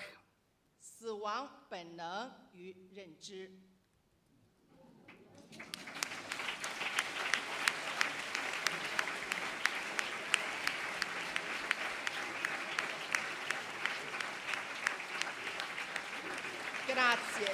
Thank you.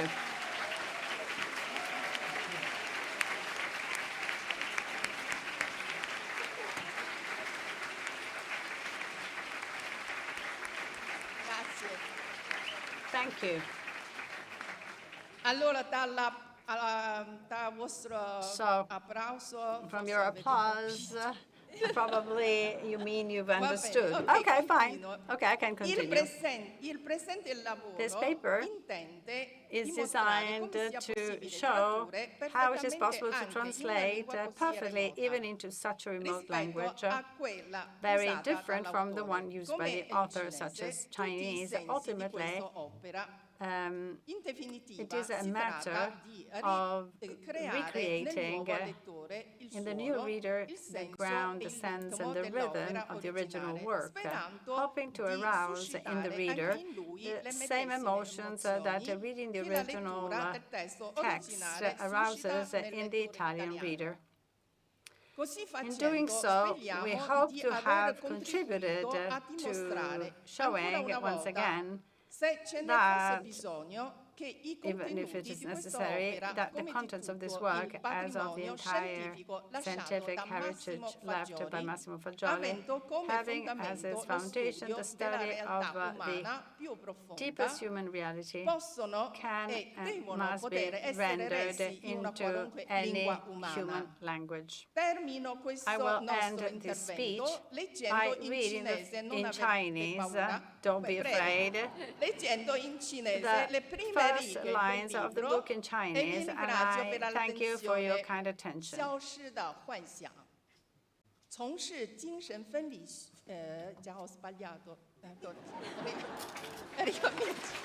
I start again. Sorry, I made a mistake.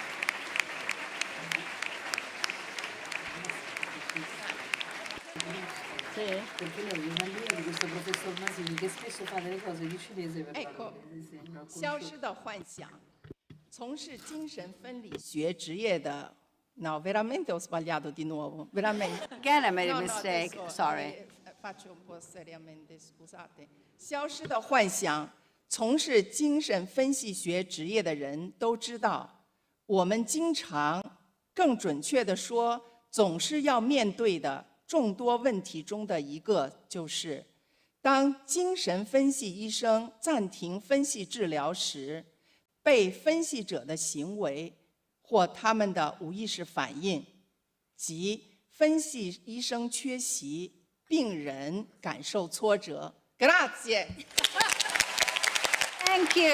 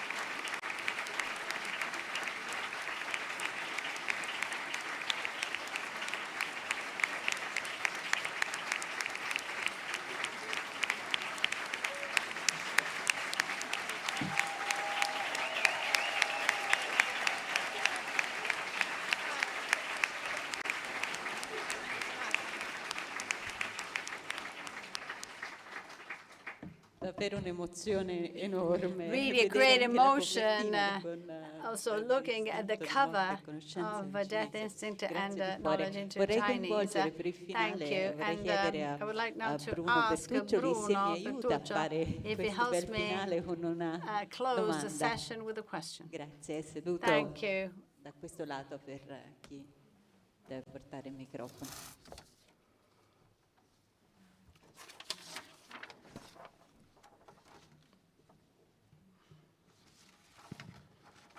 So, first of all, I would like to wish you a very good lunch break. And then it's absolutely exciting to think that Massimo Fagioli's book has landed in China. So this is great, and I would like to congratulate Enrico Mazzini and Santumin. Mine is not a question, but actually I would like to have a clarification out of curiosity. So it seems that is quite difficult to interpret certain Chinese ideograms and also to better focus on the concept of psychology in China, which is a term which is quite different. In order to go on with this project of the book, my question is, for example, did you think of a team? It's not actually easy to try and interpret Massimo Fagioli's thought in Chinese, which is such a different language that is based on ideograms. So are you going to have a team in the future so that you can draw from different knowledge sources? Thank you. But even in China, this is quite a new discipline, but it's very interesting. So we have an increasing number of studies. Also, many dictionaries have come out. So each great endeavor should be the result of a collective effort. So we propose we're going to involve other experts, but at the same time, we have the courage or the craziness to think that anybody who is curious enough or brave enough and also an optimal knowledge of language can translate this work. Maybe we are not humble, but okay. We can make it. Thank you. Thank you. Thank you. Thank you.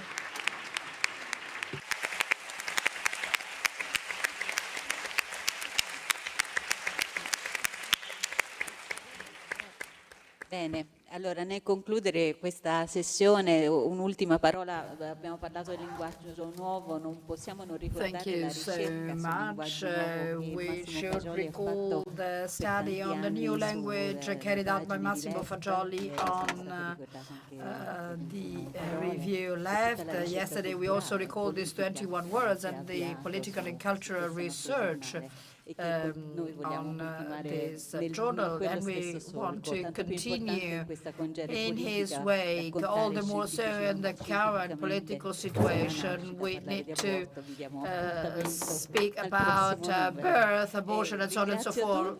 I wish to thank all of you, and I'd like to recall that during the lunch break you can see the posters. Indeed, we recommend you to do so, and see you at 2:15 this afternoon for the afternoon session with the psychologist Lella Locascio.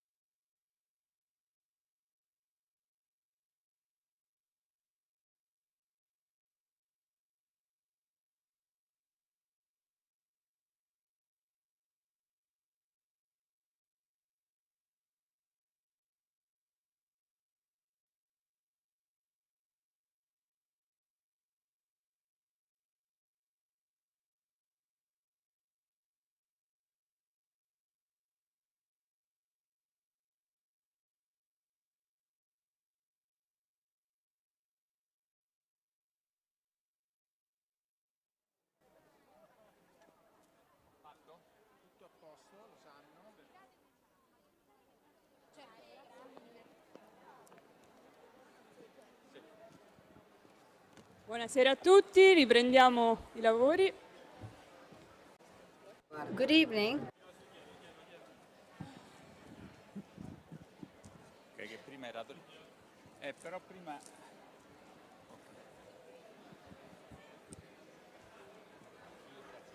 Ok, perfetto.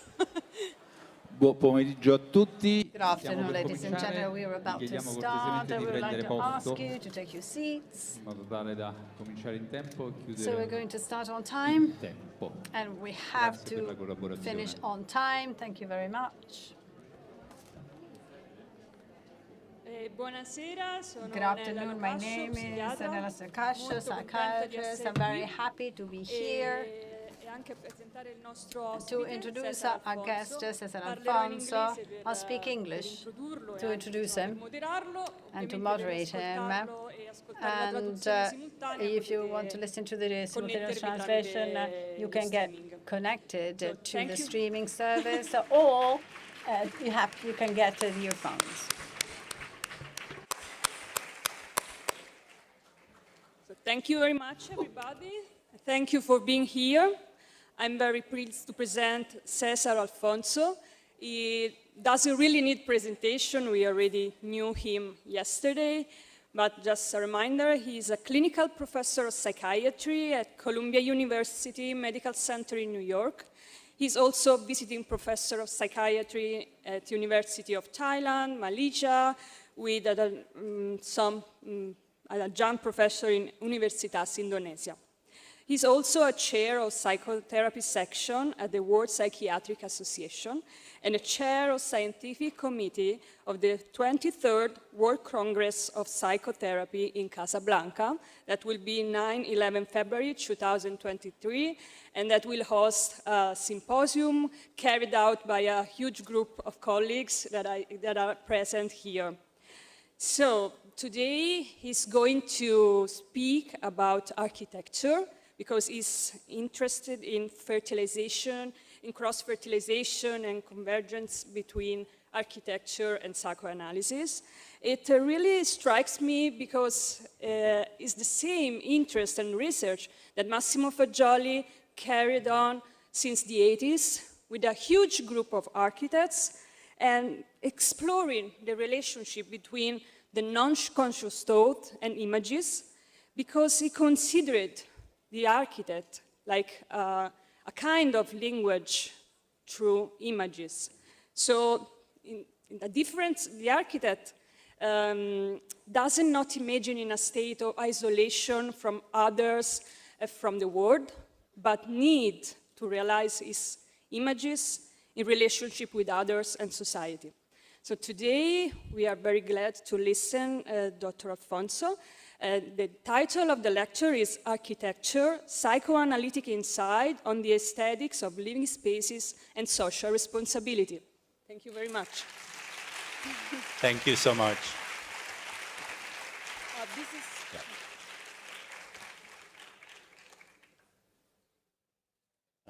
Okay. Thanks for that very gracious introduction, and also for reminding me that there's going to be a conference that I'm organizing in Casablanca. It's 3 months from now, so very, very far away. But we're proudly representing the foundation with a very important symposium that's featured on day 1 of the Congress. So this is a summary.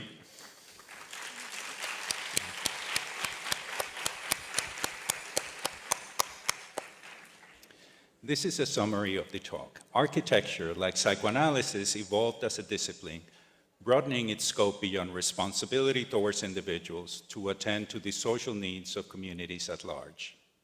As a psychoanalyst interested in the creative process of architectural design and the psychology of space, I will share some insights describing areas of convergence and the cross-fertilization between our fields of work. Focusing on the anthropological concept of proxemics and drawing from psychoanalytic theories that view prosocial behaviors as highly adaptive, I will discuss socially responsible designs of living spaces within this context. With illustrations, I will show how the design of living spaces may psychologically impact individuals and the collective psyche of groups, cities, and nations. I would also describe the salutary aspects of architecture beyond aesthetic, resonance, and fulfillment. This came as a surprise to me when I found out this fact. We spend up to 90% of our lifetime in buildings. Architects, the designers of built environments, are in a unique position to promote health through aesthetic and socially meaningful efforts. Buildings, be it home, school, work, or community environments, become an extension of the individual and collective psyche. Now, I will tell you a little bit about American anthropology in the 1970s, which had a significant impact on politics at the time, international politics at the time. With the study of proxemics, they began to understand the importance of space in human communication, shifting emphasis from the verbal aspects of communication to the nonverbal. Edward Holt was a pioneer. His biometric field research resulted in a subcategorization of space into several dimensions: intimate space, personal space, social, and public space. Holt and colleagues showed how cultures navigate within these dimensions in predictable and socially predetermined ways, and understood that our spatial arrangements are unconsciously motivated and culturally resonant. So this is an anthropologist who was talking about the unconscious, and he was talking about cultural determinants and the relationship between the two.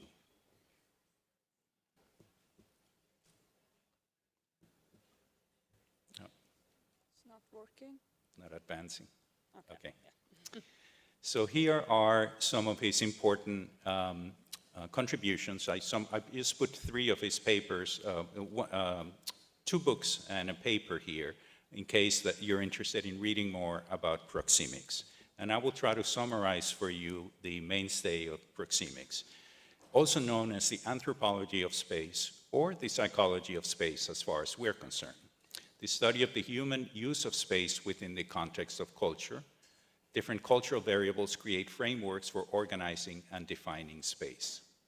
His specific definition, the interrelated observations and theories of humans' use of space as a specialized elaboration of culture.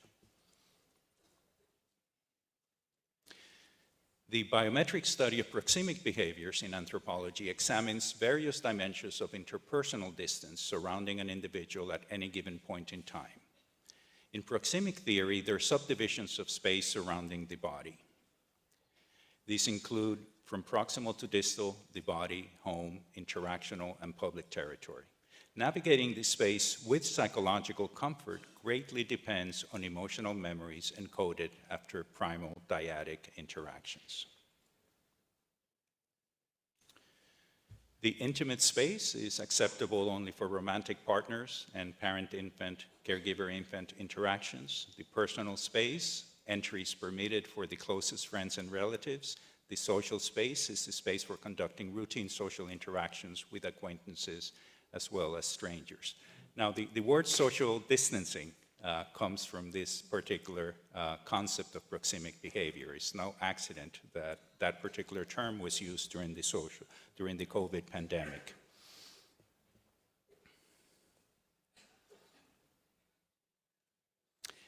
And these are the transcultural metrics for these different spaces. And this is a 3-dimensional representation. You can see the social space as the outer circle here, 1.2 meters to 3.6 meters, depending on the culture, place of the world, the city where you live, and your individual sense of comfort.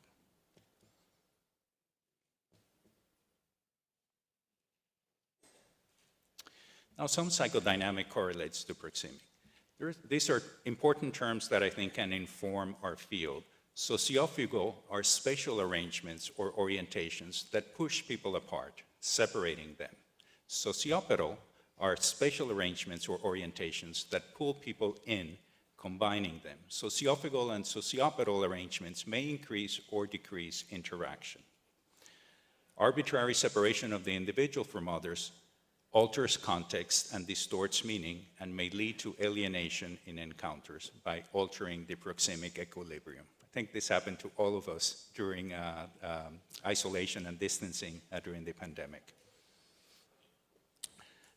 This is an important building in London. This is a photograph that I took as I was rushing to make it because we had time tickets at the time so that I could make it to the top of the building, the observatory. The building was designed by an architect from Uruguay, Rafael Vignoli. And surprisingly, this is, as you enter the building, the very top of the building, giving you a magnificent sense of space, comfort, the greenery, and the most spectacular view of London. Highly recommended for you to get there very early in the morning.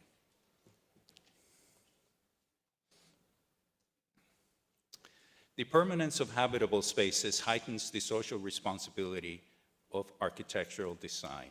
I mean, buildings stay with us for a long time, although I read somewhere as I was researching this talk that the current average lifespan of a building is less than 75 years. So we're really not building buildings to last, as opposed to older architecture, unfortunately. Living spaces could be sociopolitical or sociophagal, inviting closeness or creating distance, encouraging interaction or alienating the self from others. Like psychoanalysts, architects turn to the sciences to find their philosophical or aesthetic footing. This is not my quote. Le Corbusier posited that architectural forms work physiologically upon our senses. Palasma, who's written quite extensively about the senses and architecture, stated, "Architecture is the art of reconciliation between ourselves and the world, and this mediation takes place through the senses." Now, historically, architectural design has been visually dominant, with minimal attention to the impact of auditory, tactile, olfactory, or proprioceptive dimensions of design.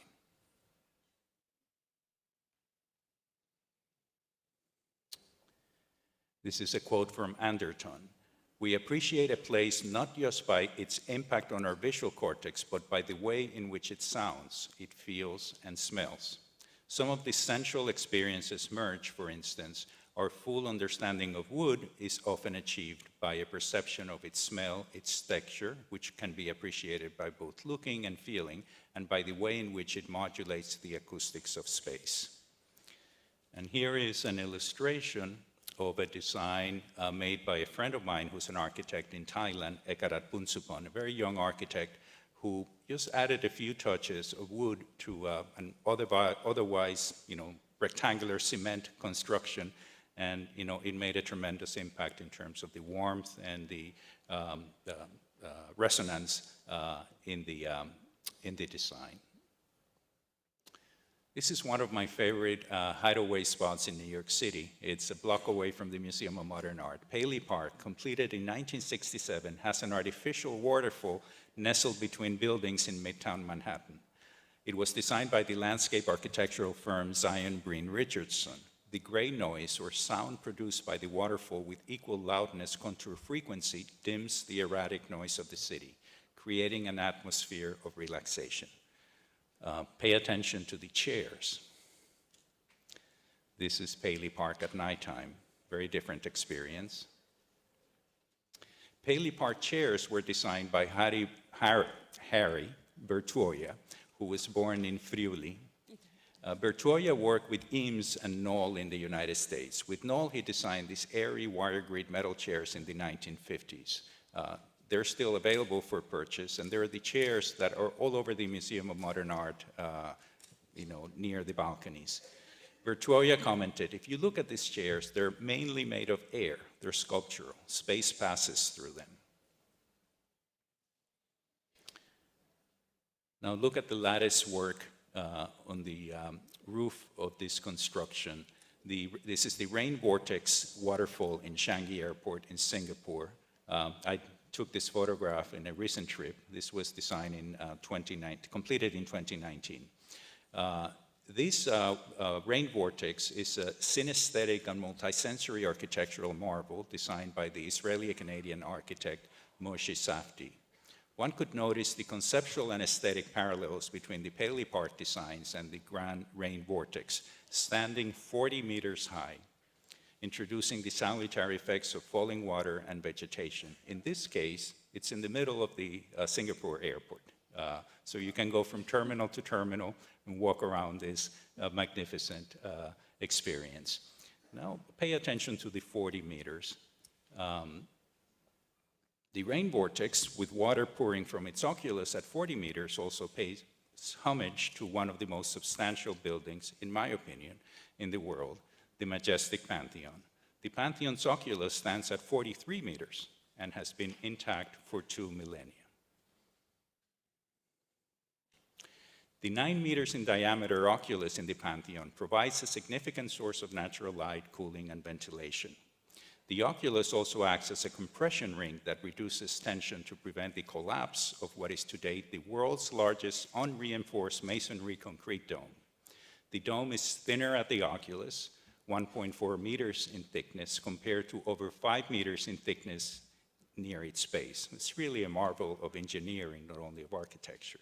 The composition of the masonry varies, and this is my favorite aspect, with the preponderance of lighter pumice and porous volcanic composite concrete near the oculus and dense composite stones near the base of the dome. Properly bridging proxemic spaces from intimate to personal to social and to public promotes well-being and connects the individual to their social context. Architects, as well as psychoanalysts, have a great passion for intersections, exchanges, and connections. A beautiful quote.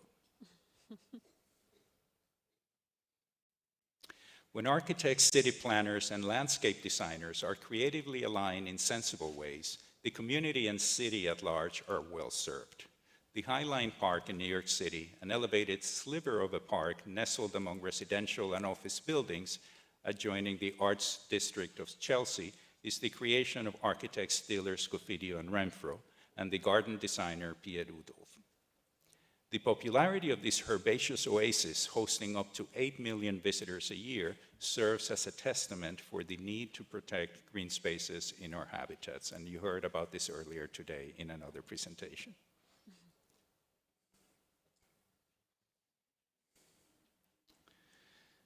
This is what is known as the Spiral Skyscraper in New York City, almost completed at this point. This is a rendition, but it will look like this very soon. The building is almost finished and the trees are already growing. I can actually see it from my apartment window. It's quite impressive. The Spiral Skyscraper lies at the edge of the High Line Park, giving the illusion that the park ascends and wraps around the building. Each floor of the building has access to a green space as a result of this straightforward but effective design. So what an ingenious idea of putting a balcony in the shape of a spiral around a tower of glass to have access to a park on each floor of the building. Not a novel concept. There are many architects around the world that have thought of this, and my favorite ones are the Woha architects who work out of Singapore. This is a building that an apartment building that they design in Taiwan. The design principle of sustainability used by Woha architects Wong and Hassel maximizes breathing spaces in densely populated areas. Built-in landscape sky gardens provide added relief to contained spaces. So the field of synesthetic design incorporates awareness of the impact of multisensorial stimulation, including architectural acoustics, soundscapes, olfactory dimensions of design, and tactile, thermal, and proprioceptive architectural elements. So architecture is really moving in this direction. I just came back from Maxi a couple of hours ago, and they have this wonderful exhibition, soundscape exhibition throughout the museum that was, quite soothing and immersive. Smell, which is quite neglected also in our field as psychoanalysts. It usually elicits strong memories, including distinctive smells may be healing and calming. Citrus scents and flower blossoms have been shown to be calming and discourage littering. It's a group of architects in New York City the P, shop architects. The P stands for Pasquarelli. I can't remember the names of the other partners. So shop architects designed the Barclays Center Arena in Brooklyn. It's a sports arena, infused with a distinctive signature smell that may have sociopolitical properties, inviting closeness of sports fans in attendance. I actually have a patient who is a friend of one of the architects, and my patient told me about this process of research, just to pay attention to the olfactory aspect of design before this building went up to became constructed. The Mobius strip was discovered by Augustus Mobius, a German mathematician, in 1858, and while he was serving as chair of astronomy and higher mechanics. It is simply a one-sided geometrical non-orientable structure. It can easily be created by bending a rectangular strip of paper and connecting its ends. It is the universal sign for recycling, and what's fascinating about this shape is that there is no inside or outside, it's just one surface that goes around. So several important architects are paying attention to this Mobius shape, including the big group. And this is the Astana National Library that I believe will go in construction soon. Something is holding it back, but it will be constructed, I am told. And one of the lead architects said, like the archetype of a yurt, the wall becomes the roof, which becomes the floor, which becomes the wall again. The library archive is organized as a circular loop of knowledge. It's fascinating to look at the inside of this building as well.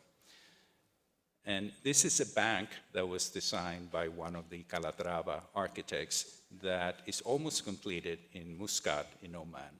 And I actually spoke to one of the architects who told me that the challenge of designing a bank for him was to make it equitable, because his idea, he has a sibling, one of the Calatrava architects has a sibling who's a banker. And his idea of bankers is that everyone wanted to have the big corner office. So in this design, there are no corners, and everyone has a view from absolutely every part of the building. And they won this competition against many architects, including Foster, which was a surprise. Massimo Fagioli collaborated with Paola Rossi, an Argentine-Italian architect, towards the design of the Palazzetto Bianco, a dynamic residential complex that elegantly fits in a narrow triangular space of 900 square meters. It was conceived in the 1990s and built in 2005. And here you have some photographs of some details, angular details of the balconies and the view from some of the apartments. And Fagioli stated, the architect builds even before imagining, in the material and direct relationship of himself with the environment and with nature, without imagining the separation of themselves from others and from nature. Architects, like psychoanalysts, must attend to the social needs of communities. Sociopolitical designs within a harmonious proxemic context could be socially responsible and have salutary effects.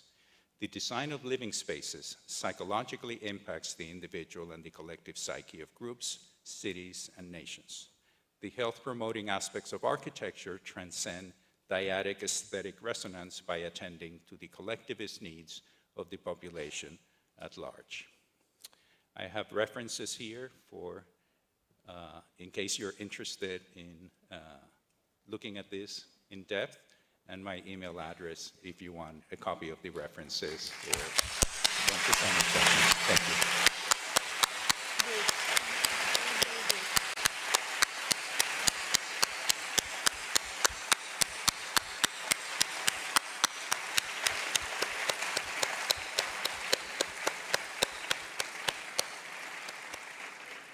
Thank you very much, Dr. Alfonso. It was a very, very profound and inspiring lecture. What very struck me was the social need of communities and the design of living space as a possibly salutary effect. everybody, and it can also overcome the segregation between rich and poor, because everyone can go to Pantheon and enjoy Pantheon, the highlight, as well as everyone could go and enjoy the huge studio in Trastevere of Massimo Fagioli that was a public and private space at the same time. Since you mentioned the courage of the images, I just want to try to say that in his thought, the architect not only responds to the satisfaction of needs, but proposes something which stimulates or actually obliges a modification. So according to him, this dynamic of adding something new to what already exists implies a dimension of transformation, which combines the elimination of something with the introduction in the world of something that was non-existent before. So this transformation is only possible if we refer and relate in a creative way to those non-conscious elements that are universal and characteristic of all human beings, are characteristic of all human beings since our birth. And these characteristics are named, he named them, our capability to imagine. So maybe the courage of the images is perhaps nothing more than the challenge of proposing. So thank you very much. Thank you very much. Thank you.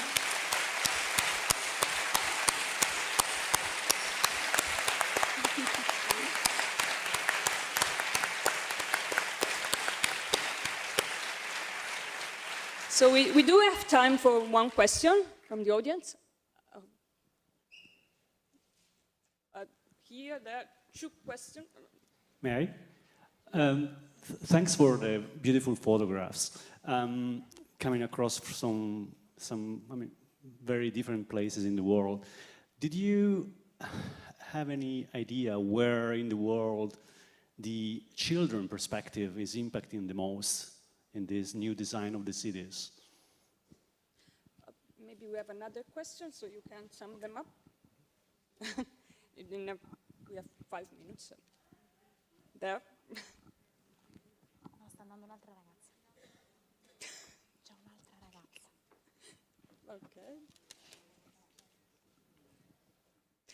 You can go on then. So, if I understood correctly, it was the reaction of children, of the young, to the spaces. Well, it's a fascinating question, and the first thing that comes to mind is that I have treated, it may be obvious to some of you, I have worked with architects as a clinician, and all the architects I've worked with at the time that I was working with them had young children.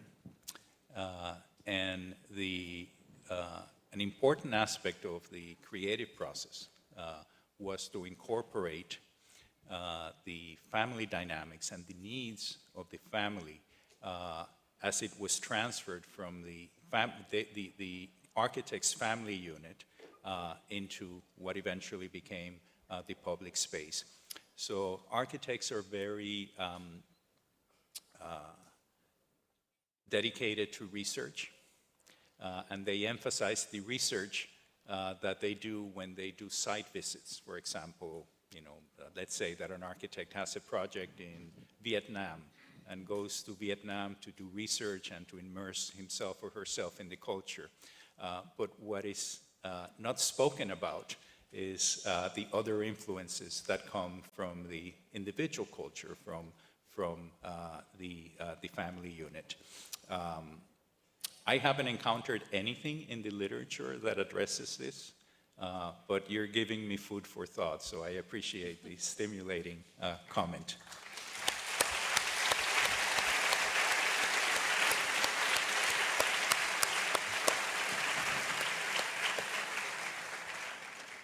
We have time for a brief question and a brief answer. 1 minute.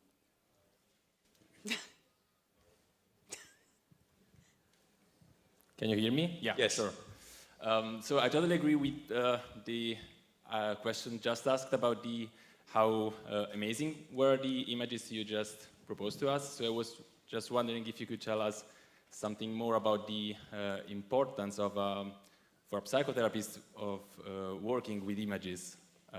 You just quoted Fagioli, and so Fagioli thought that creativity does play a role in dreaming interpretation. So do you think that we might, or we can learn from creative process in architecture?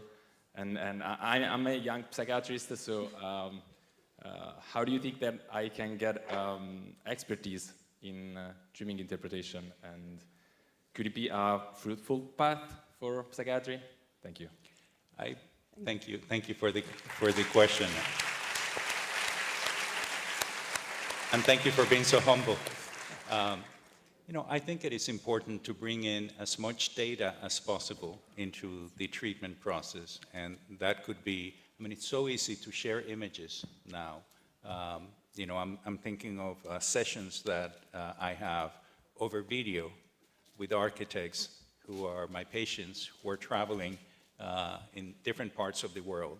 And while we're doing the video and the architect is talking about a particular project or challenges, he'll text me, he'll send me on WhatsApp a photograph of what he's talking about.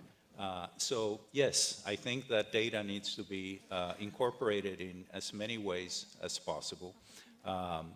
And this is something that goes against you know, the sort of the classic psychoanalytic emphasis on words as the only way of communicating data. And you know, it's almost a taboo until, you know, the middle of the 20th century to deviate from that standard.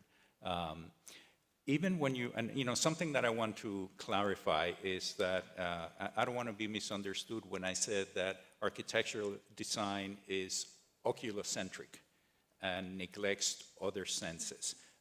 You know, I think that the visual system is, you know, by far, you know, very, very developed, and it is no accident that so much emphasis is placed on images and on the visual system as compared to other senses. I think that what the architectural historians are trying to do is to, you know, have a more balanced approach to design, to prevent for example, what has been called now the sick building syndrome.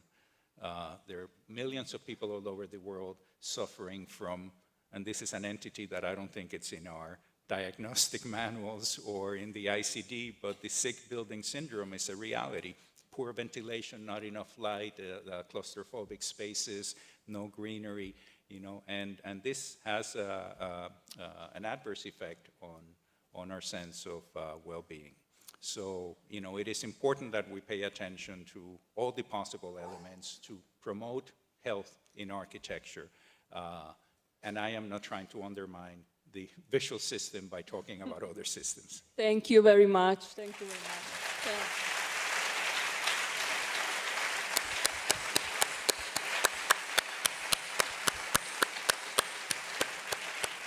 So that we have a problem with the tyranny of time. So thank you so much, Dr. Alfonso, for this beautiful conversation. We wish to continue this international collaboration, even from future research and discussion about the perspective of our social life and psychodynamic psychiatry. So see you in Casablanca with our wonderful colleagues. And now, cambio dall'italiano, vi presento. I'm going to switch into Italian. I'm going to introduce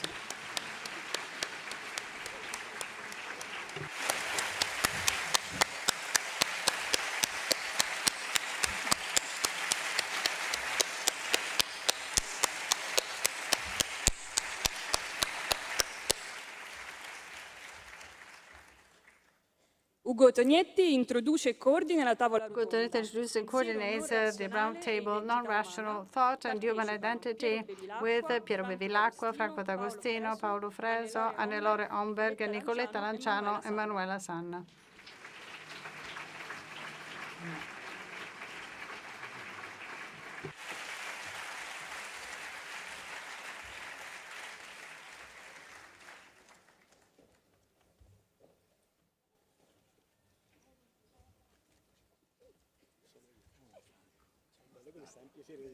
Piacere tuo, piacere mio. Prego, qua. Grazie per l'invito. No. Come ci vogliamo disporre? Sì, appunto, pensavo ci fosse uno. Potete stare qua. Piacere vederti. Manuela, Sanna e Nicoletta Lanciano. Sì, ci siamo conosciuti. Sì. Prego. Sei qui? Se vuoi stare qui mi metto qui. No. Mi metto vicino a te. Sì. Non volevo rubare il posto adesso. Siamo solo noi tre in presenza. Siamo solo noi tre. Sì. Oh mio Dio.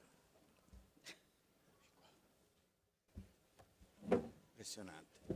Siamo tutti. Ce ne sono 3 fuori. Ci sono da remoto.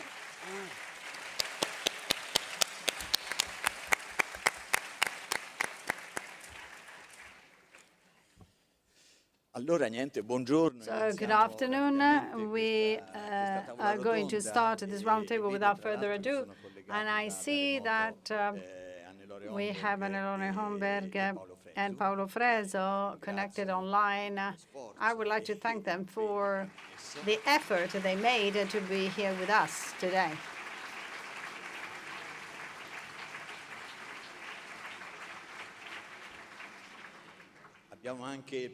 We also have Professor Bevilacqua, who is going to get connected online. And here I have Manuela Sanna and Nicoletta Lanciano and our friend Franco D'Agostino.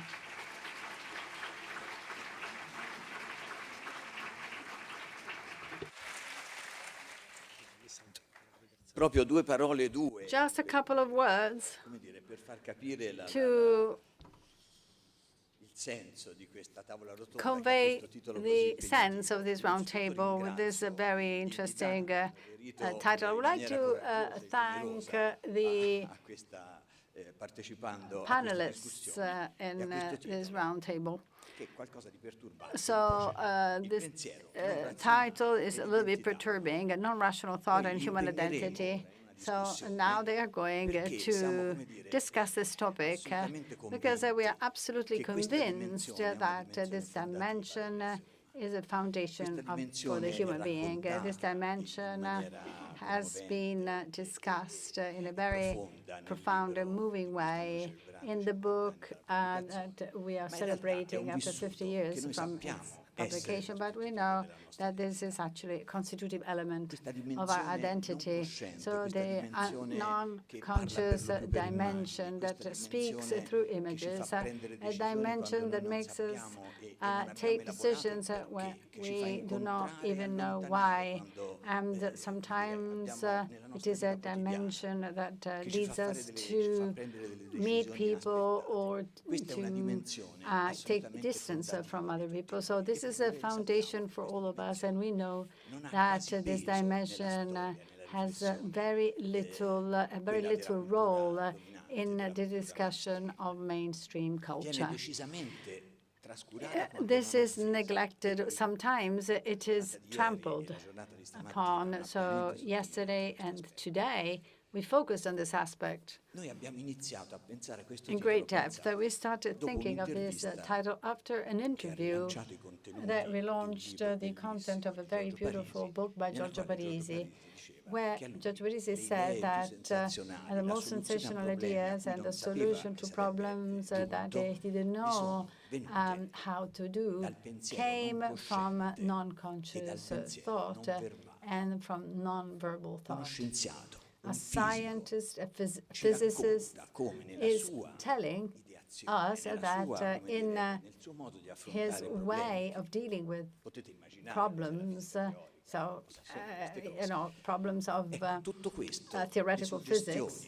So suggestions and solutions come from this thought mode. So I'm impressed with the definition of non-verbal thought, because stating that something comes from non-verbal thought means that you want to distance yourself from the world of rationality. The non-verbal thought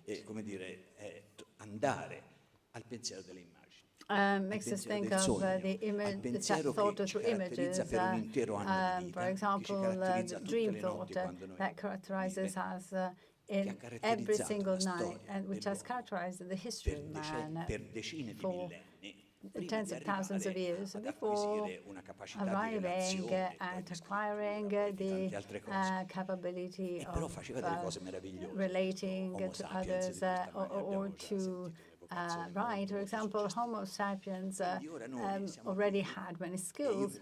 So we are here all together, and I would like to thank all the participants because they actually represent different types of knowledge, different cultural approaches.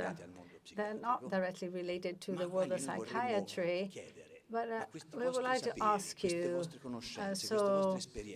what about your knowledge and your experience? So how did you deal with human identity interpreted through non-rational thought or non-conscious thought? So how did you deal with this dimension on the basis of your knowledge? But because I'm profoundly convinced that knowledge owes a lot to this dimension. The process of knowledge, especially interhuman knowledge, is totally based on this dimension, on this component. But the mainstream culture,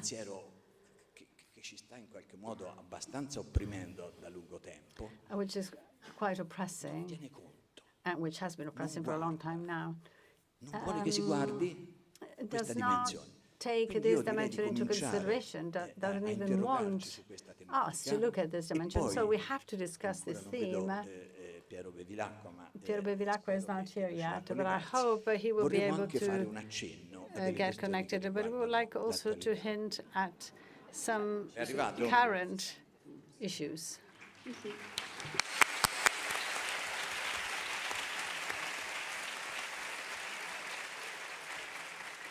Grazie Piero per la tua generosa partecipazione. For your generous participation. Now, let's start immediately. Abbiamo preso con il ricordo di Parisi, So con with Nicoletta Lanciano, Nicoletta Lanciano, who is a professor of teaching of mathematics and science at the University of Rome. We are looking forward to listening to you to understand how you interpret Parisi's statement, and, for example, and how nonverbal components play a role in the field of science. Well, thank you.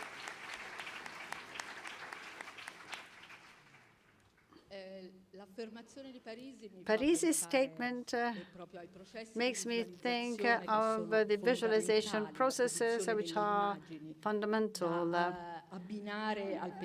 So the production of images to be combined to the scientific thought, but you have to be educated to do that. You need to be open.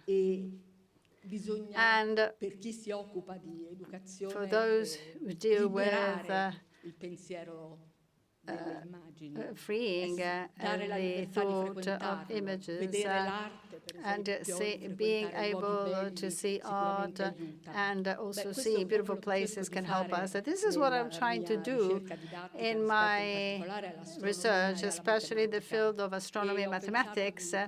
So I would like to propose 4 images to you. The first is an image of stars. Rato di Solio, an astronomer and poet who wrote the first treatise of astronomy of the 3rd century before Christ through poetry in a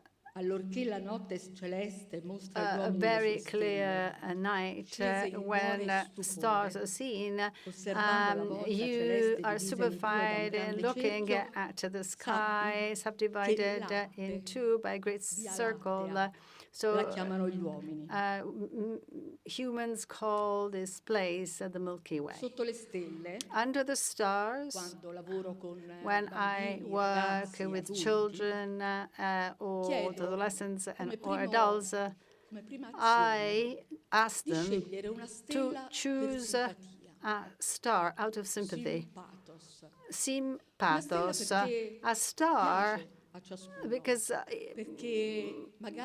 maybe you like it, or maybe you've never seen it, and you notice the star for the first time, a star with just a barely visible star, and people may think that they can choose that star because nobody else is going to see it, or a well-known star, or a star with a color, whitish, yellowish, or similar to the orange color or blue, a star together with other stars, a cluster of stars, or a solitary star, or a star which is aligned with others, or a star which is low on the horizon, or very high in the sky. Because the fact of being able to recognize different elements is something that creates a personal relationship. It is as if you are going to choose a friend, a key to open a door towards the sky dotted with stars, where you can get lost. So you must have an ally to know and recognize and to be able to see the same object. So if you choose your own star, then you will be able to create order among all the other stars. That star may have a name. It's like for people. If, for example, if you like it, my name is Anna, but if I don't know anything about you, I forget your name. Well, people are a little bit in a hurry to know the name of stars. Calvino talked about it in Palomar. For example, you have to get to know the star before the star says, yes, my name is Arturo. You have to know its face and its characteristics, and then after 1 hour, I may ask you, you have to go back to your star, but then you no longer see the star. You don't know why.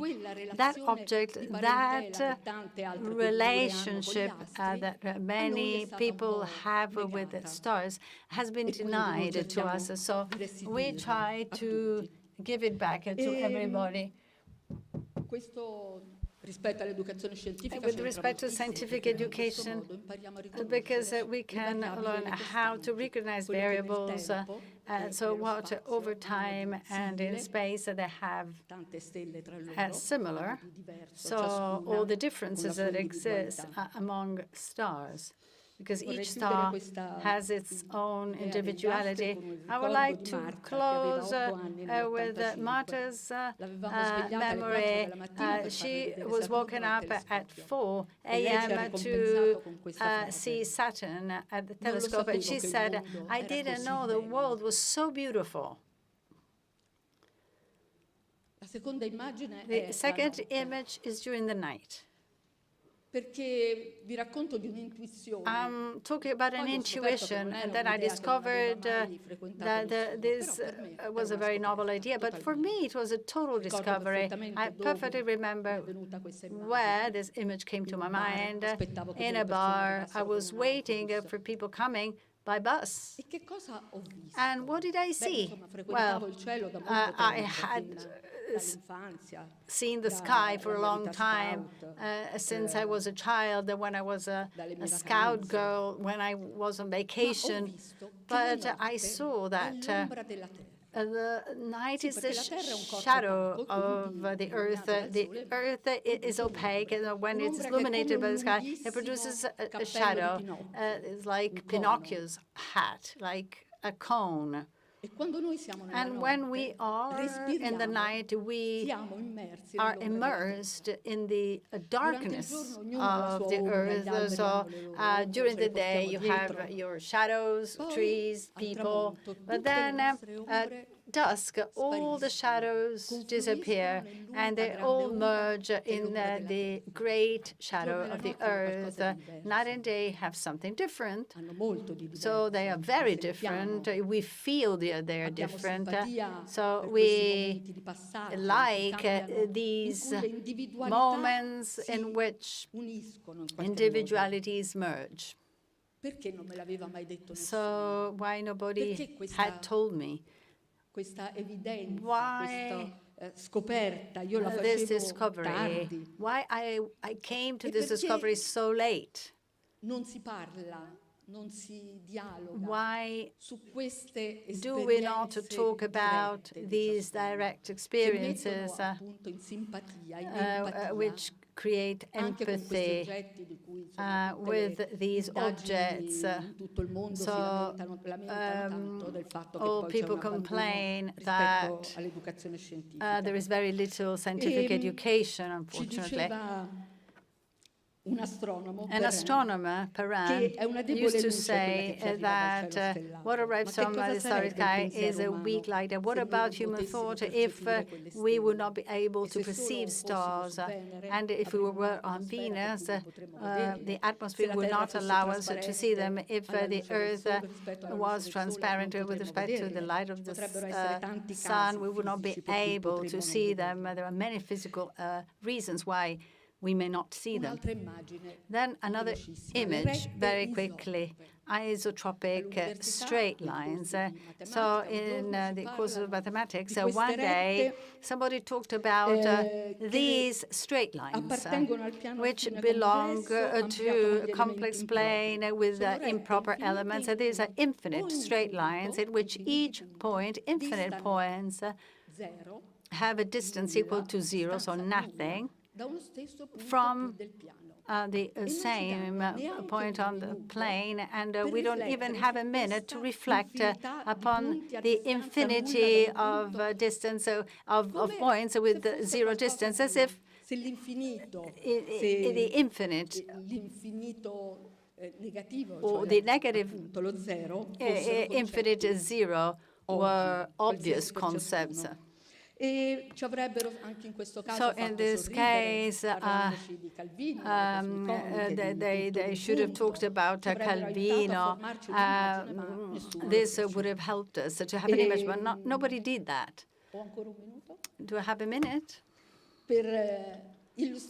To illustrate the last point, a reconciliation with geometry in Emma Castelnuovo's classes, in which I spent 3 years in training, and she was teaching mathematics in middle schools, but she took her students into a dark room. This was the late 70s. It was not so easy to watch films or so even young people were not so used to watching images. And then, so we were in a dark room, and then we saw an animated film, and then a point, the many straight lines at another point, and then the line was becoming tilted, that it was blocked between 2 points, and then a third point, and so 3 lines, and then we had a shape coming. So with a triangle, and then with circles, and then moving on the screen, and an infinite number of different circles. So Emma tried to keep the silence, because the film was silent, and she asked the students, "What did you see?"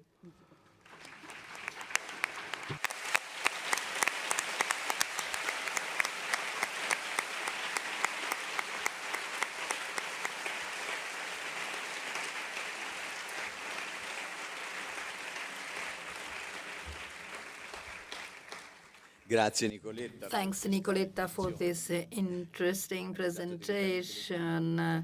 You have used images to make us understand this topic. Now I'd like to give the floor to Manuela Sanna, Director of the Institute for the History of Philosophical Thinking and Scientific Thinking. Could you please help us to understand how this topic of the thinking by images that cannot be associated with the verbal articulate thinking in the course of the history of philosophy? This is a very interesting question, and it takes a lot of time. But as a historian of philosophy, I think that in the history of Western philosophy, a pathway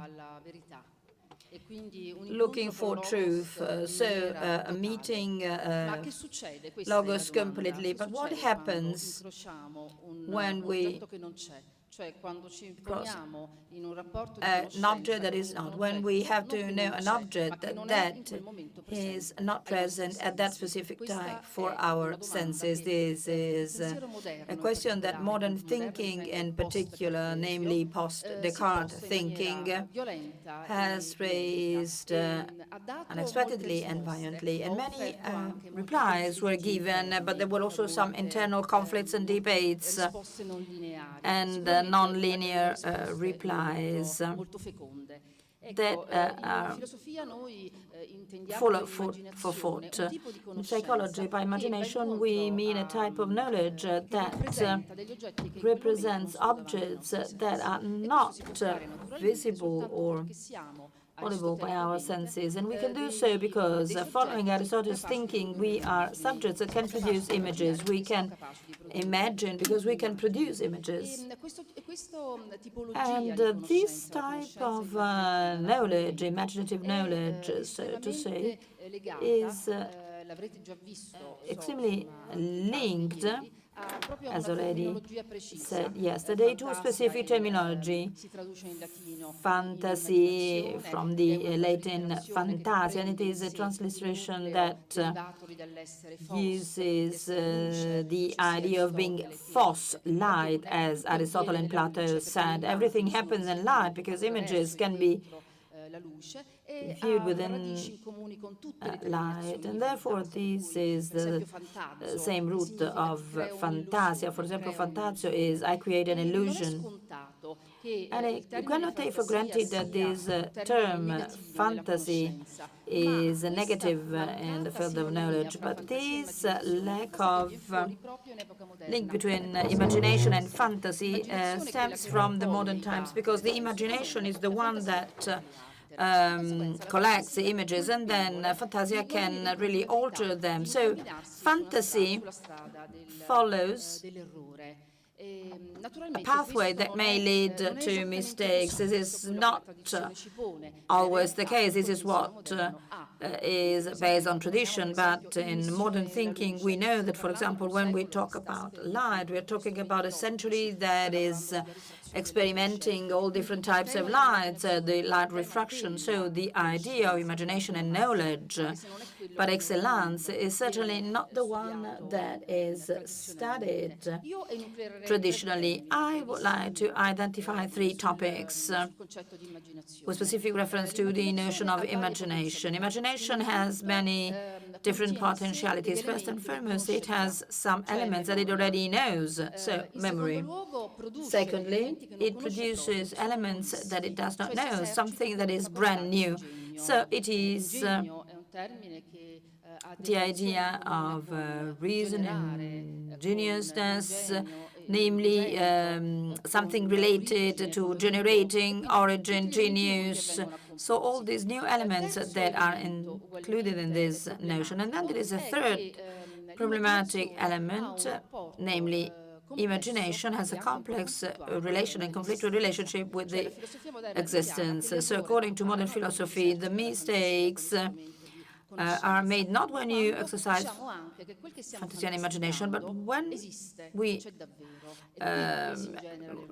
we see that what we are imagining really exists, and this is the pathway that leads to mistake. Let us move to memory. Memory is particularly important from the philosophical viewpoint because philosophy has always discussed the issue of link between imagination and memory. And so there is this idea of memories. When I have memories, I can no longer report perceptions, but only the images of what happened. Let us think to the shiver, for example, of Marcel Proust when tasting the famous biscuit, the Madeleine, evoking, for example, the relationship with the mother, with the childhood. So there are some images that are evoked.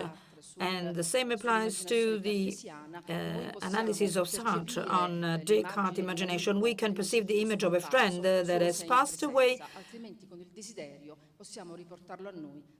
And we can evoke him through the images on the basis of the desire. So there is a change of old elements, because memory can recollect images, and the mind may also create monsters, chimeras. During the Renaissance, we had a lot of this philosophical production. The mind, the reason is linked to Ficinus, Giordano Bruno. So the idea of fantasy as an active force.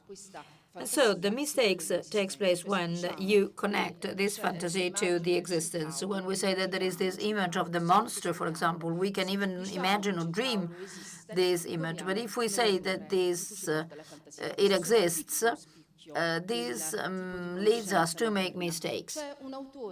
That is a modern thinker, Giambattista Vico. I like him so much.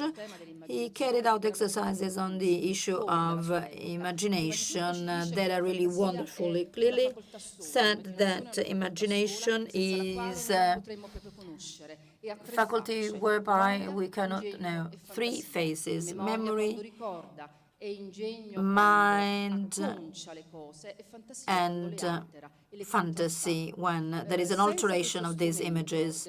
Without this triple view of imagination, man could not know. And in particular, it is the reconstruction of this fabula of the man that was initially a beast, only senses, passion, and body. He had one single instrument of knowledge, that was imagination, that could be exercised through the body. But what happens with the evolution, the pathway of the beast to become man?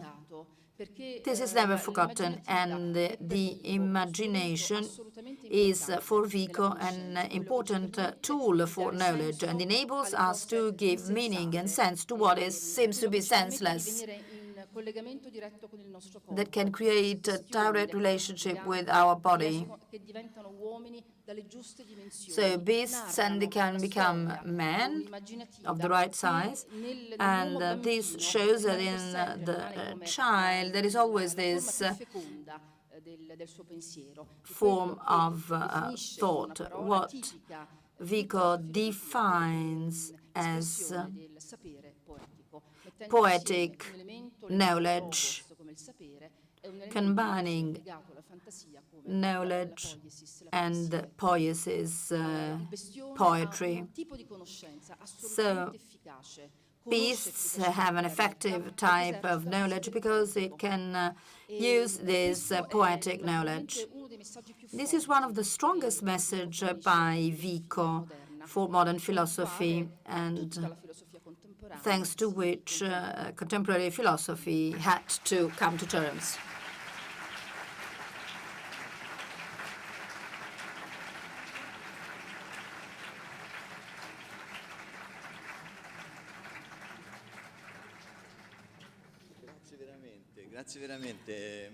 Thanks, Manuela, for your interesting presentation. And before giving the floor to Franco, I'd like to tell you that I didn't know I was originally a beast. But I must recover that dimension. Just joking, I like your Giambattista Vico. Now the floor to a close friend of mine, because Franco D'Agostino, an archaeologist and a professor at the Rome University, I think that 2 weeks ago you were in Mesopotamia, and he conquered me while reading his book, because I could understand the Epic of Gilgamesh, a wonderful character, and he has this great knowledge of the Sumerians. This is not normal because he knows all the populations of Mesopotamia, and he can easily understand the thinking of these peoples. This is really sensational. My job is not so different from yours, but your job is more fascinating than mine. So I'd like to ask you, on the basis of the title of this roundtable discussion, the civilizations that you have studied, and you could recollect all the different traces through excavations, and you can retrace what they thought, what they did. Have they something different from the so-called evolution coming after the Logos, the Greek-Roman world? Was there something different in these civilizations that you have studied? Tell us something about these mysteries and mysterious civilizations.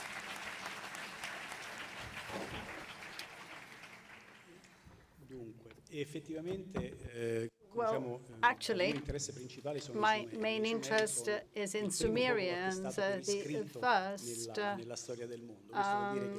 people who are believed to have gone beyond rational thought, so they're very far away from the beasts that Vico talked about. As you told, ironically, Sumerians were different. The Sumerians had a very peculiar characteristic in the history of humanity, so they are straddling between history and prehistory. So they arrived at the end of a very long path, the Neolithic, starting from 12,000 years BC, not only Mesopotamia, but Syria, Anatolia, Iran. So there is a series of populations which participated in this extraordinary phenomenon. So the Neolithic age is the time in which man started to use plants and animals, so they become stationary. So agriculture is born, animal husbandry is born, and the first cities are born in southern Mesopotamia about the 4th millennium before Christ.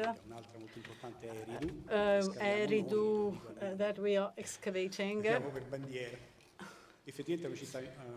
This is a very interesting city because it came just before Uru, so the moment just before the real first city was created. A very interesting aspect is that in becoming the owners of the world, let's say, I would like just to say, that the interesting thing of this period, so that there was no single point that actually led to this development. But I think that there was not the idea of ethnos or boundaries or whatever. And this was very important for the birth of civilization. Probably should go back to this kind of thinking. Probably it's complicated.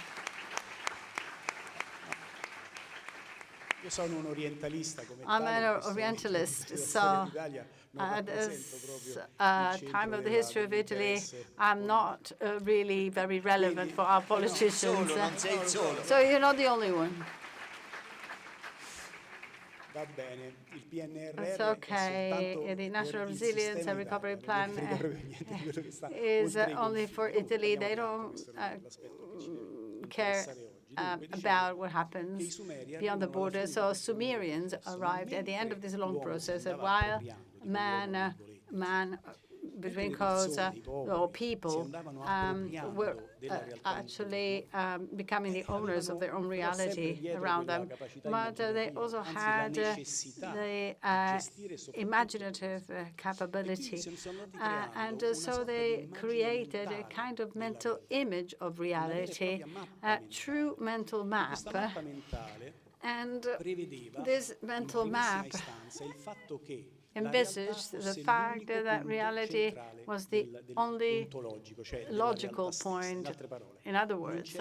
So there was nothing behind reality, but reality was the way of becoming identified of the entities that they called gods, which possessed the world, who were the true owners of man and reality, and who had been created, they were anthropologically imagined to be nurtured and supported. So they had the image of gods and goddesses who were getting married, had children, and they lived at the origin of time. That they had actually divided reality, and each city was attributed to a god. And when you went to a city, you were protected by that god, independently of the color of your skin, your beliefs, your language. The concept of ethnos was born much later, was born with the Greek thought.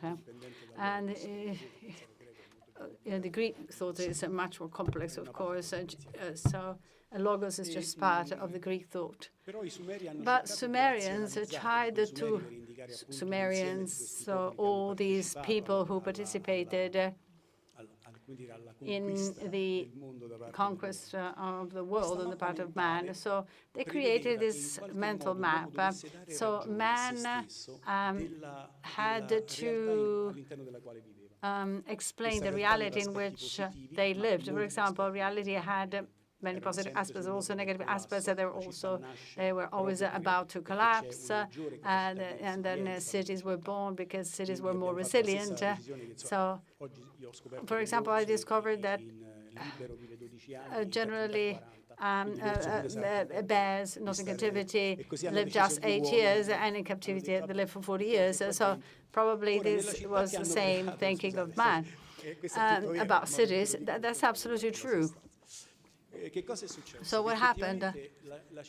So cities became complex realities with walls dividing the cities from the external world, with its first differentiations and the first social inequalities.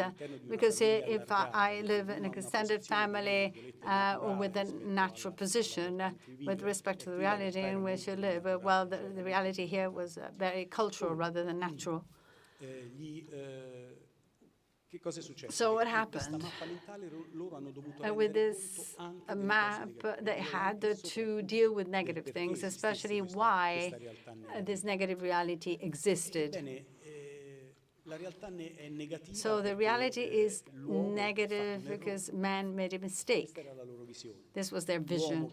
Man, who had been created to work for gods, actually made a mistake to grow too much.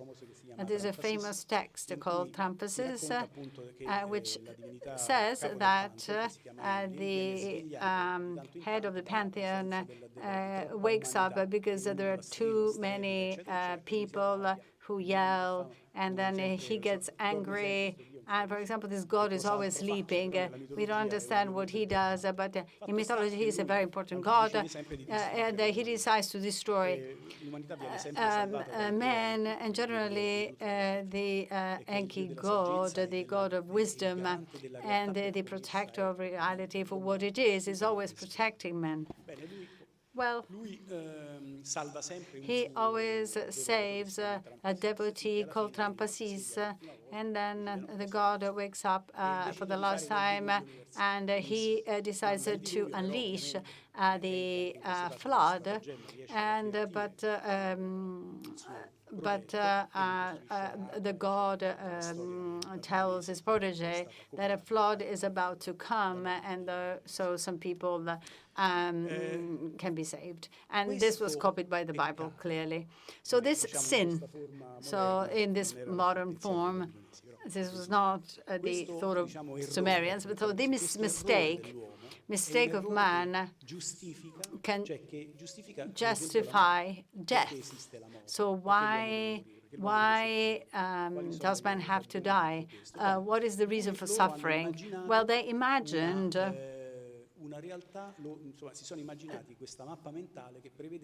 a mental map envisaging that man was to blame because of the ontological reality surrounding them. They had been created by gods, they had the intelligence, because,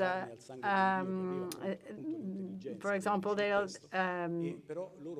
were created out of the blood and flesh of gods, but they had this sin. And so they were multiplying, and so this was actually a real sin. But the concept of mistake was there, so probably.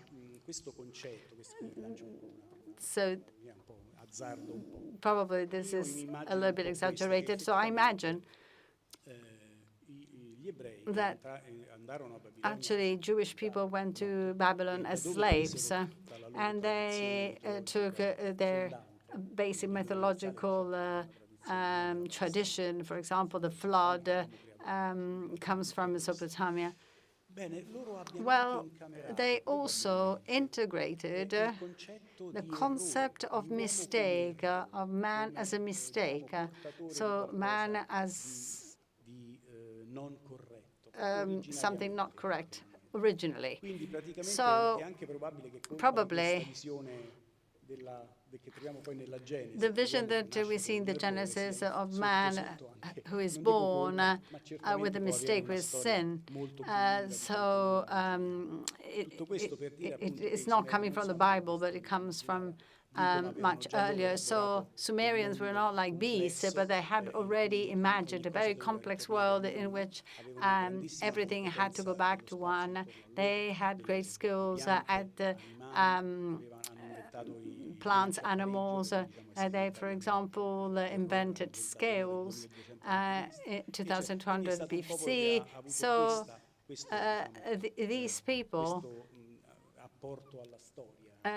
provided a great contribution to history in Mesopotamia.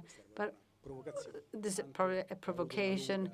And maybe this also had a very long echo in other traditions. Thank you.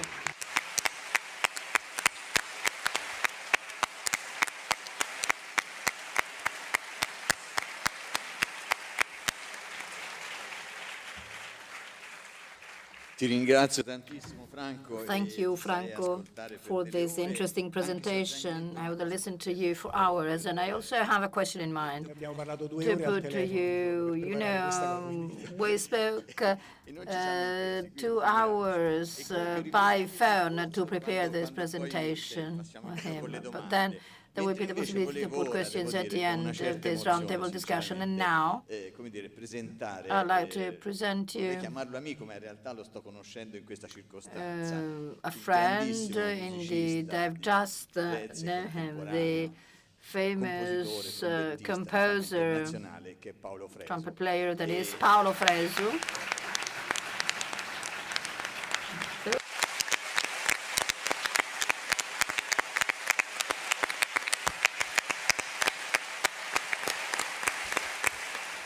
He is well known at international level, and la cui presenza dobbiamo anche e soprattutto all'amicizia di Adam Montellanico, che he is present here because he is a close friend of Adam Montellanico. Ecco, niente, mi vergogno, ma ti dico caro Paolo, come se fossimo degli amici. Dear Paolo, as if we were close friends. How is it possible for an artist to experience and live creativity? I realize that we are entering unknown slippery ground. It is not easy to identify the perimeter of this ground because, you know, this language of conscience is really find it difficult to express itself in this mysterious realm.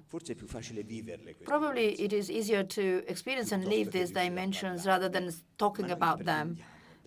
But we would like you to do the impossible. We want a solo performance in which you can tell us something about your creativity and the way in which you experience this creativity. Thanks. First and foremost, it is a great emotion for me to see this room full of people after 2 years of a pandemic, during which everybody, but we artists in particular, felt alone, closed in our ivory towers, and had not the possibility of expressing our creativity. And I'd like to start from here by saying that in the previous contributions, many keywords were used that, in my opinion, are particularly important for art, artists, and for music in particular. And when we talk about music, obviously, we are talking about a specific genre of music that I represent with Ada Montellani, that is jazz, improvised music, where improvisation is always present and therefore poses more specific questions and provides more specific food for thought on the meaning, the sense of creation, what Professor Sani used, memory, mind, and fantasy, the same words that we can share as artists in musical creation or in musical performance. There are two separate phases that are particularly important. Creation at musical level, when we sit in front of piano. I write with piano, although I play trumpet, because obviously piano is a more complex musical instrument, and therefore when you're sitting before the keyboard of a piano, you slowly compose something through notes, through melodies. And in particular for jazz, I think that you should focus in particular on this type of music. Though a spectator after a concert in Orisano asked me, can you tell me whether there are notes in jazz? Because obviously other pieces of music have not this type of notes, and this is just, and it is something very interesting to note. And I could not provide an answer. I cannot say that classical music has notes and jazz has not, but when we improvise before the keyboard of a piano, for example, or on a stage that we missed so much during the pandemic, we compose in real time. So we breath music, we are guided by an irrational process of creation that is based on the experiences we had, the memories that Professor Sanna mentioned, that mind, that reason that belongs to us, and the imagination, the fantasy that is our way to bring music in different places. I believe it is important to say that in jazz there is a form, 32 strokes, where jazz musicians, when playing this music, this may be a very nice Italian song, should improvise on that specific structure. And whenever there is the completion of this form starts again to narrate something new. So we should set again that mental map into motion and recognize that concept of mistakes, that, for example, in the solo by Miles Davis, probably the wrong note was the most beautiful one. So what does it happen? What happens when you are in line, in tune with your experiences? Because obviously you have these solo artists, when you compose music in front of a piano because you feel the need of composing music, or when people ask me to compose music, for example, for a movie or for a theatrical performance. For example,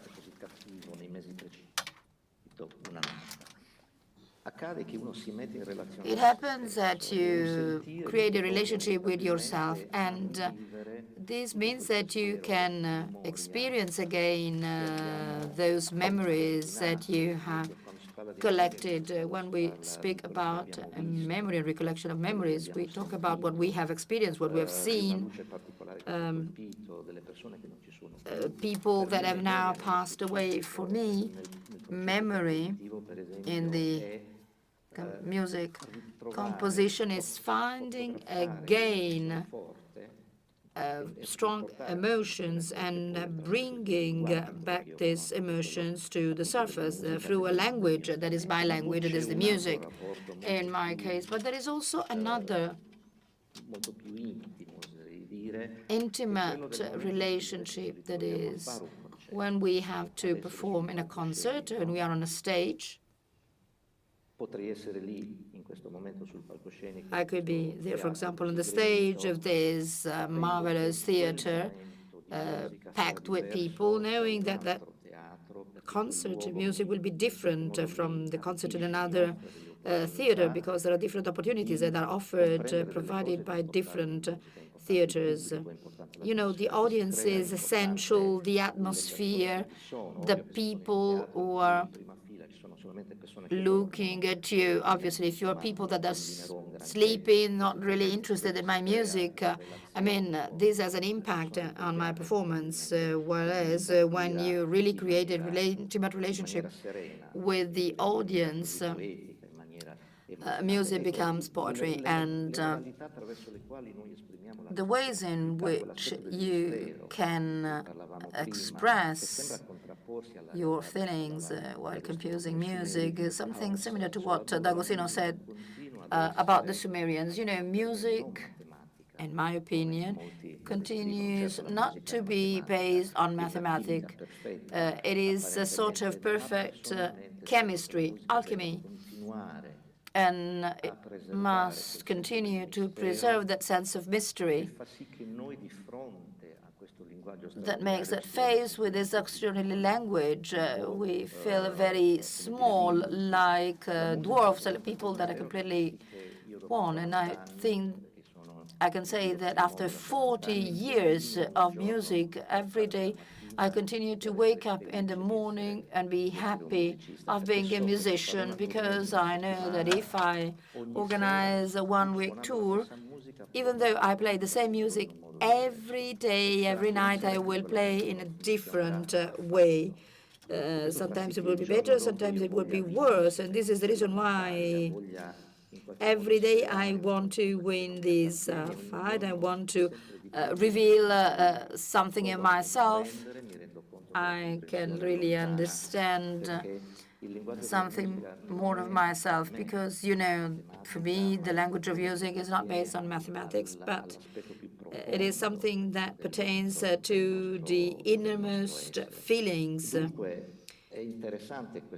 So it is interesting to answer to this question, because probably we do not think too much on the composition, on the creative process of music that fuels traditional music composition. When we are in front of a musical instrument, piano, for example, and we write notes, but especially at the time when we, jazz players, compose these notes in real time through a process that in traditional music composition creates a sort of dialogue. When we are on a stage with other musicians, there is a sort of sharing, a cosmic sharing, so that that music can become sharing, play, game, trust.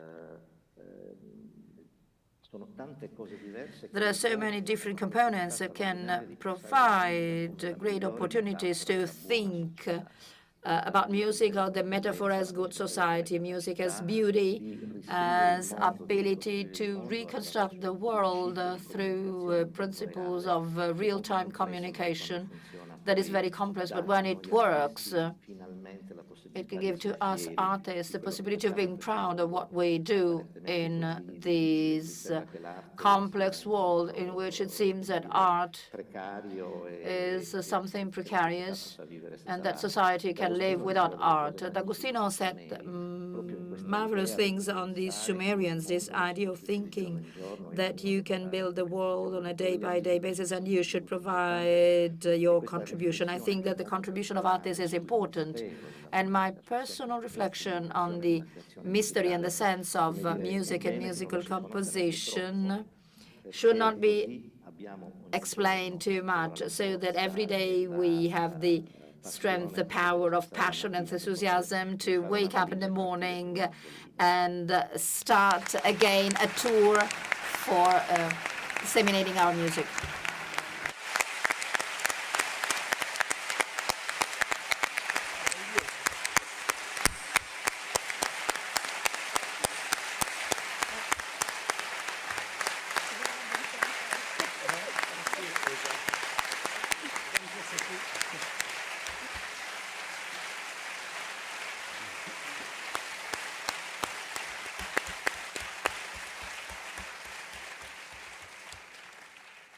No, Paola, sei affascinante. Paolo, you're fascinating. Gli applausi I must say that you heard your round of applause. It is as if you were playing. Ed è incredibile. It's incredible. It's incredible.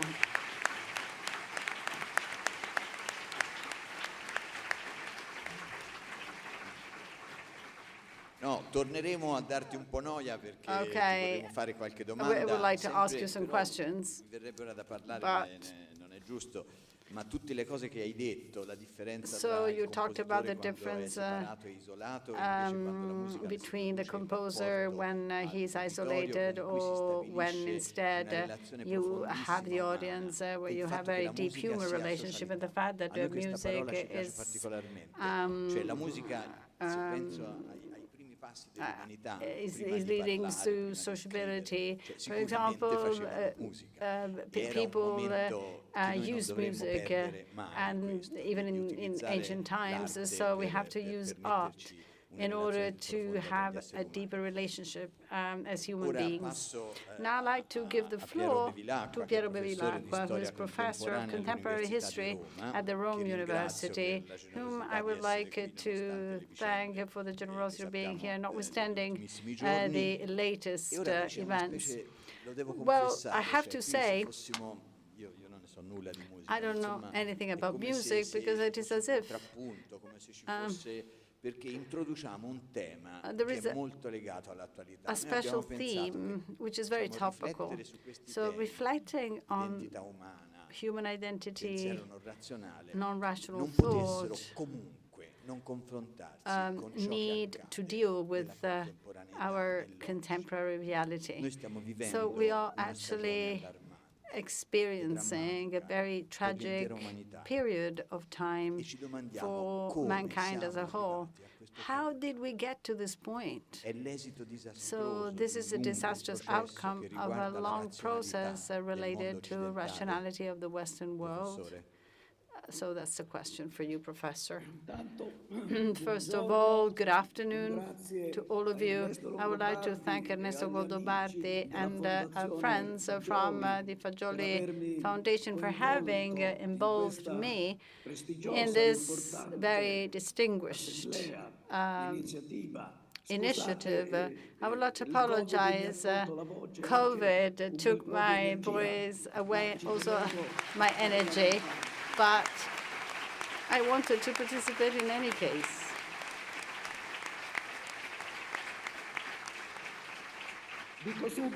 I immediately say that for a historian, a social scientist, death instinct is not an individual aspect as a drive towards self-destruction, but as a collective dimension. So mankind as a whole seems to be inclined to apocalypse, towards apocalypse. It is as if the unconscious production of individuals became merged into a kind of nebulous cloud leading us to disaster. So the question is, how did we get to this? So there is no doubt that so this historically determined condition is the result of a very long process of the rationality of the Western world. Well, Sumerians were not in this condition.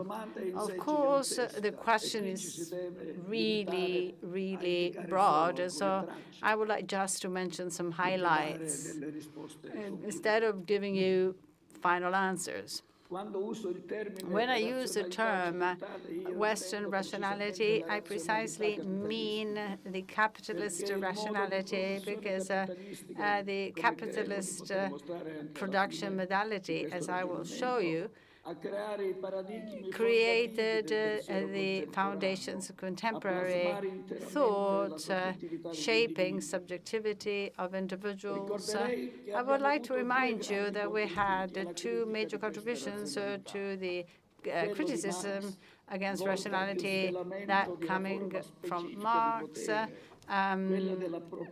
who talked about power and the private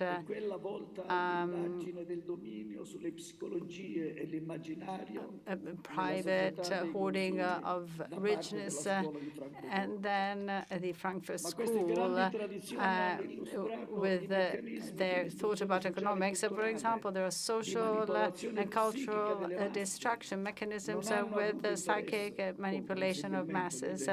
So probably they were not interested in the self-destructive phenomena as mass social phenomena. A great thinker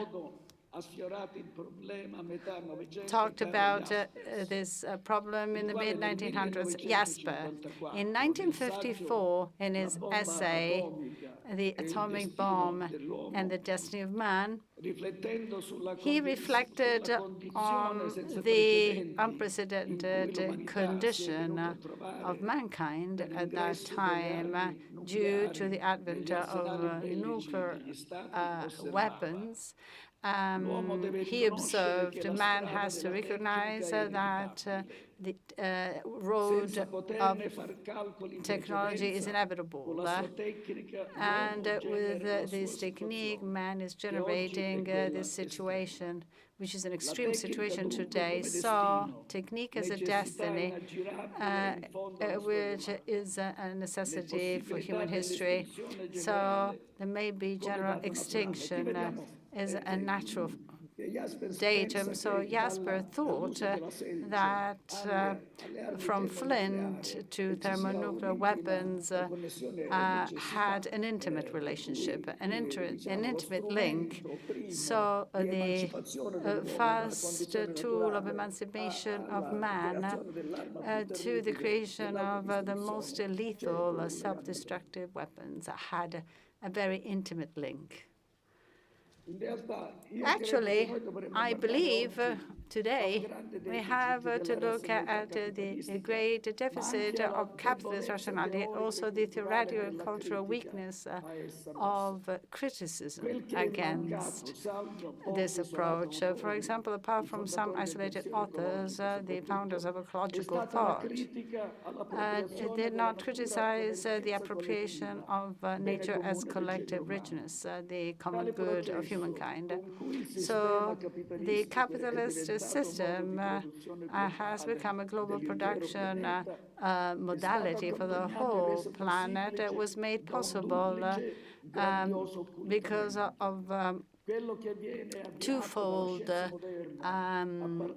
way of hiding, started from Descartes and the one through contemporary economic thought. So Mollet talked about this paradigm at the basis of modern scientific thought. According to Morel, This is given by the principle of isolation and separation in the relationship between the object and its environment. So nature is dismembered into fragments and specialistically studied outside of its general context and its totality. As you know, this fragmented separation gives rise to contemporary disciplines which are compartmentalized. There is no science of nature, but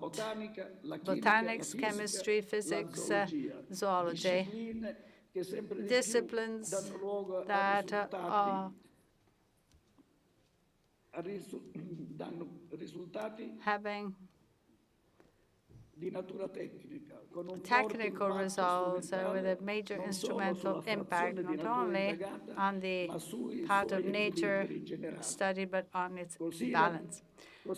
So the knowledge produced by the different disciplines goes on, but it is blind with respect to wholeness, and they are not able to understand the generalized damage against nature. Chemists who created hydrofluorocarbons realized that they were tearing the ozone layer. But they realized it too late. As to the economic thought, the nature has been cancelled by the media and by dominant classes. This is the result of a long historical progress or progressive hiding of the natural basis underlying each economy. In this case, too, there are different schools of thought from Adam Smith to Milton Friedman considered natural resources as basic resources for consumption. And so richness is produced by capital and labor together with other production factors. In best possible case, nature is calculated as a raw material, the inert residue of the production machine. And as said by Similar, the German economist who retraced the long history of this progressive damage in his book. So whatever we consume is produced by nature. Whatever we produce consumes nature. So the great masses are blind vis-a-vis this damage. This is due to the combination of these two major historical trends, only recently revealed by climate change and the warming of the planet, showing that the Earth cannot be dismembered or separated. In this short communication,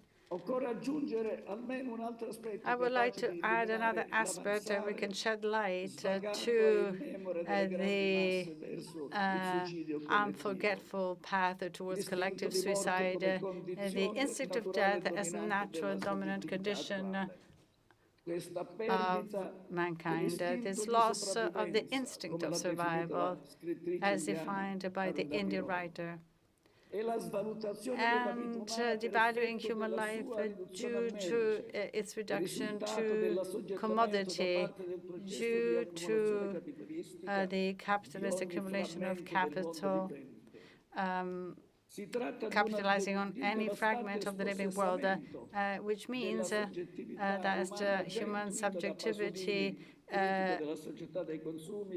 conceived by Pasolini is dismembered.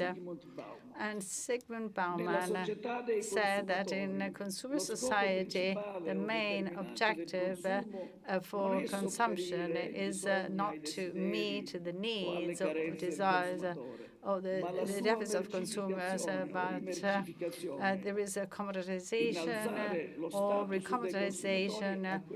So consumers become really commodities. So people lose their own traits as original, unique human beings. So they become interchangeable parts driven in the generalized obsolescence of goods. So there's a new condition can explain the indifference of great masses vis-à-vis environmental collapse and the very danger of nuclear war, as we've seen. So, for example, so only a few people were actually signaling an alarm, as said by a French and Romanian author. If individuals as such become resigned to being nothing, why they should not accept the end of the historical process, the end of the species. But they go on as if nothing has happened, but no one has many projects as a terminally ill patient. Sorry if I conclude with these terrible words, but actually, the activism of our government representatives vis-à-vis climate change is very similar to terminally ill patients who can have projects without considering what is really happening. Thank you.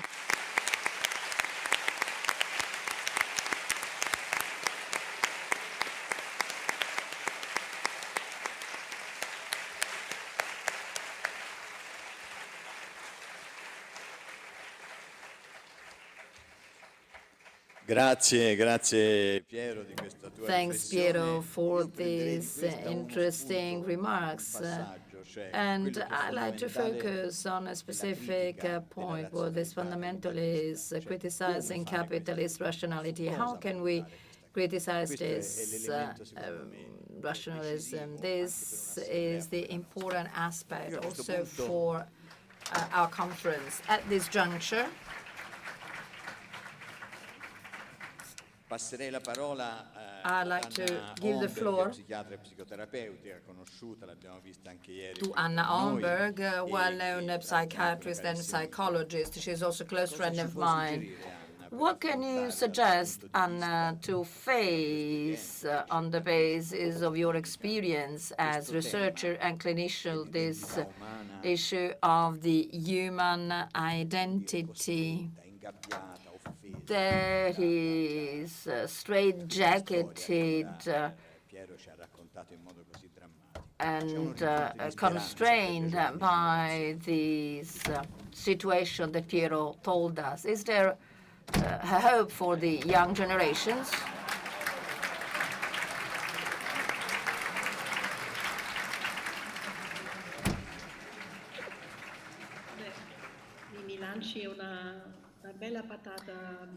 You know, that's a real good question, not easy to answer. Can you hear me? Okay. So, this is a very hard question.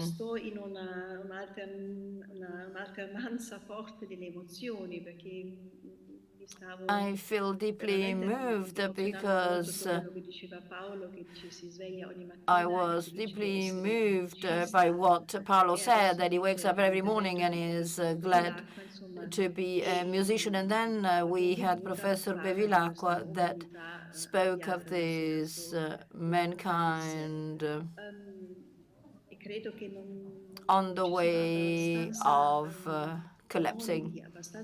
And I think that there are not so many warnings stating that the issue of the destruction of nature must be tackled and that there is a blind attitude in this respect dating back to past social, political reasons.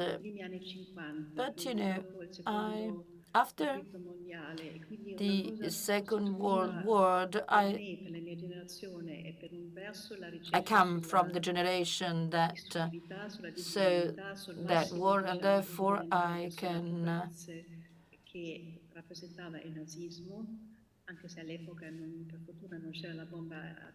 condemn what Nazism did to our world. So there was a great danger, and I had clear in mind the situation in 1940 when it seemed that the death instinct, so to say, could prevail.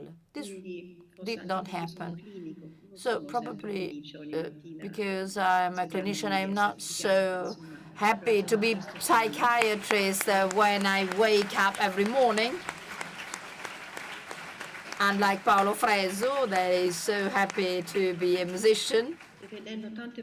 And looking so many people having problems that are really destroyed. Sometimes the negative aspects gain the upper hand, but I know that mankind has a surprising ability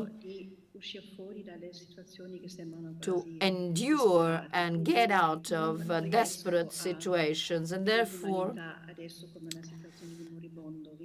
I cannot see humanity as a terminal patient, but I prefer to focus on the ability to stand fast. I believe that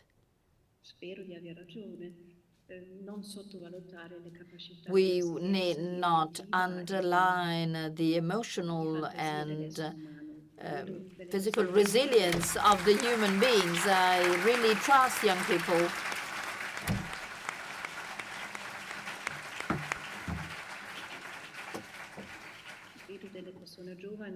I see skillful and tenacious young people, and I can also see, and I think that this is an important aspect, a great empowerment for women.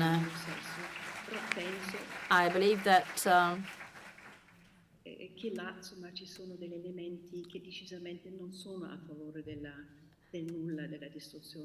there are some factors that tend us to avoid the possibility of annihilation, of destruction. Probably this is just a pathetic attempt to answer your question, because I do not want to be seen as a person that tackles these problems in a light way,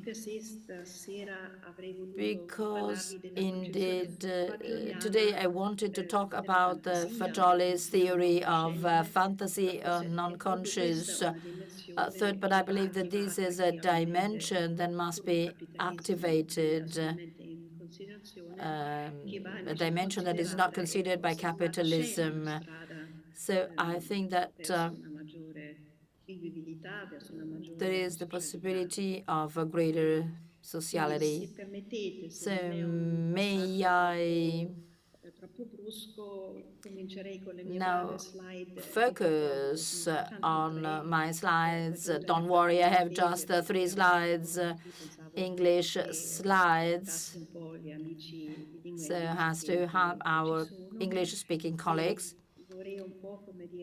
to better understand my thoughts. So I'd like to revert to this topic,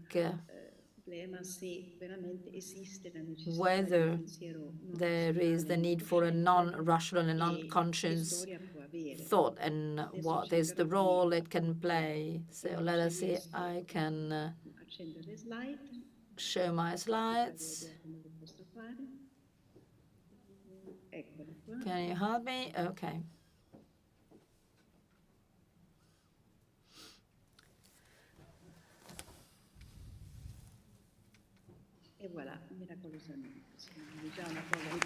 Well, this is my first slide on the birth theory. What a miracle that technology is. I do not want to dwell on the things that have already been said over these 2 days of conference, the original self that is characterized by a sense of existence and core sociality. I like to focus on a specific aspect that is developed in the book we are celebrating, that is the ability of thinking by newborns. This is something particular because this coincides with the capability to create inner images as a memory of what they have experienced with all their senses. According to Fagioli, every human being initially thinks by images as a memory of what we have experienced with all their senses.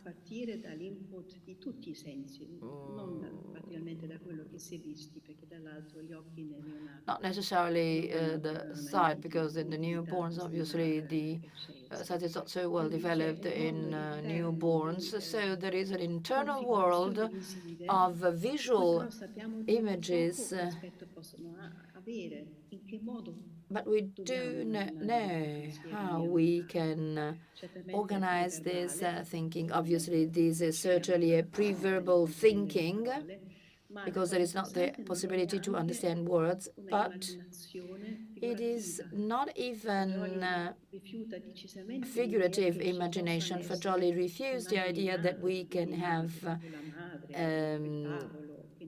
inborn images such as the mother, for example. They should be prefigurative images that is really hard to imagine. Probably there may be some nuances of color, paces, sounds that are linked to an image, and then at a certain point of time they can become figures belonging to the external world. Small children can start seeing these images. So it is a thinking that is really hard for us to conceive. And it is quite fascinating to say so. And Fagioli devoted much attention on this, because the only visual artists that can provide information in this respect belong to the period of the first half of the 20th century. Fagioli maintain that the search by Van Gogh, Picasso, Cézanne, and abstract expressionists until Rothko are studies and research in which you look for a figure and you destructure this image through lines, colors, and paces. And I believe that this type of artistic language can say something about this type of pre-verbal thinking, paving the way for what Vico defined as fantasy or beasts, as the colleague said.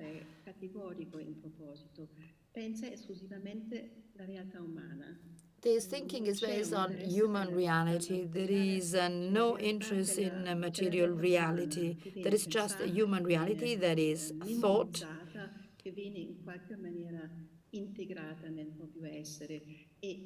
memorized, and also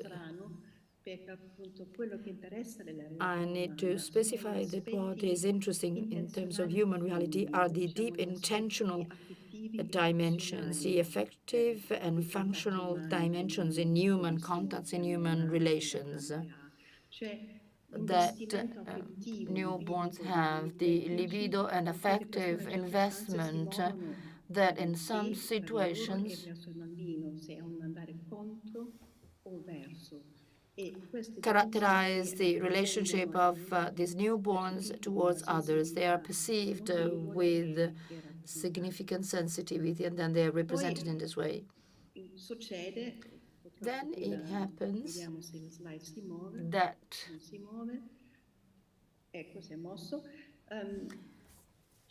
there is the acquisition of verbal thinking during the second year of life.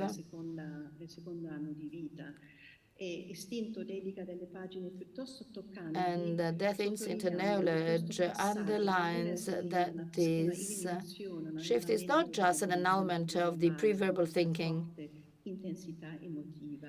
but it results from the transformation of images into verbal symbols.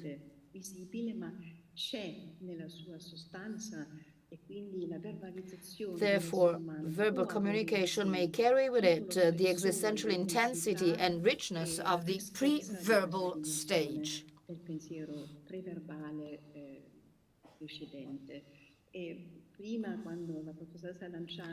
Previously, when Professor Lanciano told us about her children, I thought that this was a clear example of the coexistence between the pre-verbal and verbal in the thinking of infants. And Professor told me that once he saw a mother with a 5-year child, and the child said, "But do you believe that trees have shade also at night?"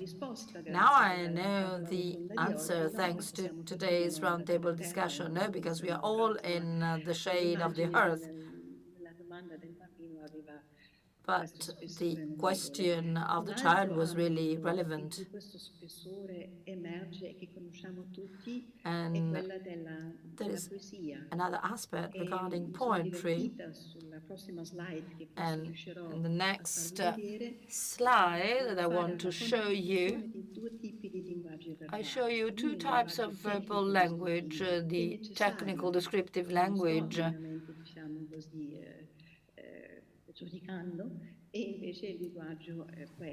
and the poetic language, and I have chosen two texts talking about the nightingales. Here there is descriptions on the sound of these animals during the summer. And then you have also this Japanese poetry by Mautsu Basho, talking about these animals. These are two completely different languages, and I would say that there is a sound that evokes something that is really hard to evoke, and this is the case of the poem. And you know, translation is always the acid test for making a difference between a technical text that is always easy to translate, while the greatest glory or failure of a translator is when they have to translate literary or poetic texts. And this is a clear, excellent example by this translator of this poem. Going back to the two types of thinking proposed by Fagioli, I can say that after early childhood, the human beings dispose of two types of thinking: a conscious verbal thinking,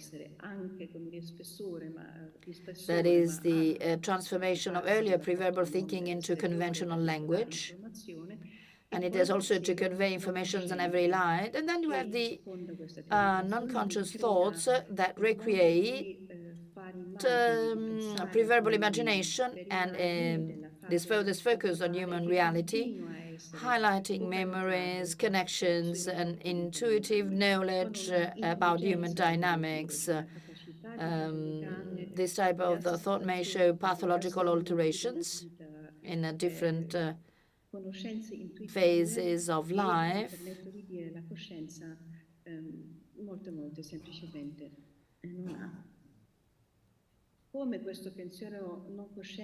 How can this non-conscious thought emerge in our life? You know, there are different forms, and probably the most well-known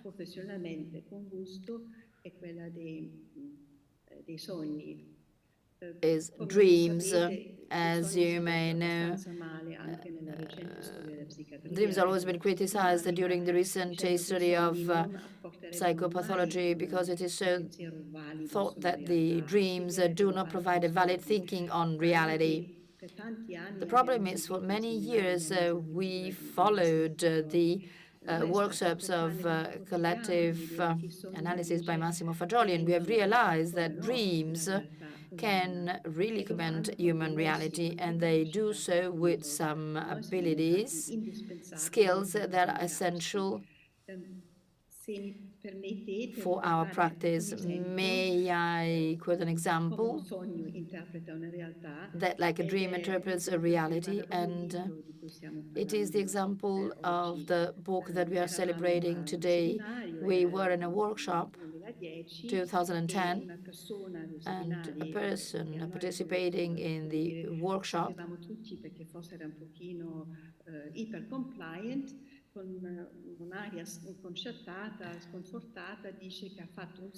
said that he had a dream that a brick was falling on her head, and we started laughing because we had understood without an interpretation by Fagioli, because we were all aware that a few days ago there was a new edition of Death Incident Knowledge, and the cover was red, like the red of a brick, and therefore he dreamt that the book had fallen on her head. She dreamt this. And she had a terrible headache. So it was easy to understand this. I would only like to conclude by saying that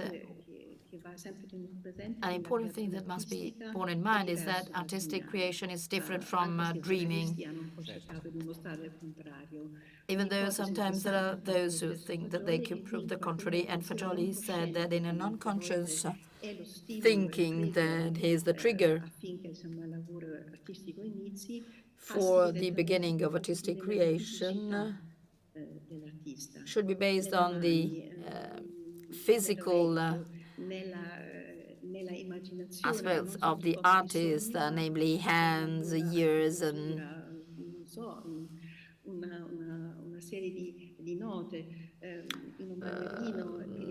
sound. For example, in the case of the dancer, it is the movement of the body. So there should be a direct relationship between non-conscious thinking, behavior, and physical activity. And it is an open research. Thank you.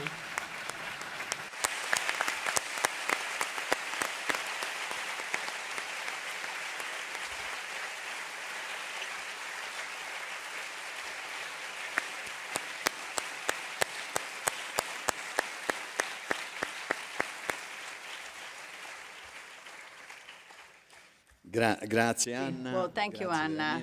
I would like really to thank you. Unfortunately, I am forced to invent a solution to the fact that it's very late.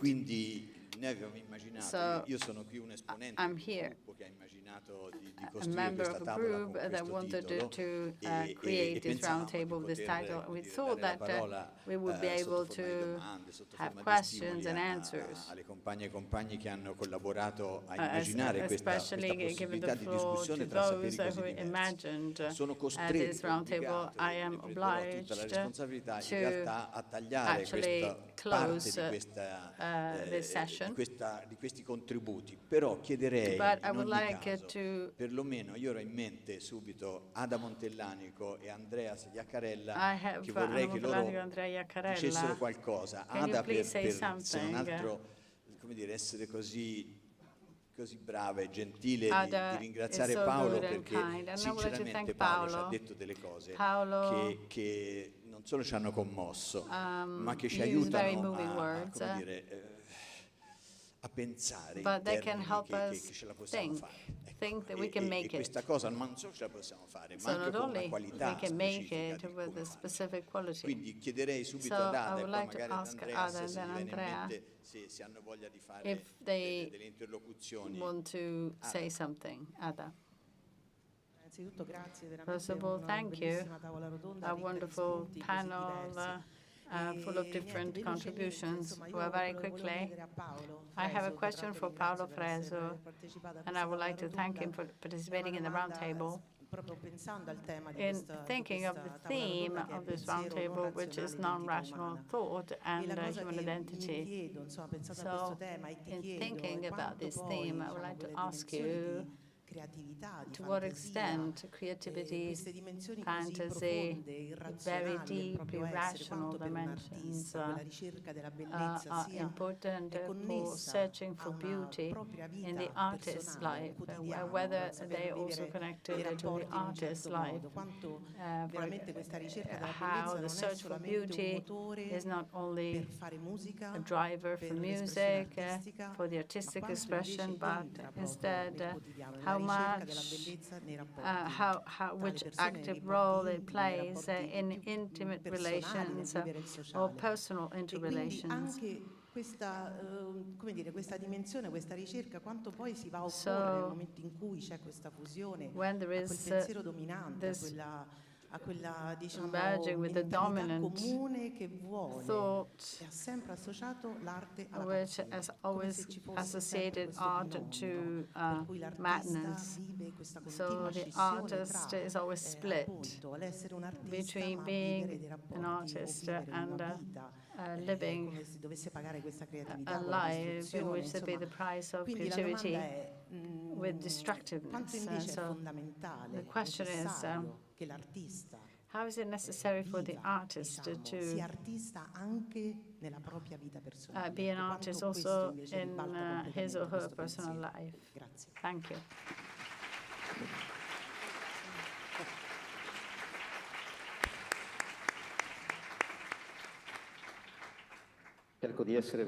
I'll try to be very brief. We don't have too much time. So I believe that each one of us has a modality to create something. The beauty of an orchestra comes from 40 violins and other types of instruments. So we have 8 kinds of vast instruments, and they create a difference in the sound of Berliner Orchestra and others, because there are 8 different people playing, and each person brings in his or her experience. And so there is a single solo of a bass in line with other instruments, but there are 8 players playing. It means that we have different personalities of music. It comes from the sum of different players. So this is the best possible way of living and of communicating with others. This is the best possible condition. There is an aspect related to creativity which is very relevant. I wrote a passage when my child went to nursery school. He was 2. I was very proud of taking him to school, but I took him to a concert. When I went to school, I asked the teacher, and asked her, well, what about children? And she said, disaster.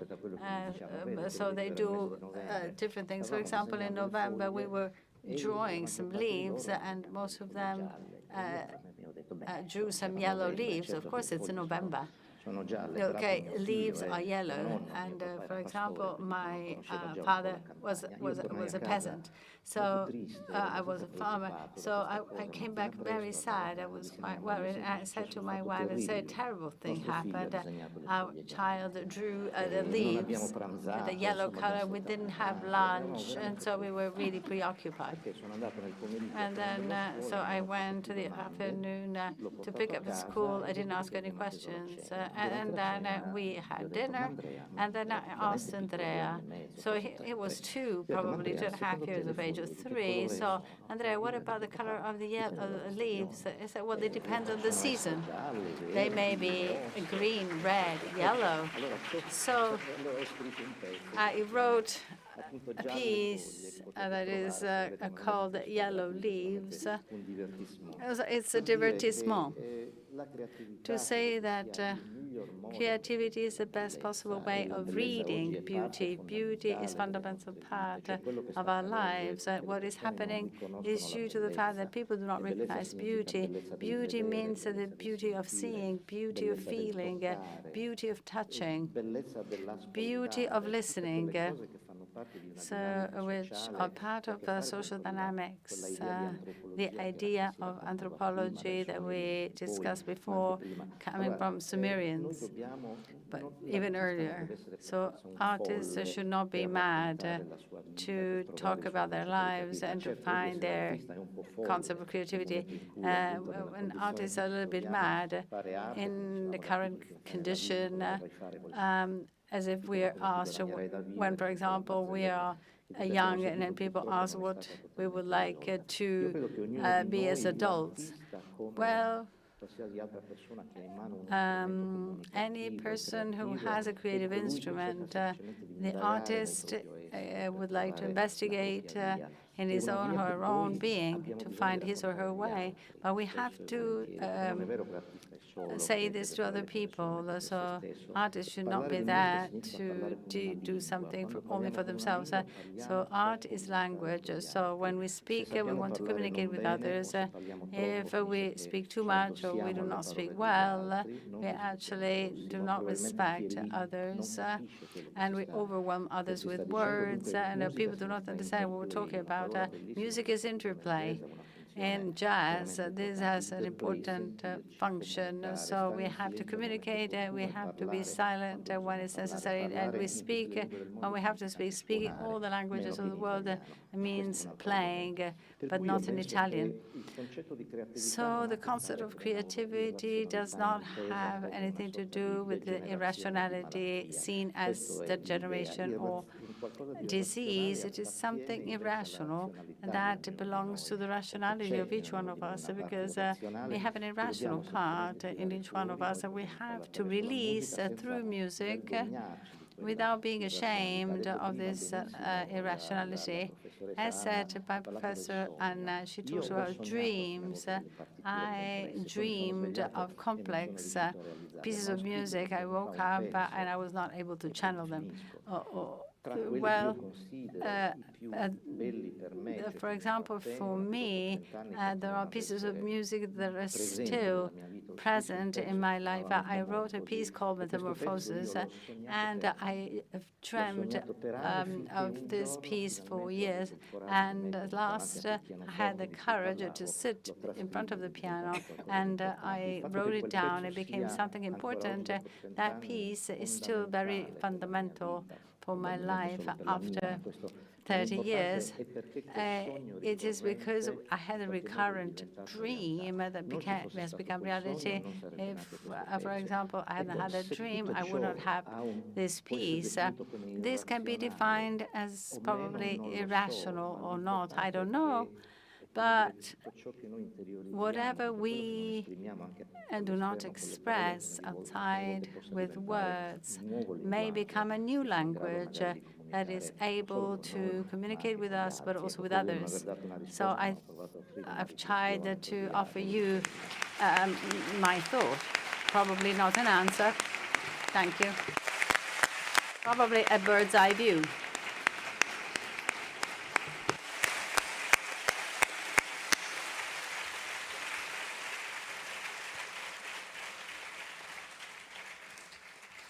Grazie veramente, Paolo. Well, really, thank you, Paolo. Your words are very, very profound, true. And you really touched our soul. Now, I would like to ask Andrea if he wants to say something on some themes that we talked about here. Well, yes. I was very impressed with the fascinating theme of poetic knowledge, according to Giambattista Vico. So I have a historical background, not philosophical background. I was thinking of the concept of history of Herodotus, something in between history and mythology. So history has still images. In fact, historians from Cambridge University say that Rotajo's interpretative capability was due to the relationship he had with poetry, which is fascinating. Well, this has come back in the modern time, as said by Manuela Sanna. It is like a thread going through history. So, out of curiosity, I would like to ask you how, in the contemporary philosophical thought, we deal with this issue. So, how do we think about it? I was impressed with something Manuela said in the preparatory meeting. So she sees that young scholars and researchers seem to have an interest in Vico. So they ask questions about imagination, so something that is really becoming very topical, and we should find a way to think about it. Thank you.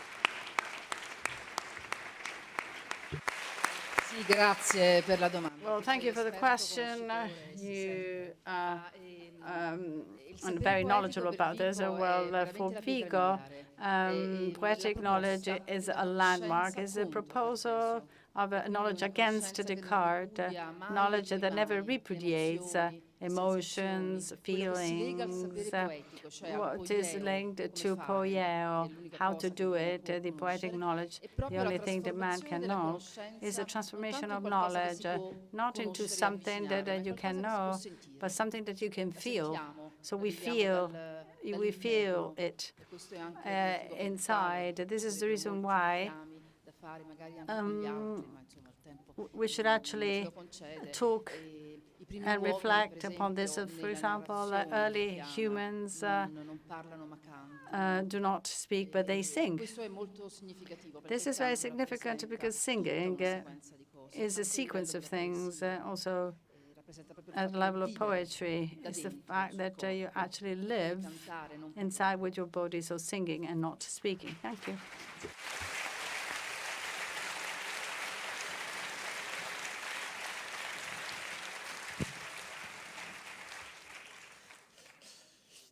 Io in realtà avrei una voglia pazzesca di parlare con Franco D'Agostino dei Sumeri. Indeed, I would like to talk about Sumerians with Franco D'Agostino, but you know, I'm a responsible person, I'm a wise person, and therefore I know that time is pressing. But I wonder whether Francesca Zappacosta would like to say something. Intervento del professore di storia contemporanea.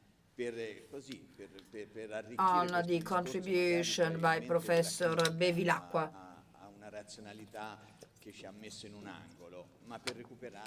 To recover some hope. Good afternoon, Professor. Thanks for your contribution. Strong presentation. And I have a question for you on topical issues, because you are particularly sensitive to the environmental issues and what we are experiencing in terms of climate crisis. So I was struck by this discourse on death instinct. And I like to recall what was said by Dr. Homberg. You cannot underestimate the creative ability of the non-conscious of the human being, and the theory by Massimo Fagioli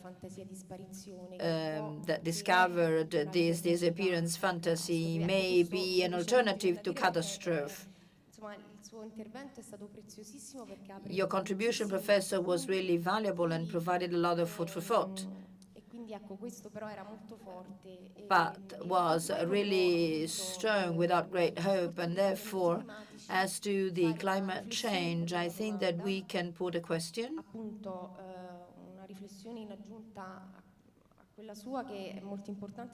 In addition to what you said on the theoretical weakness of the criticism against capitalist rationality, and you made a link between man and nature. You know, climate change are a severe crisis that we are living, but they can be faced only if you are all united, otherwise there is no solution. And for all countries to be united, we need to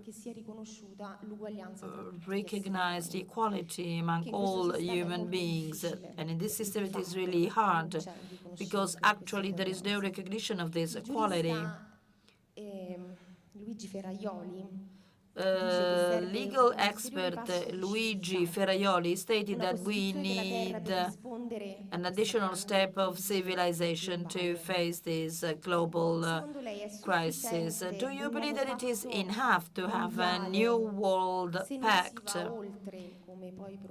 if you do not go well beyond this, if you do not go well beyond the ops concept and the LOX model, whereby freedoms are only individual freedoms?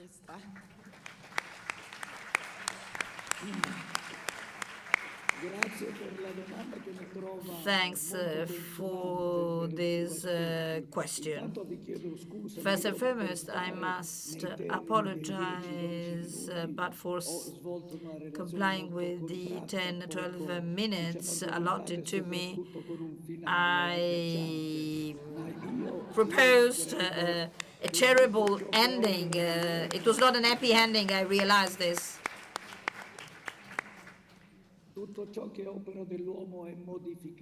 But, you know, everything can be changed by man, and therefore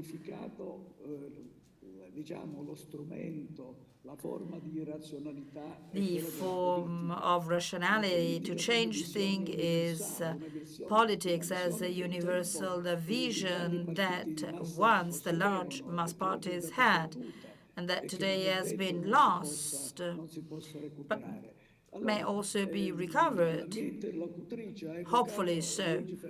So you mentioned Luigi Ferraioli.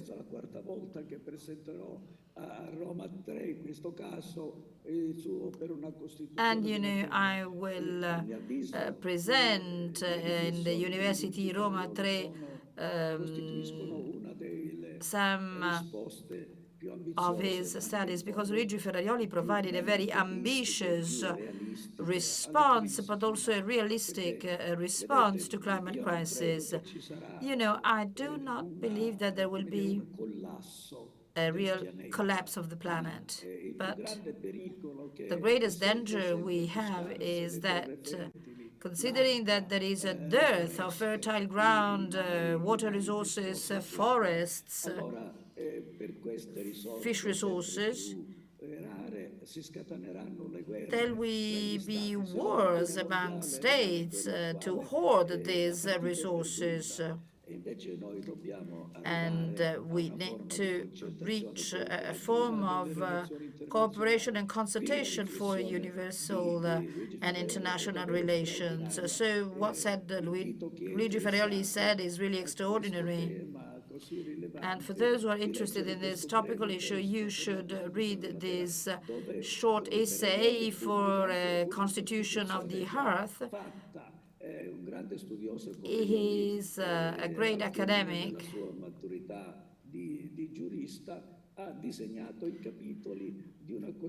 and he designed the chapters of a constitution that could be promoted by the United Nations for a setup of our planet that can rescue and save us, and to provide a glimmer of hope to the future generations, because, you know, the lack of hope is due to the fact that we cannot see a way out. And therefore, my colleague stated that on the basis of international consultation only we can find a solution, a way out. Sorry again for my coarse voice. Grazie. Nulla, abbiamo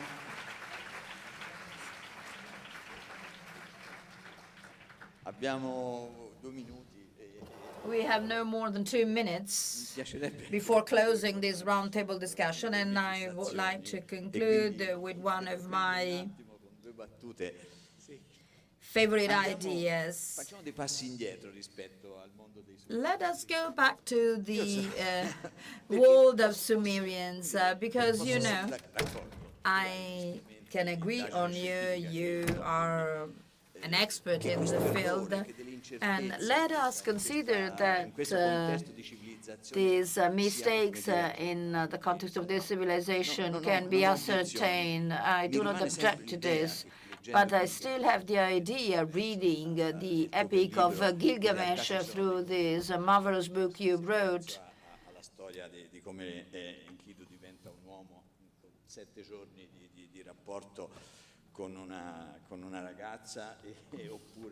for example, if I remember the said that he can become a human being thanks to this 7-day relationship of the most beautiful woman of Ur. But, you know, in that meeting with Massimo Gioli at the Palazzo delle Esposizioni, this idea of the conscious and non-conscious, there are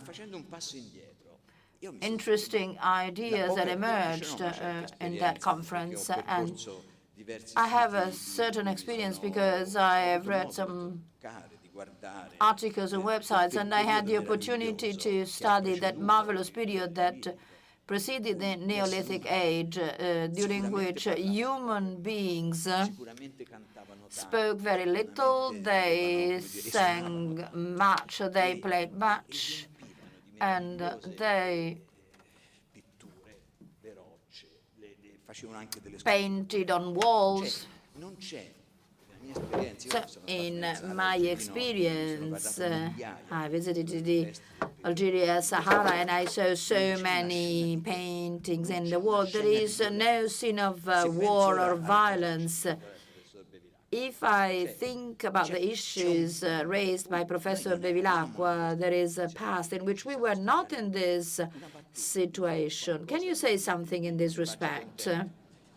Just to close with a happy tone this roundtable discussion. You are certainly right, and indeed,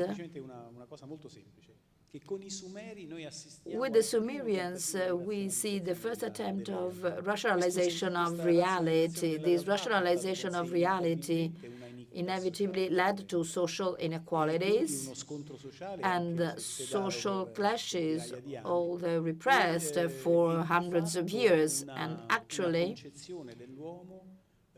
we have a conception of man in which we had to justify social differences that was imposed by society itself. This was exactly what I wanted to say. I do not want to pass a judgment on Sumerians being good or bad. They were always on the verge of collapse. And I would also like to say that as a philologist, I wake up every morning and I'm happy of my job, as Paolo Fresu.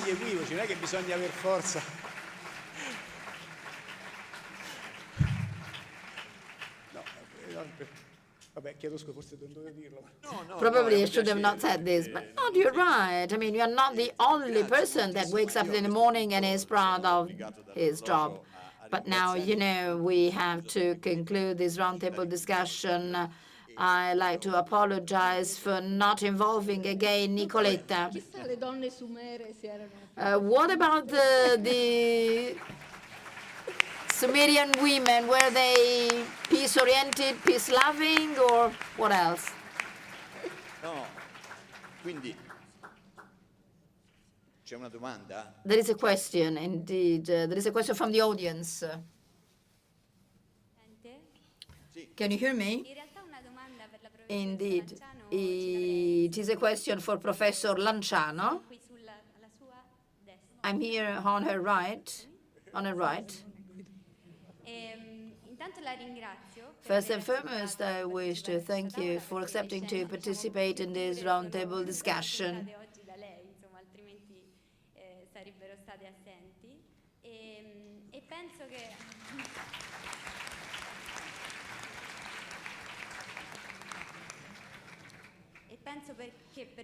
And I think that although there is a great misunderstanding in considering science and mathematics as the most rational tool existing in the world, because it has led a lot of progress in the field of technology, you also showed that this is based on images, and it is fueled by images and has a basic aim of making visible what is not visible. And so in this search for giving an idea of what is not visible, I wonder why, during the course of the study of mathematics, some invisible elements were problematic. For example, you spoke about the straight line that contains 0 and also the rest of the numbers, and I could read that the 0, the first conceptualization of 0 has a number dates back to the Sumerians. There were these two wedges with nothing in between to show an absence. And then there was a point that indicated 0 by an Indian mathematician, and then this will arrive in Europe only in 1200 with the Fibonacci. So there is this idea of making this number 0 visible that has both an idea of origin and disappearance. So this was my comment as well as a question for you.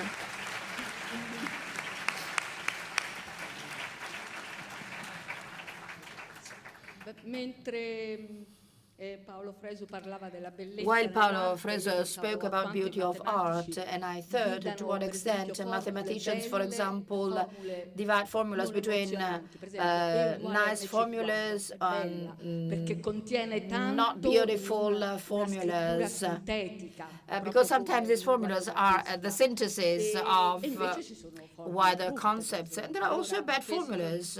So what you said, namely some signs, some numbers, for example, the sign of infinite is very powerful, referring to many symbolic aspects.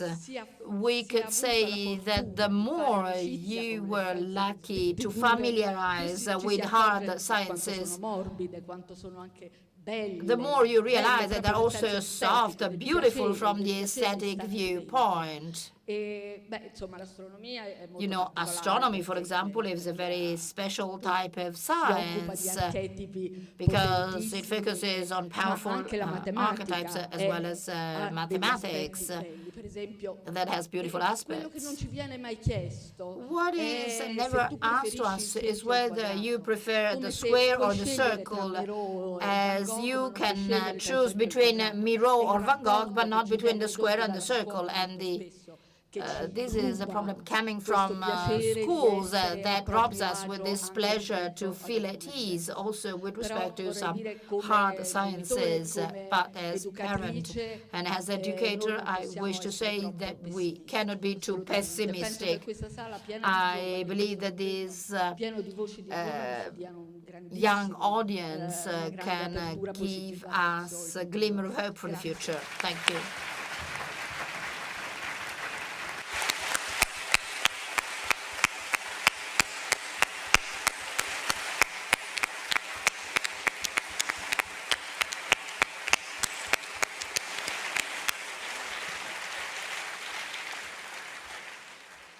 Io ringrazio veramente I nostri I would really ospiti like to thank our guests for the very rich and profound comments. Chiudiamo We sicuramente close questa tavola this session. rotonda.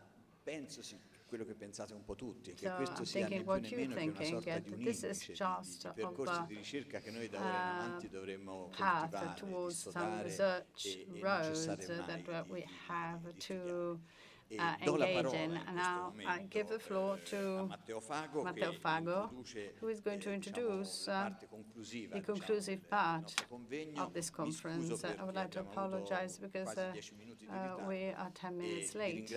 And I would like to thank you again for your kind attention and for your passion.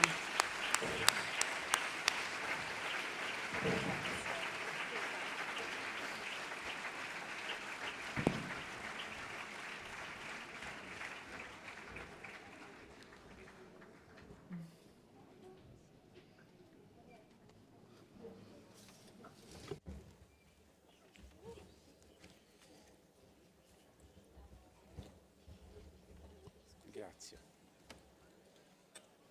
Questo è nuovo? Grazie. Allora iniziamo subito. Io chiamo Let's start. I would like to call upon Andrea Masini, Paolo Fiorinastro, and Lorenzo Vivarelli here on the podium per iniziare questa to start penultima sessione. This penultimate session.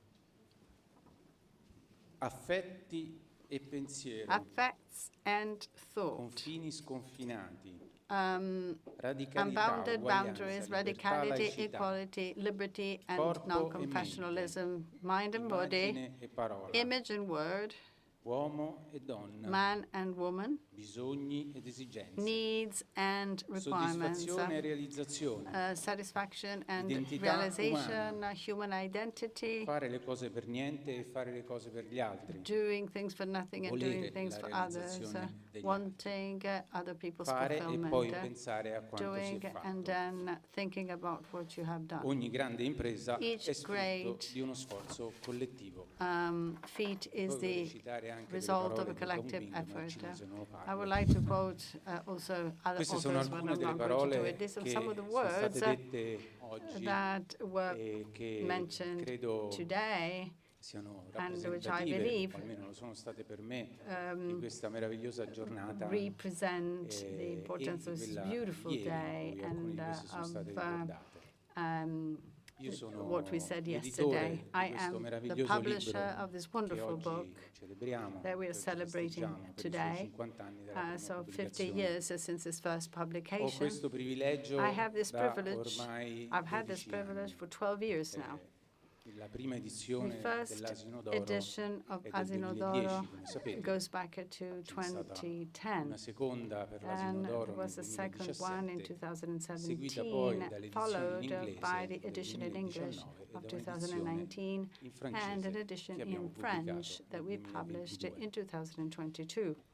Oggi qui con me in So questa today with me sessione in this sono session, Andrea Masini, I have Andrea direttore della Masini, rivista who Il is Sogno della director Farfalla, of Paolo the magazine Il Sogno della che è Farfalla. il coordinatore della Paolo scuola di Fiorinastro is the psicoterapia Plus coordinator e Psiche, of e the Lorenzo Vivarelli, presidente Dynamic Psychotherapy dell'Associazione School, Amore Biopsyche, and then Lorenzo Vivarelli, Loro adesso who is the vi director racconteranno of a delle cultural storie di queste space tre called Amore Psyche, realtà and they will che talk nel about corso di tutti these questi anni, realities. questi lunghi anni, hanno portato avanti una storia delle idee And e what they have queste idee done della teoria in della nascita di cui oggi da bringing ieri abbiamo forward discusso, the ideas of the birth e le hanno theory. portate avanti da And tanti anni.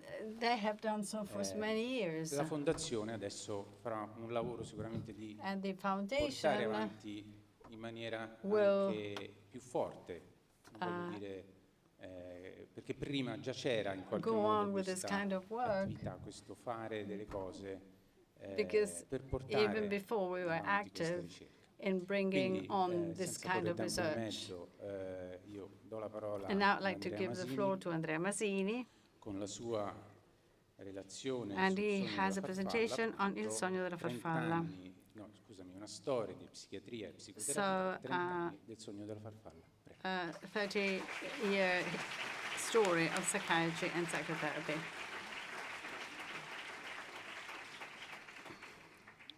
Leggerò, vi chiedo scusa. I will read and would like to apologize. Quest'anno appunto sono This year 30 we gli anni nei celebrate quali 30 è years stata pubblicata la rivista Il of the Sogno della publication of the magazine quindi Il Sogno oggi della vorremmo Farfalla. So today I would like anche to questa celebrate ricorrenza. this important Anche perché anniversary, poche sono le because in riviste fact there are che very few sono così magazines leggere. that E a have cercare di survived guardarli for tutti so insieme, long, questi 30 and so anni sono these molto last più di una 30 years are like a Iniziò le life, sue a whole pubblicazioni life. nel febbraio del We started the publication in 1992 February con per 1992 l'appunto la with sceneggiatura del film the scritta da Massimo Fagioli che porta film lo written stesso by nome Massimo della rivista, Fagioli that Il has sogno the same name as the magazine, so The Dream of the Butterfly. che costituisce il primo numero. It was the Questa first issue storia of mi this piace magazine. ricordare I come like to say that protagonista quel ragazzo the che non protagonist parla, is non perché non sa the parlare, ma perché young non person vuole who does not speak, and not because he che doesn't ci know how to speak, but racconta because he doesn't want di to un speak, modo di who vivere talks about del tutto a way nuovo, of living completely new, senza coscienza, senza without ragione, consciousness che fu or senz'altro il reason, modo di vivere which per tutta la vita del suo autore. was the way of living of Ci the incontrammo author. nel 92 We met in nello studio di Domenico Fernioli a 1992 Siena, in perché Siena era suo il contatto con l'editore because di he had the allora. contact of the E c'era publisher anche at the Massimo. time, and Massimo E was come there sempre, too, and as noi always gli chiedemmo una mano. we asked him for help. Eravamo un gruppo di 40 This was a group of psichiatri, me lo 40 ricordo. psychiatrists, Eravamo in circolo con le and spalle al we muro were e Massimo actually in a parlava. circle Sembrava contento with dell'idea our back di on the questa wall, rivista. and he was speaking, and Aveva da he seemed to poco be happy with this rilasciato quella magazine. famosa He intervista had di given the Repubblica, famous poi dal interview in La titolo Repubblica Freud, entitled un imbecille. Freud, an Imbecile. Avevamo già So cominciato we da had alcuni already anni, started da 2 for anni 2 forse, ad years andare ai now convegni to go psichiatrici con to articoli che parlavano psychiatry della teoria conferences, della nascita. articles talking A about Termine the birth dell'89, theory, poi a Padova l'anno and dopo, then e in nel Terni 92 1989, then in Lecce. Parma 1992 Massimo in ci dava Lecce. idee e Massimo gave us suggerimenti a ideas piene and mani, ci suggestions accompagnava, with no ci restraint. incitava He a accompanied us, parlare, he a prendere posizione, a incited us to esporci speak, to senza take position, timori to be davanti ai colleghi più exposed grandi without fearing noti the che judgment gestivano questi convegni. of older colleagues La or rivista more fu renowned un colleagues. salto, The una scommessa che magazine oggi was potremmo dire like riuscita. a jump forward, Scrivere, a success, pubblicare, writing, far conoscere publishing, la nostra ricerca. disseminating our research Ma fu was anche la storia important, di but this was aggregare also un gruppo an di opportunity colleghi to aggregate a psichiatri e group of psicologi psychologists and che si psychiatrists riconoscono in questa storia. who Oggi drew from this quasi 200 particular nel comitato editoriale. legacy. There are Un grande 200 gruppo, people in una the forza publishing committee, che a ha great saputo group, lavorare a insieme force that managed tanti to work anni together prima for della so long fondazione. before the foundation. Oggi è da 25 Today, anni la rivista è di proprietà di Massimo for Fagioli 25 e years quindi now, this magazine has immaginiamo belonged della to Massimo fondazione. Fagioli, so to the foundation. Un dono che gli It fece belonged to the il primo editore. foundation, a gift from Fu the first pubblicata per publisher. 10 anni It dalle was Nuove published by Edizioni Nuove Romane Edizioni Romane for 10 e years, dal 2009 and then since 2009, edita dall'Asino it has d'Oro. been published by Asino d'Oro. Ha cambiato in questi anni Over the 2 volte la years, sua copertina it changed the e cover in tutti e 2 twice, casi and in è both stata cases, disegnata dal nostro autore. it was drawn by the author. Abbiamo pubblicato tante We idee published many e ancora ideas, oggi mi capita and di cercare un today, numero di 20 o 30 if anni fa I go to issues of 20 or che per la 30 years ricerca ago, scientifica potrebbero and for sembrare scientific anche research, they may troppi, seem ma even too many, evidentemente non lo but sono per la evidently nostra, they are not for che ours, vive nei tempi lunghi, because we have a vuole long-standing ribaltare, kind of è stato detto research, tante because it volte, wants to pregiudizi millenari sull'uomo, overcome sulla sua mente, very sul pensiero, ancient sull'essere, prejudices on sulla man, malattia, on sulla being, sanità, on diseases, on follia, health, on sulla madness, religione, on religion, sulla guarigione. on healing.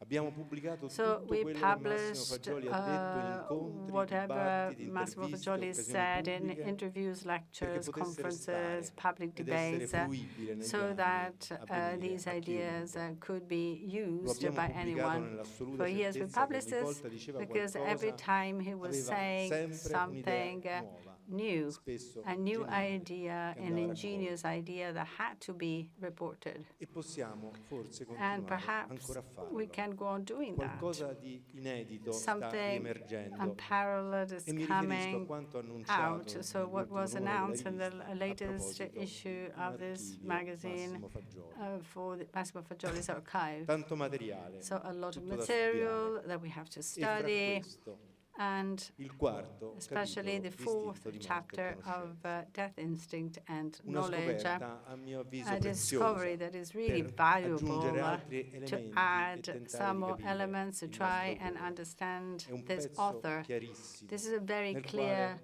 Fagioli cerca chapter di where spiegare, Fagioli tries to chiarire explain and ulteriormente la teoria clarify della nascita the theory già of birth contenuta nei capitoli already precedenti. explained in the Qui previous lo fa sulla chapters. base He does this di on the quanto andava basis leggendo of what he allora e was per la prima reading at that volta time di and Bion, about e che lui Bion, utilizza come and he ponte used per this as cercare a un bridge dialogo con to la try and psicanalisi, have a che aveva dialogue with Wilfred psychoanalysis. Bion, la sua punta più Wilfred avanzata. Bion was considered to Come be poi a sappiamo front fu runner. invano.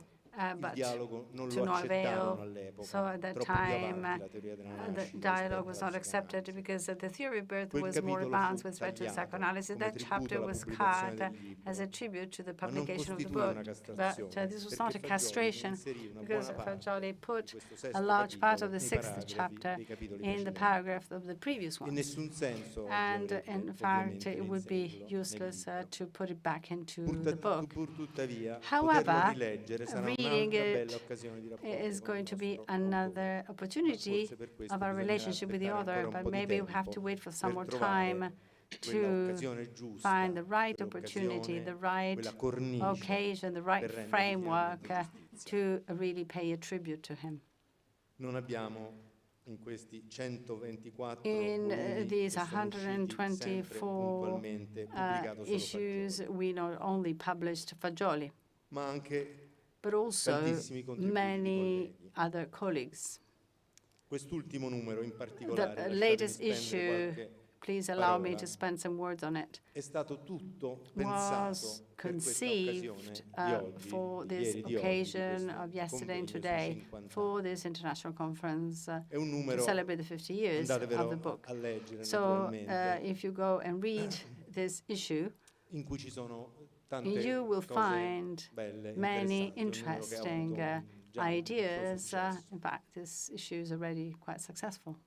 Il tempo è tiranno. Now, time is Ma tight, tutto questo lo sto dicendo but I'm non saying certo this per vantare un mio not merito, because non voglio certo intestarmi I have any queste poche merits, parole, ma è il lavoro but appassionato this is the della passionate work redazione of che the da anni editing committee riesce, that nonostante tutto, a for lavorare years insieme come it has been able una to magnifica work squadra. together as a wonderful Ma anche team, della nostra casa but editrice, also thanks to a publishing che da company anni si that for sobbarca years oneri e onori di has questa had rivista. the charges and the Ma honors vorrei of this ringraziare magazine. I would like Raffaella also to Marchetti, thank che ne Raffaella cura la parte Marchetti grafica da tantissimi for anni, the Fiammetta graphic Giordani, part, and then attentissima Mrs. correttrice di Giordani, bozze. who is a E infine un proofreader. grazie ad And Andrea finally, I would like to Siacarella, thank che Andrea appena Siacarelli, arrivato who's ha già just dato arrived, tanto and he entusiasmo e has competenza a provided us questa with great rivista. competence Ma and infine, great soprattutto, enthusiasm. lasciatemi citare Please Davide allow Armando, me to che da tanto thank Davide tempo è Armando, la colonna who portante di has questa been the rivista. building block of Grazie a this tutti, di magazine. cuore. Thanks to all of you with all my heart.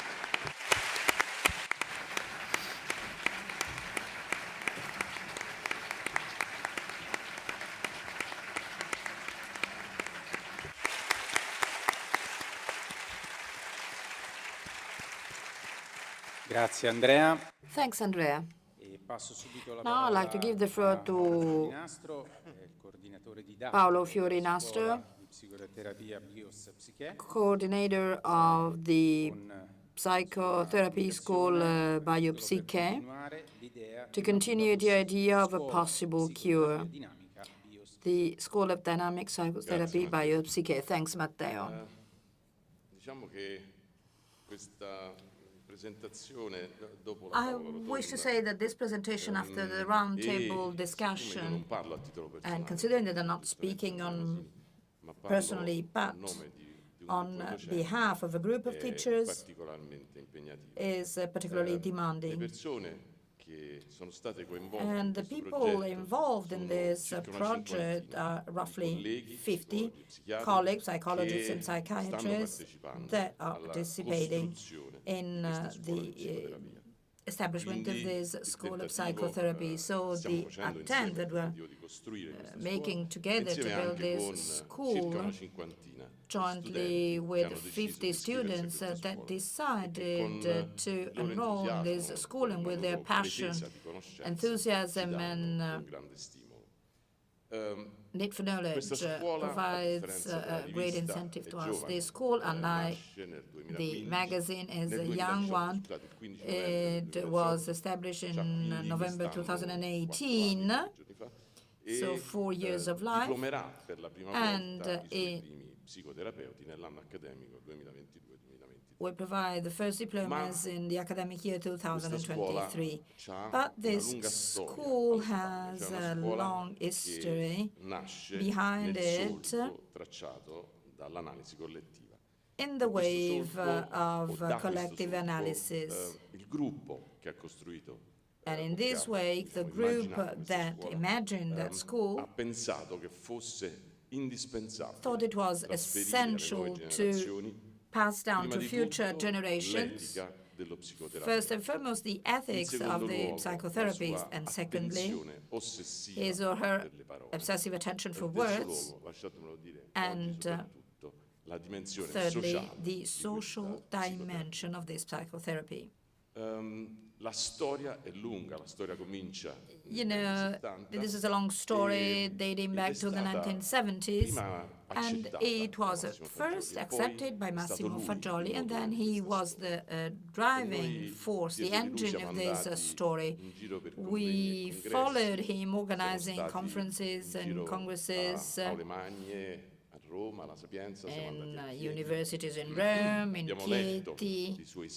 We read his writings published by the Asino d'Oro, the articles published on national magazines and international reviews. We read the articles published on the cultural magazine Left. And on the basis of this body of writings, we defined a new psychotherapy method, relying on 3 pillars, as you all may know: care, training, and research.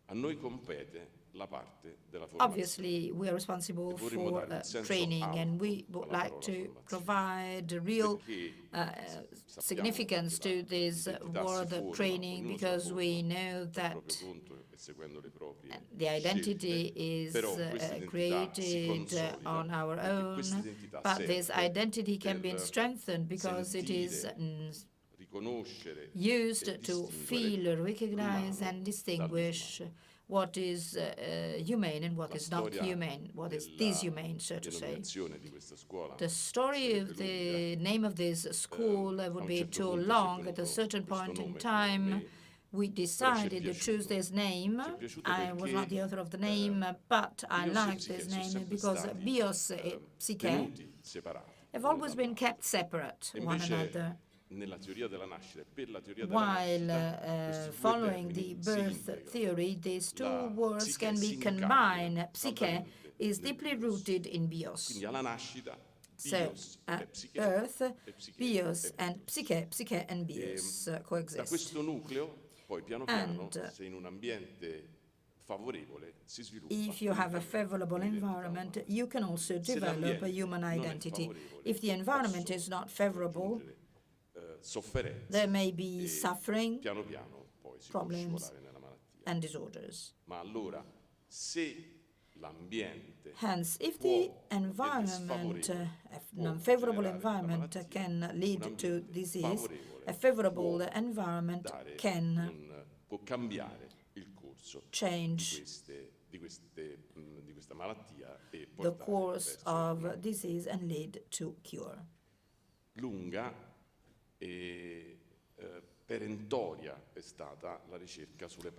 The research on words was very long. We have words: vitality, ability to imagine, ability to react, ability to draw the line, ability to make things disappear, ability to recreate in our memory the experience we had before birth. And therefore, in so doing, we can define some mental realities, the realities that cannot be seen. And so naming mental realities means that you can look them in the therapeutic relations between the doctor and the patient, so that we can identify possible alterations, but also to link these mental realities that we can see to the material, psychopathological manifestations. Psychopathology is certainly at the core of the training and teaching in this school, but not the psychopathology that we study in other spheres, or that is the probably mainstream psychopathology, observing behaviors, making it something objective, and creating a sort of nosographic category. We want to merge psychopathology with the psychodynamic sense. We want to merge psychiatry with psychotherapy. And we can do so, we can think we can do so, because we have a new physiopathology of the human identity. Hence, we must teach our learners how human physiology can evolve, can develop. They should know so,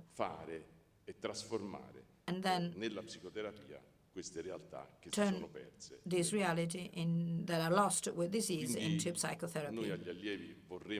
So we would like to teach to our learners to observe, listen, communicate, and above all, we want to teach this honesty, these ethics that we could use for 40 years of collective analysis that made it possible to find a cure based on the birth theory that most of us could enjoy for a good part of their life.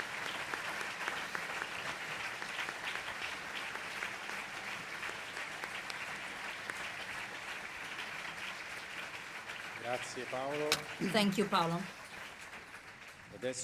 And now I'd like to give the floor to Lorenzo Vivarelli, president of the association Amore in Psyche, that for many years has collaborated with Asino d'Oro in funding many, almost all the initiatives undertaken until recently. So Lorenzo Vivarelli with Amore e Psyche, space for cultural exchange. Thank you.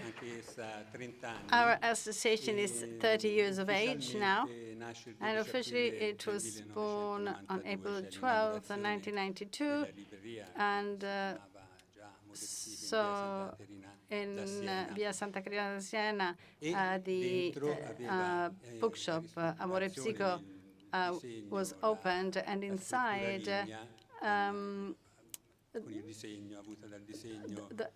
there was a kind of wood statue taken out of a drawing by Massimo Faccioli, always considered to be a work of art. And so they started with this great image, and it was immediately received by Rome, by the people of Rome, in an intense way, because it was very popular right from the beginning. And I would like to trace the origin of this bookshop to a specific moment. a little bit before the official opening of the bookshop, when two architects, Caterina Azzini and Fabio Vitali, submitted a project to restructure this bookshop that had been acquired from another bookshop, Adria. And these two architects were members of the company that was created, L'Elefantino. So the idea was to submit this project to Massimo. And Massimo talked to them, but he did not want to see the project, but he wanted to see the premises. And he said, as soon as he entered, for example, I drew some images in the air, and so my images became floors and staircases. So he started collaborating with these two architects to design the spaces, and for us and for many others, this was considered a real work of art. As soon as you enter, there was this long staircase that looked like the bow of the ship. So there were four elements that were the wings of the butterfly. And so this was the beginning of the story of this bookshop. This was a meeting place for all of us, not only for us. So, and this started acquiring a special public image over time. It became a real cultural center. Of course, there was always Massimo Fagioli behind this with his theory and thought. So, talking specifically about all the philosophical, music, cinema, psychiatric, architectural, and literary events is not possible. We can only talk about the highlights, indicating some important moments of this bookshop. But the activity was not limited to the bookshop, because in fact this company also had some external activities. For example, the presentation of books by Massimo, the new editions, or for example, psychiatric meetings at La Sapienza University, and then recording lectures by Massimo Fagioli at the TEATRO University, and then all the lectures by Professor Noccioletti at the TEATRO University. So the collaboration with Fulvio Iannaco. Well, it's not possible to give you more details, but we may talk about the major impact of the meeting with some politicians, with Fabio Berdinotti especially, who was the leader of Rifondazione Comunista. This had a major impact also on the media. In fact, in November 1994, there was a meeting in Villa Piccolomini with Berdinotti, Pietro Ingrao on non-violence.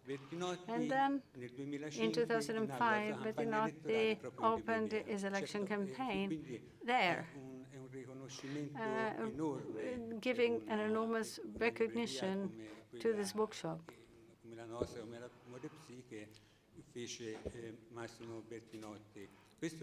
So,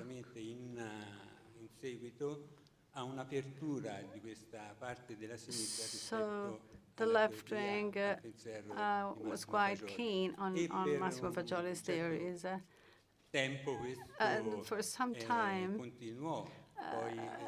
this continued, and then the Fondazione Comunista won the election with the center-left, and he became Speaker of the House. But after this period, this relationship became a little bit colder. Then over the years, we had relationships with Marco Pannella, Emma Bonino in 2011. The bookshop was named as a historical outlet, and in 2012, unfortunately, the owners wanted to have their premises back, and so we were evicted. And this was a major blow, but the members never gave up and went on with their work, not in that beautiful, beautiful venue, but they did not want to surrender, and they went on with their activity. And then in 2017, Massimo died, and apart from the pain and the loss that we all felt to overcome this very horrible event, we started challenging the existence of the bookshop, because too many things had changed. So we were helped by a group of people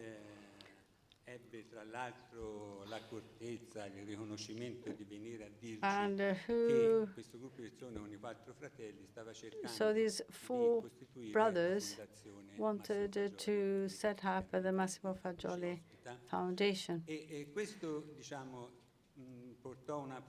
And this led to a new opportunity for us. We were very, very happy, and to show our appreciation and our involvement, unanimously we decided to give all the assets we had, so the wood structures we had from the bookshop and all the videos to the foundation. Even if at that time the foundation had not been set up yet, so we had contacts with those who were setting up the foundation, and now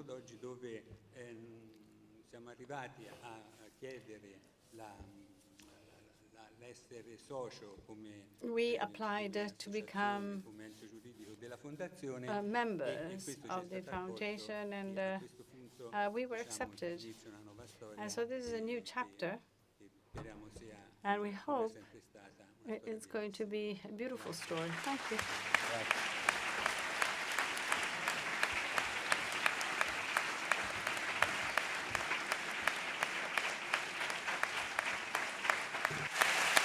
Allora, siamo tempo tirannissimo.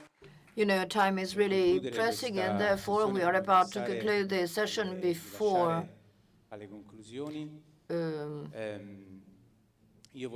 giving the floor to those who will draw the conclusions of this conference. I'd like to tell you a story on the part of one of the groups of the foundation. There was a proposal to read some parts, some excerpts of death incident knowledge. Then, for time reasons and organizational reasons, we could not do so. But then, with the ingenious idea of B.B. Santero, and please a round of applause for him,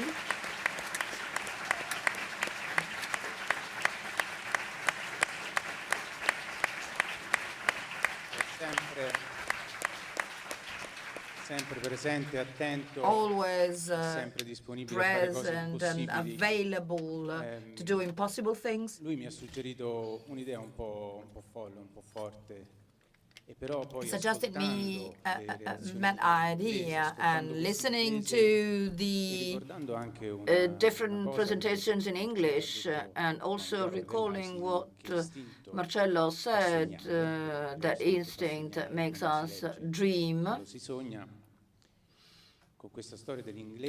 With this story of the English on Shakespeare, quotes that opens the book Death, Instinct and Knowledge. That is a quotation from The Merchant of Venice. So Billy told me we can have a small reading, and then I would like to give the floor to Francesca Fagioli, Marcella Fagioli, and Carlo Ansilotti and Ernesto Longobardi for the conclusions.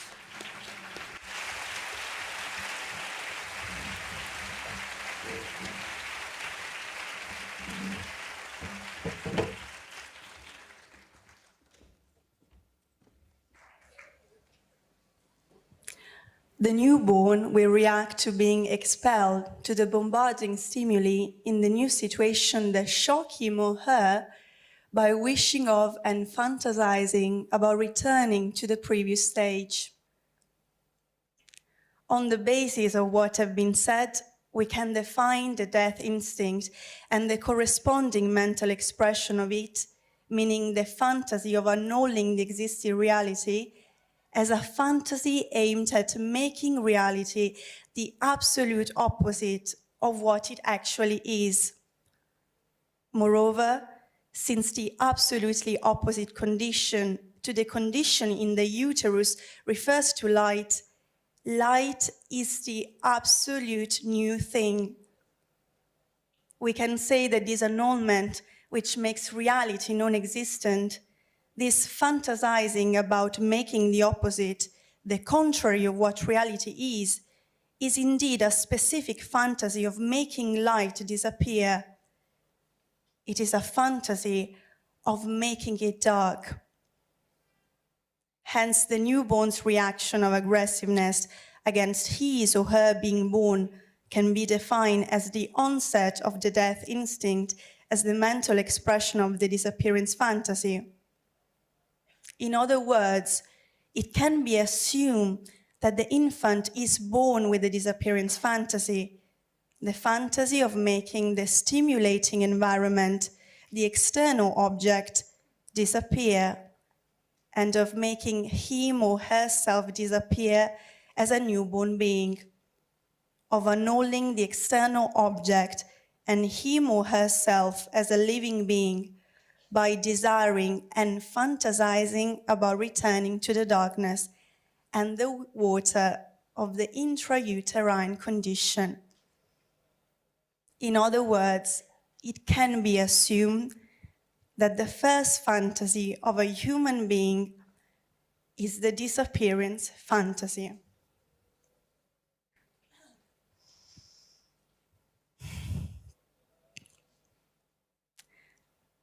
Tell me where is fancy bred, or in the heart, or in the head, how begot, how nourished. Reply, reply.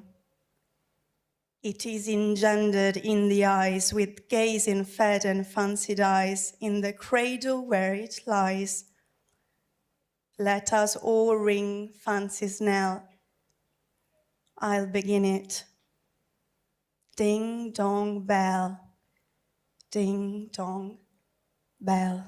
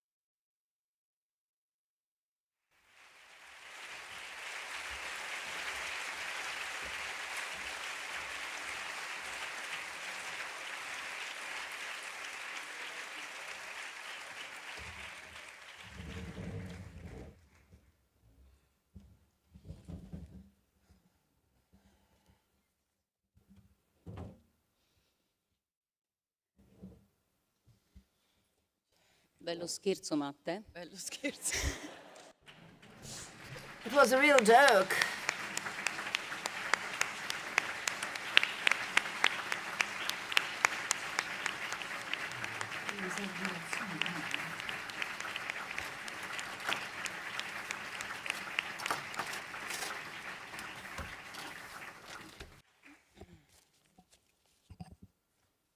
Allora ci provo. So I'll try to draw conclusions.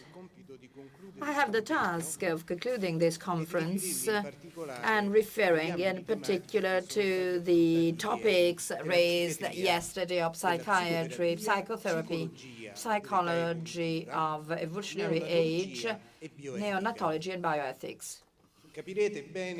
You may easily understand that it is a daunting task, virtually impossible, for two reasons in particular. Many of the topics raised and investigated, rather than being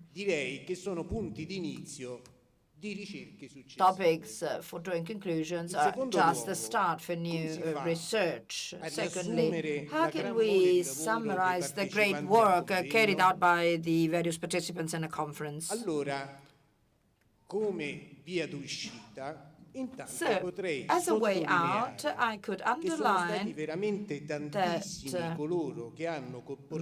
many people provided their contributions on the birth theory in terms of presentations, debates, posters, and online sessions, roundtable discussions. So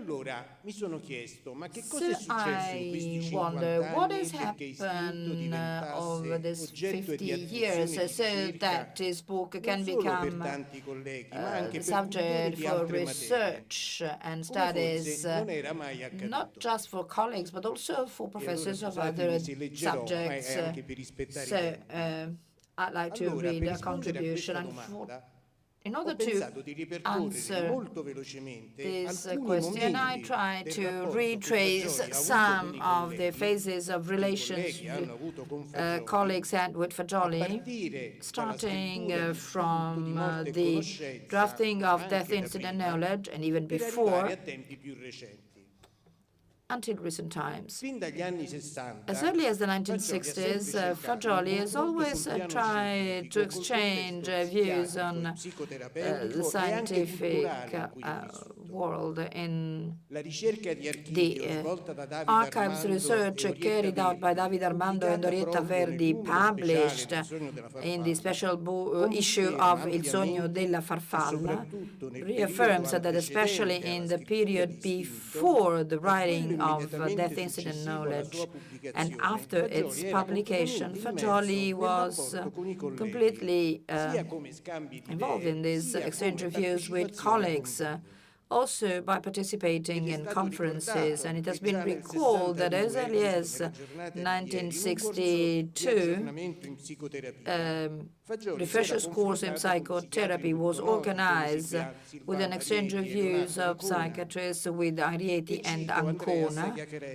And I quote Andrea Sciaccarella for his article on Il Sogno della Farfalla, special issue. Following the debate of that Milan meeting, we could understand his relentless research and search for a response to his questions that indeed did not come. Then there was the participation of Massimo Fagioli in collective discussions. The book was sent to many colleagues in the hope of organizing a sort of academic debate. Indeed, things went differently. And as early as the second forward of the book, 1976, he wrote, in 1971, I wrote that indeed the authors are manifold, and I wanted to show that the work is always a sort of dynamics of relations. Then, faced with the hate and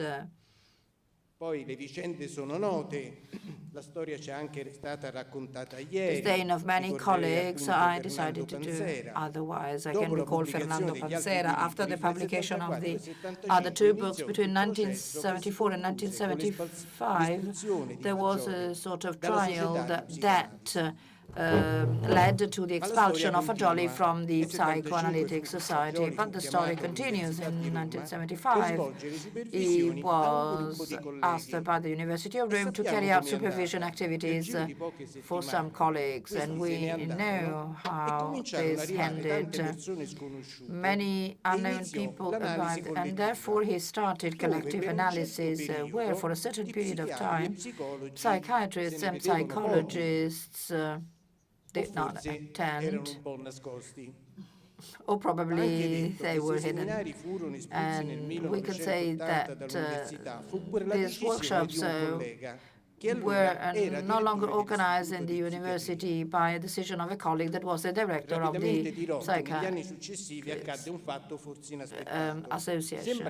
Then something unexpected happened. It was a sort of reversal of trend. We started to see more psychiatrists and psychologists in these workshops that they carried out their research and collective analysis. And then we arrived in 1991, as told by Andrea Masini, when the magazine Il Sogno della Farfalla was founded.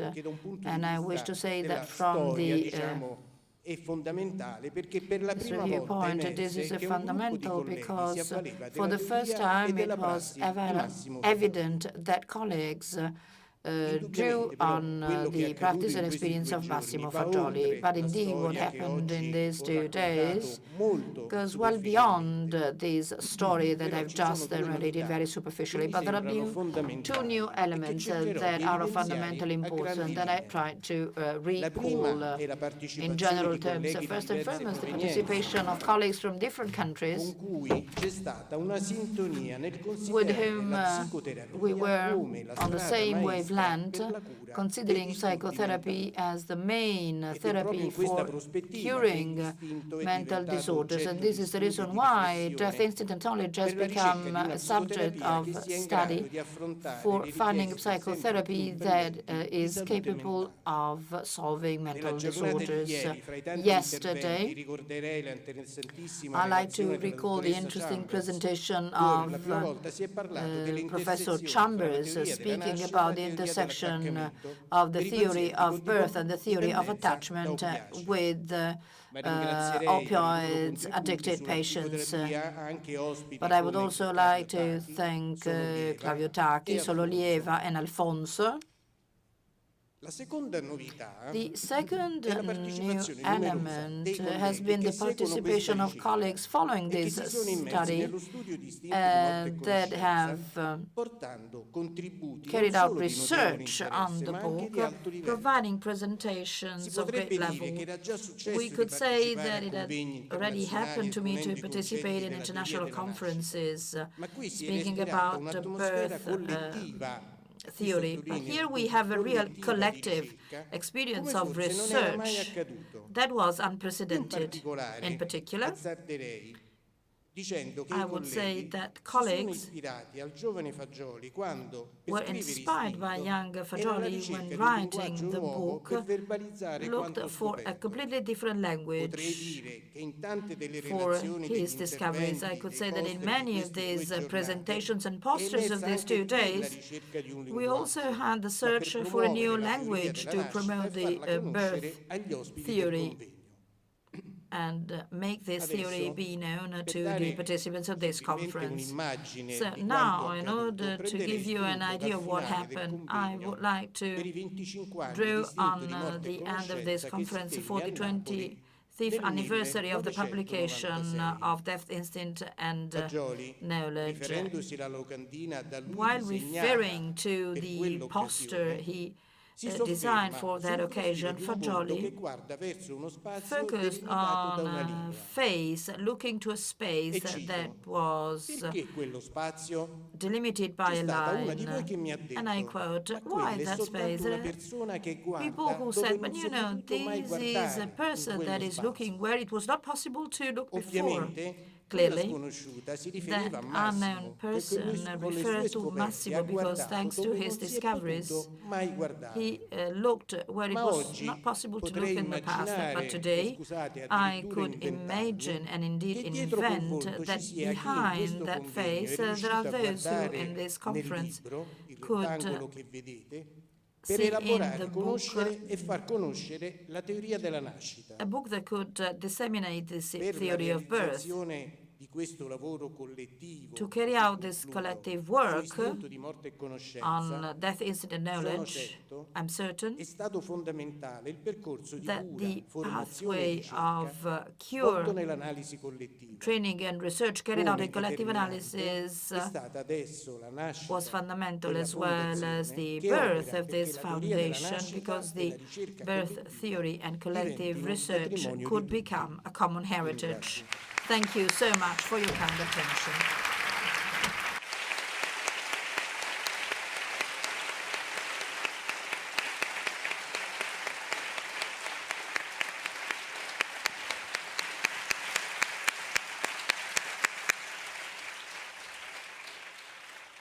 Professor Ernesto Longobardi si è collegato. Ernesto Longobardi has become connected.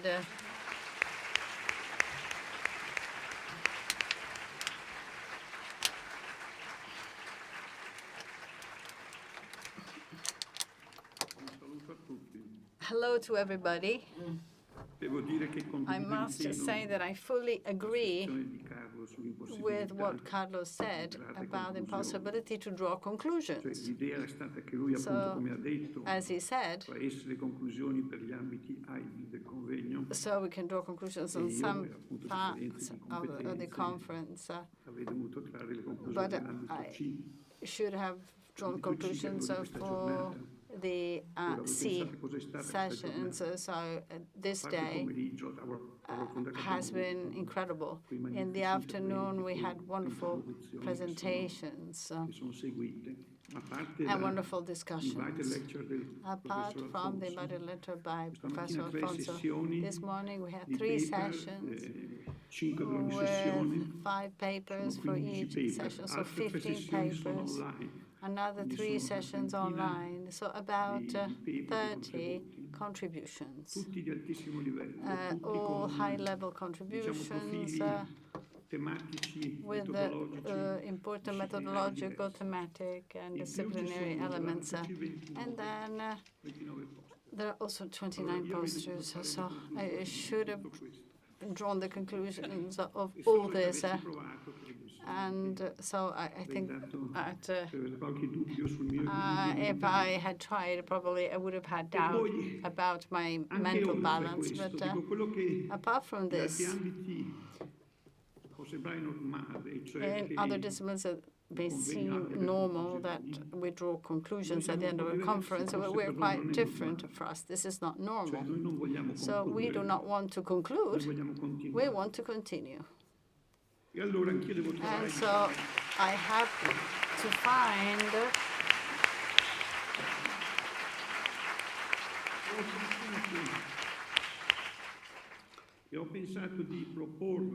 something, so I would like to focus your attention on some aspects that seem to be very interesting, particularly important of the path we've traveled so far in the preparation of this conference and the results of all this. So 4 points. The first is that we've been able to reconcile 2 needs that seem to be irreconcilable. Second, there is a strong nexus between this conference and the birth of the foundation. 3, as to one of the most important institutional objectives of the foundation, the dissemination of the work and thought of Massimo Fagioli, we can say that this is really positive.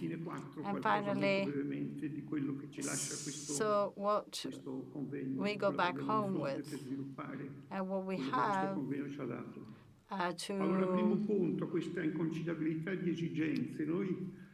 really capitalize on these contributions. So we wanted to create an international scientific conference with all the criteria protocols of scientific conferences. So see the publication of having a call for papers in 2 languages, the deadline for the presentation of the abstracts, and then deadline for the presentation of the written presentations, and then process of screening and evaluation, so a double verification for each draft presentation, but totally blind. So we had the ambition of organizing a real scientific research conference, and so another need that it seemed to be compatible is to have very open contributions to the conference. As already pointed out yesterday, at the beginning of the conference, by the 3 presidents, they said that the foundation has a genetic heritage of collective analysis. Collective analysis is open. Massimo Fagioli never wanted to have any barriers. And so we wanted to have this characteristic in this conference so that all those who had something interesting to say could participate in the conference. Was it possible to reconcile this with a conference that had to be organized in 2 days? We managed to do that. It seemed to be impossible. So the scientific part of the conference complied with the criteria, and this was managed with a scientific committee with 33 highly distinguished experts that I had the honor to coordinate. So the scientific committee managed referencing with internal and external referees. 16 referees were not part of the scientific committee. We had 41 referees in total. So what was the outcome of all this? So over 60 papers were accepted, 48 posters accepted, and so many posters had more than 116 authors of contributions, 150 authors of posters, 231 authors in total. How was it possible to reconcile this and the fact that we only had 2 days of conference? I've always insisted on of the fact that we didn't have to have a hierarchy. So between the papers that had to be presented during the 2 days and the other papers that had to be presented through other means. So we decided to choose presentations with a thematic balance, but the other presentations were not of a lower level. So what did we decide for the other papers? I had some traditional ideas, such as putting them online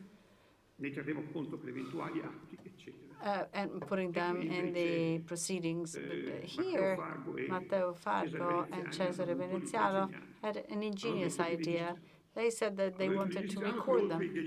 And so this was an ingenious idea, and because they are the real directors of this conference, and I would like to really thank them for that.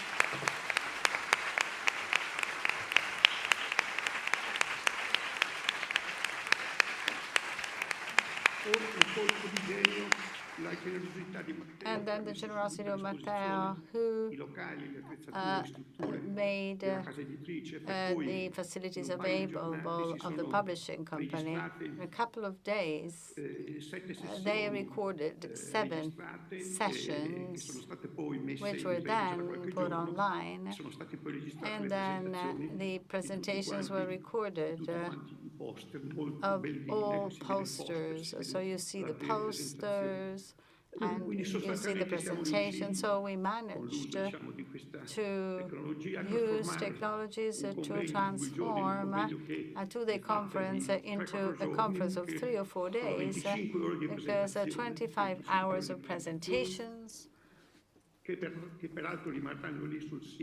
that will remain on the website, an invaluable asset in 2 languages, in Italian and English. Second point,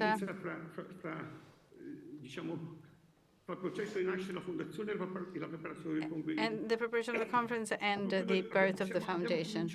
So we started working on this conference at the beginning of 1921. I don't remember when exactly, but so the first draft of the call for paper was in May. So probably we started working in February or March. We were working for the preparation of the conference, and so we worked on the preparation of the conference, not for 2 years, but for 1.5 years. And so we followed the same process, which coincided with the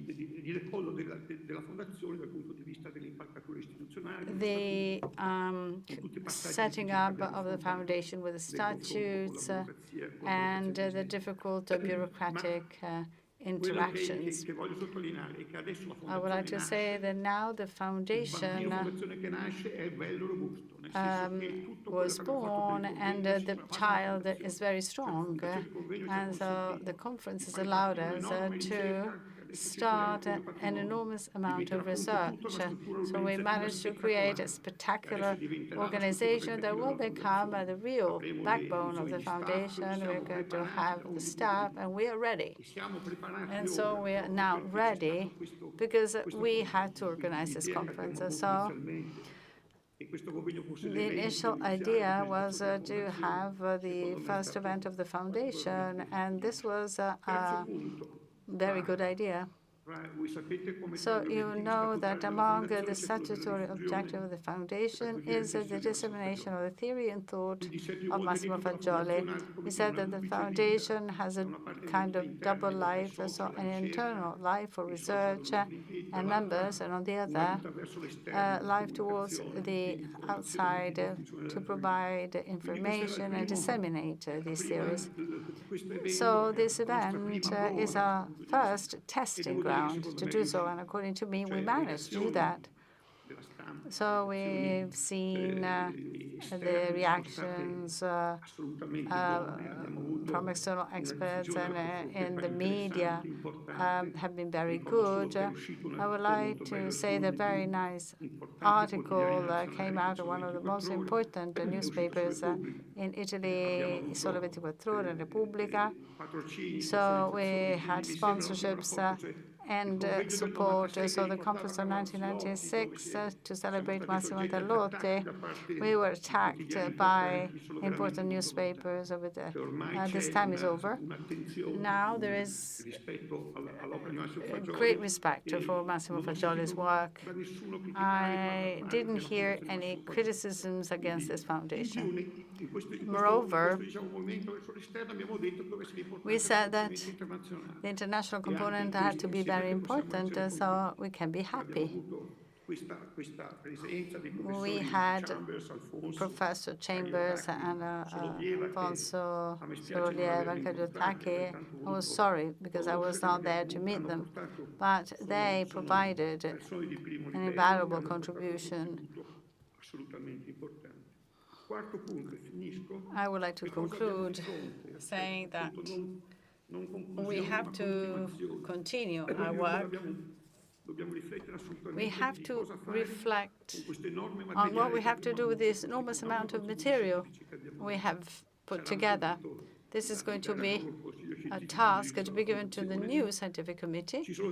So there are different things to be done. First of all, we have to find the possibility to publish these papers. Somebody proposed to have a series of working papers of the foundation, or we can also think of Storia della Farfalla, but I think it is important probably to have a publishing committee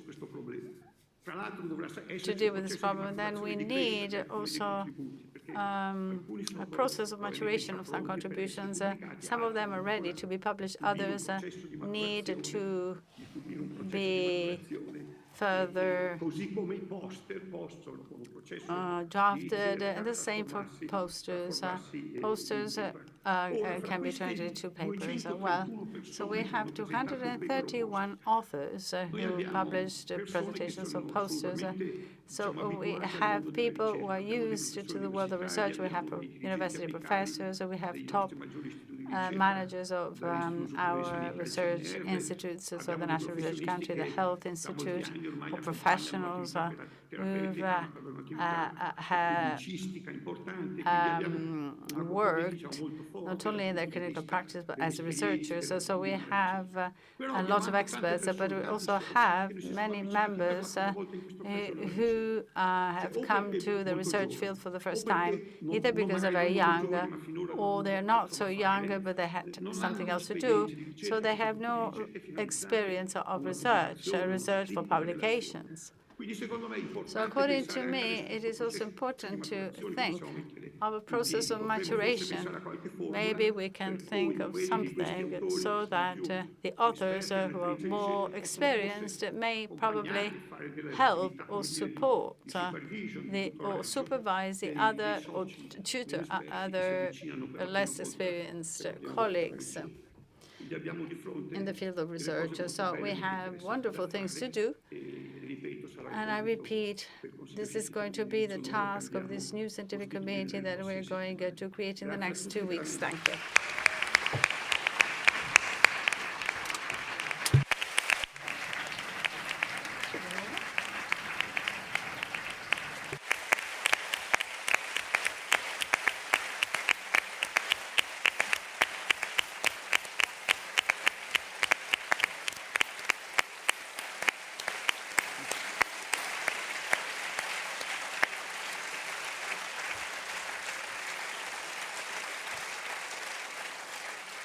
Grazie Ernesto, veramente. Thanks, Ernesto. Se possiamo avere 5 minuti d'orologio, 2, 3 io per concludere.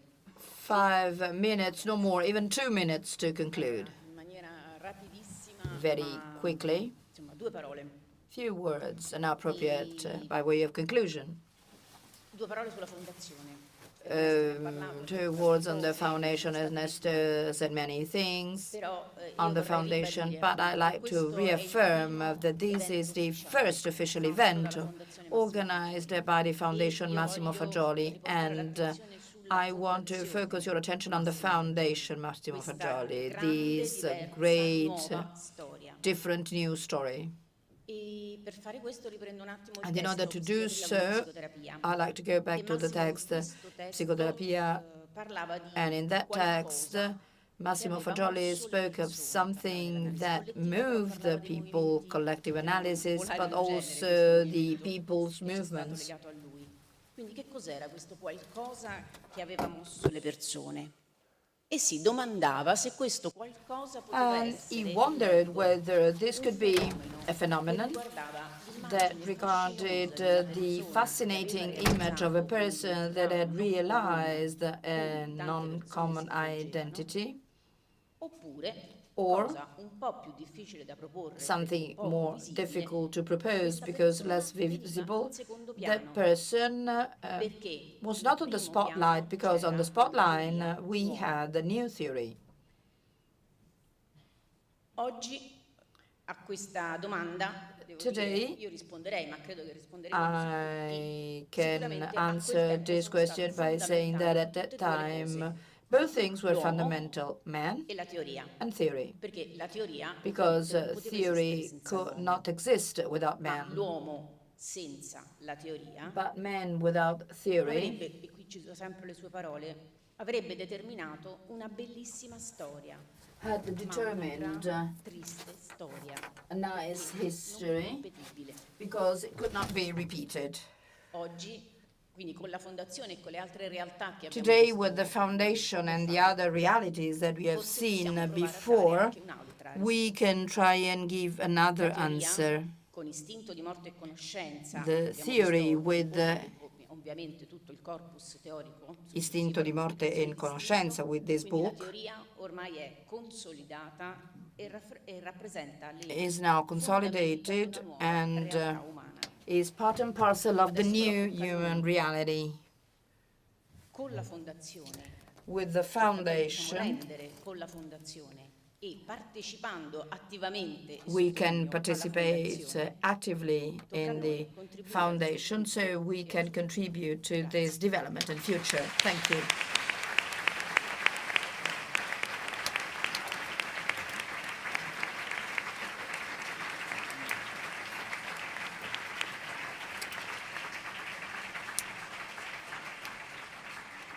Allora,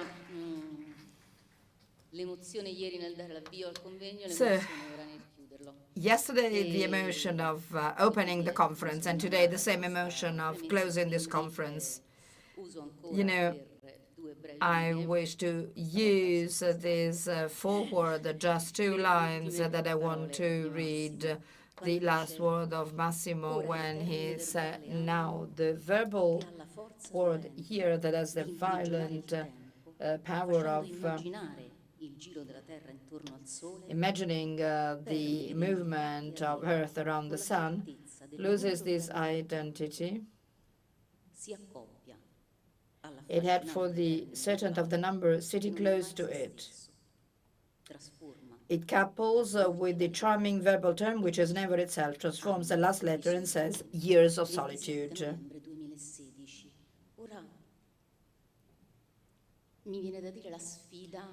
So I can say that the challenge is that if in the past we left him alone, now we should avoid further years of solitude. These last words should give us power, force to carry out with this work and this event, this conference. Bears witness to it. I wish to thank Ernesto, the scientific committee, and all the guests and participants. So a few seconds to thank all the people that organized this conference and all the people that participated in presence and online. And I read all these names. Alessandro Zincone, Andrea Veneziani, Antonio Di Micco, Arianna Rossini, Benedetta Bergantino, Caglia Costantino, Carla Gentili, Carolina Migliorini, Caterina Calzini, Cesare Veneziani, Claudia Giannini, Corinne De Brugro, Costanzo Ognibeni, Daniela Lorusso, Daniela Marino, Daniele Carlevaro, Davide Cotigliani, Donatella Coccoli, Elena Pasquini, Eleonora Papa, Emilio Rivetti, Fabrizio Palermino, Federica Taddei, Flavia Cascianelli, Flavio Vitale, Francesco Leonini, Giulia Felici, Giulia Infussi, Giulia Scurio, Ilio Tusceddu, Laura Marinelli, Laura Crivelloni, Leonardo Poggiali, Lorenzo Fagioli, Lucia Smittarelli, Maglio Massinetti, Mario Cirillo, Matteo Fago, Marcella Macrone, Nicole Consolazione, Monica Antuzzi, Monica De Simone, Olimpia D'Appunto, Raffaella Marchetti, Raffaella Maria Falco, Raffaella Pipitone, Roberta Pugno, Romina Farris, Serena Falconi, Serena Petruzzo, Silvia Santarelli, Simona De Leoni, Simone Roppi, Stefano D'Amadio, Valeria Vitale, Valentina Pasquazzi, Vanessa Cerrone, William Santero. Grazie, grazie a tutti.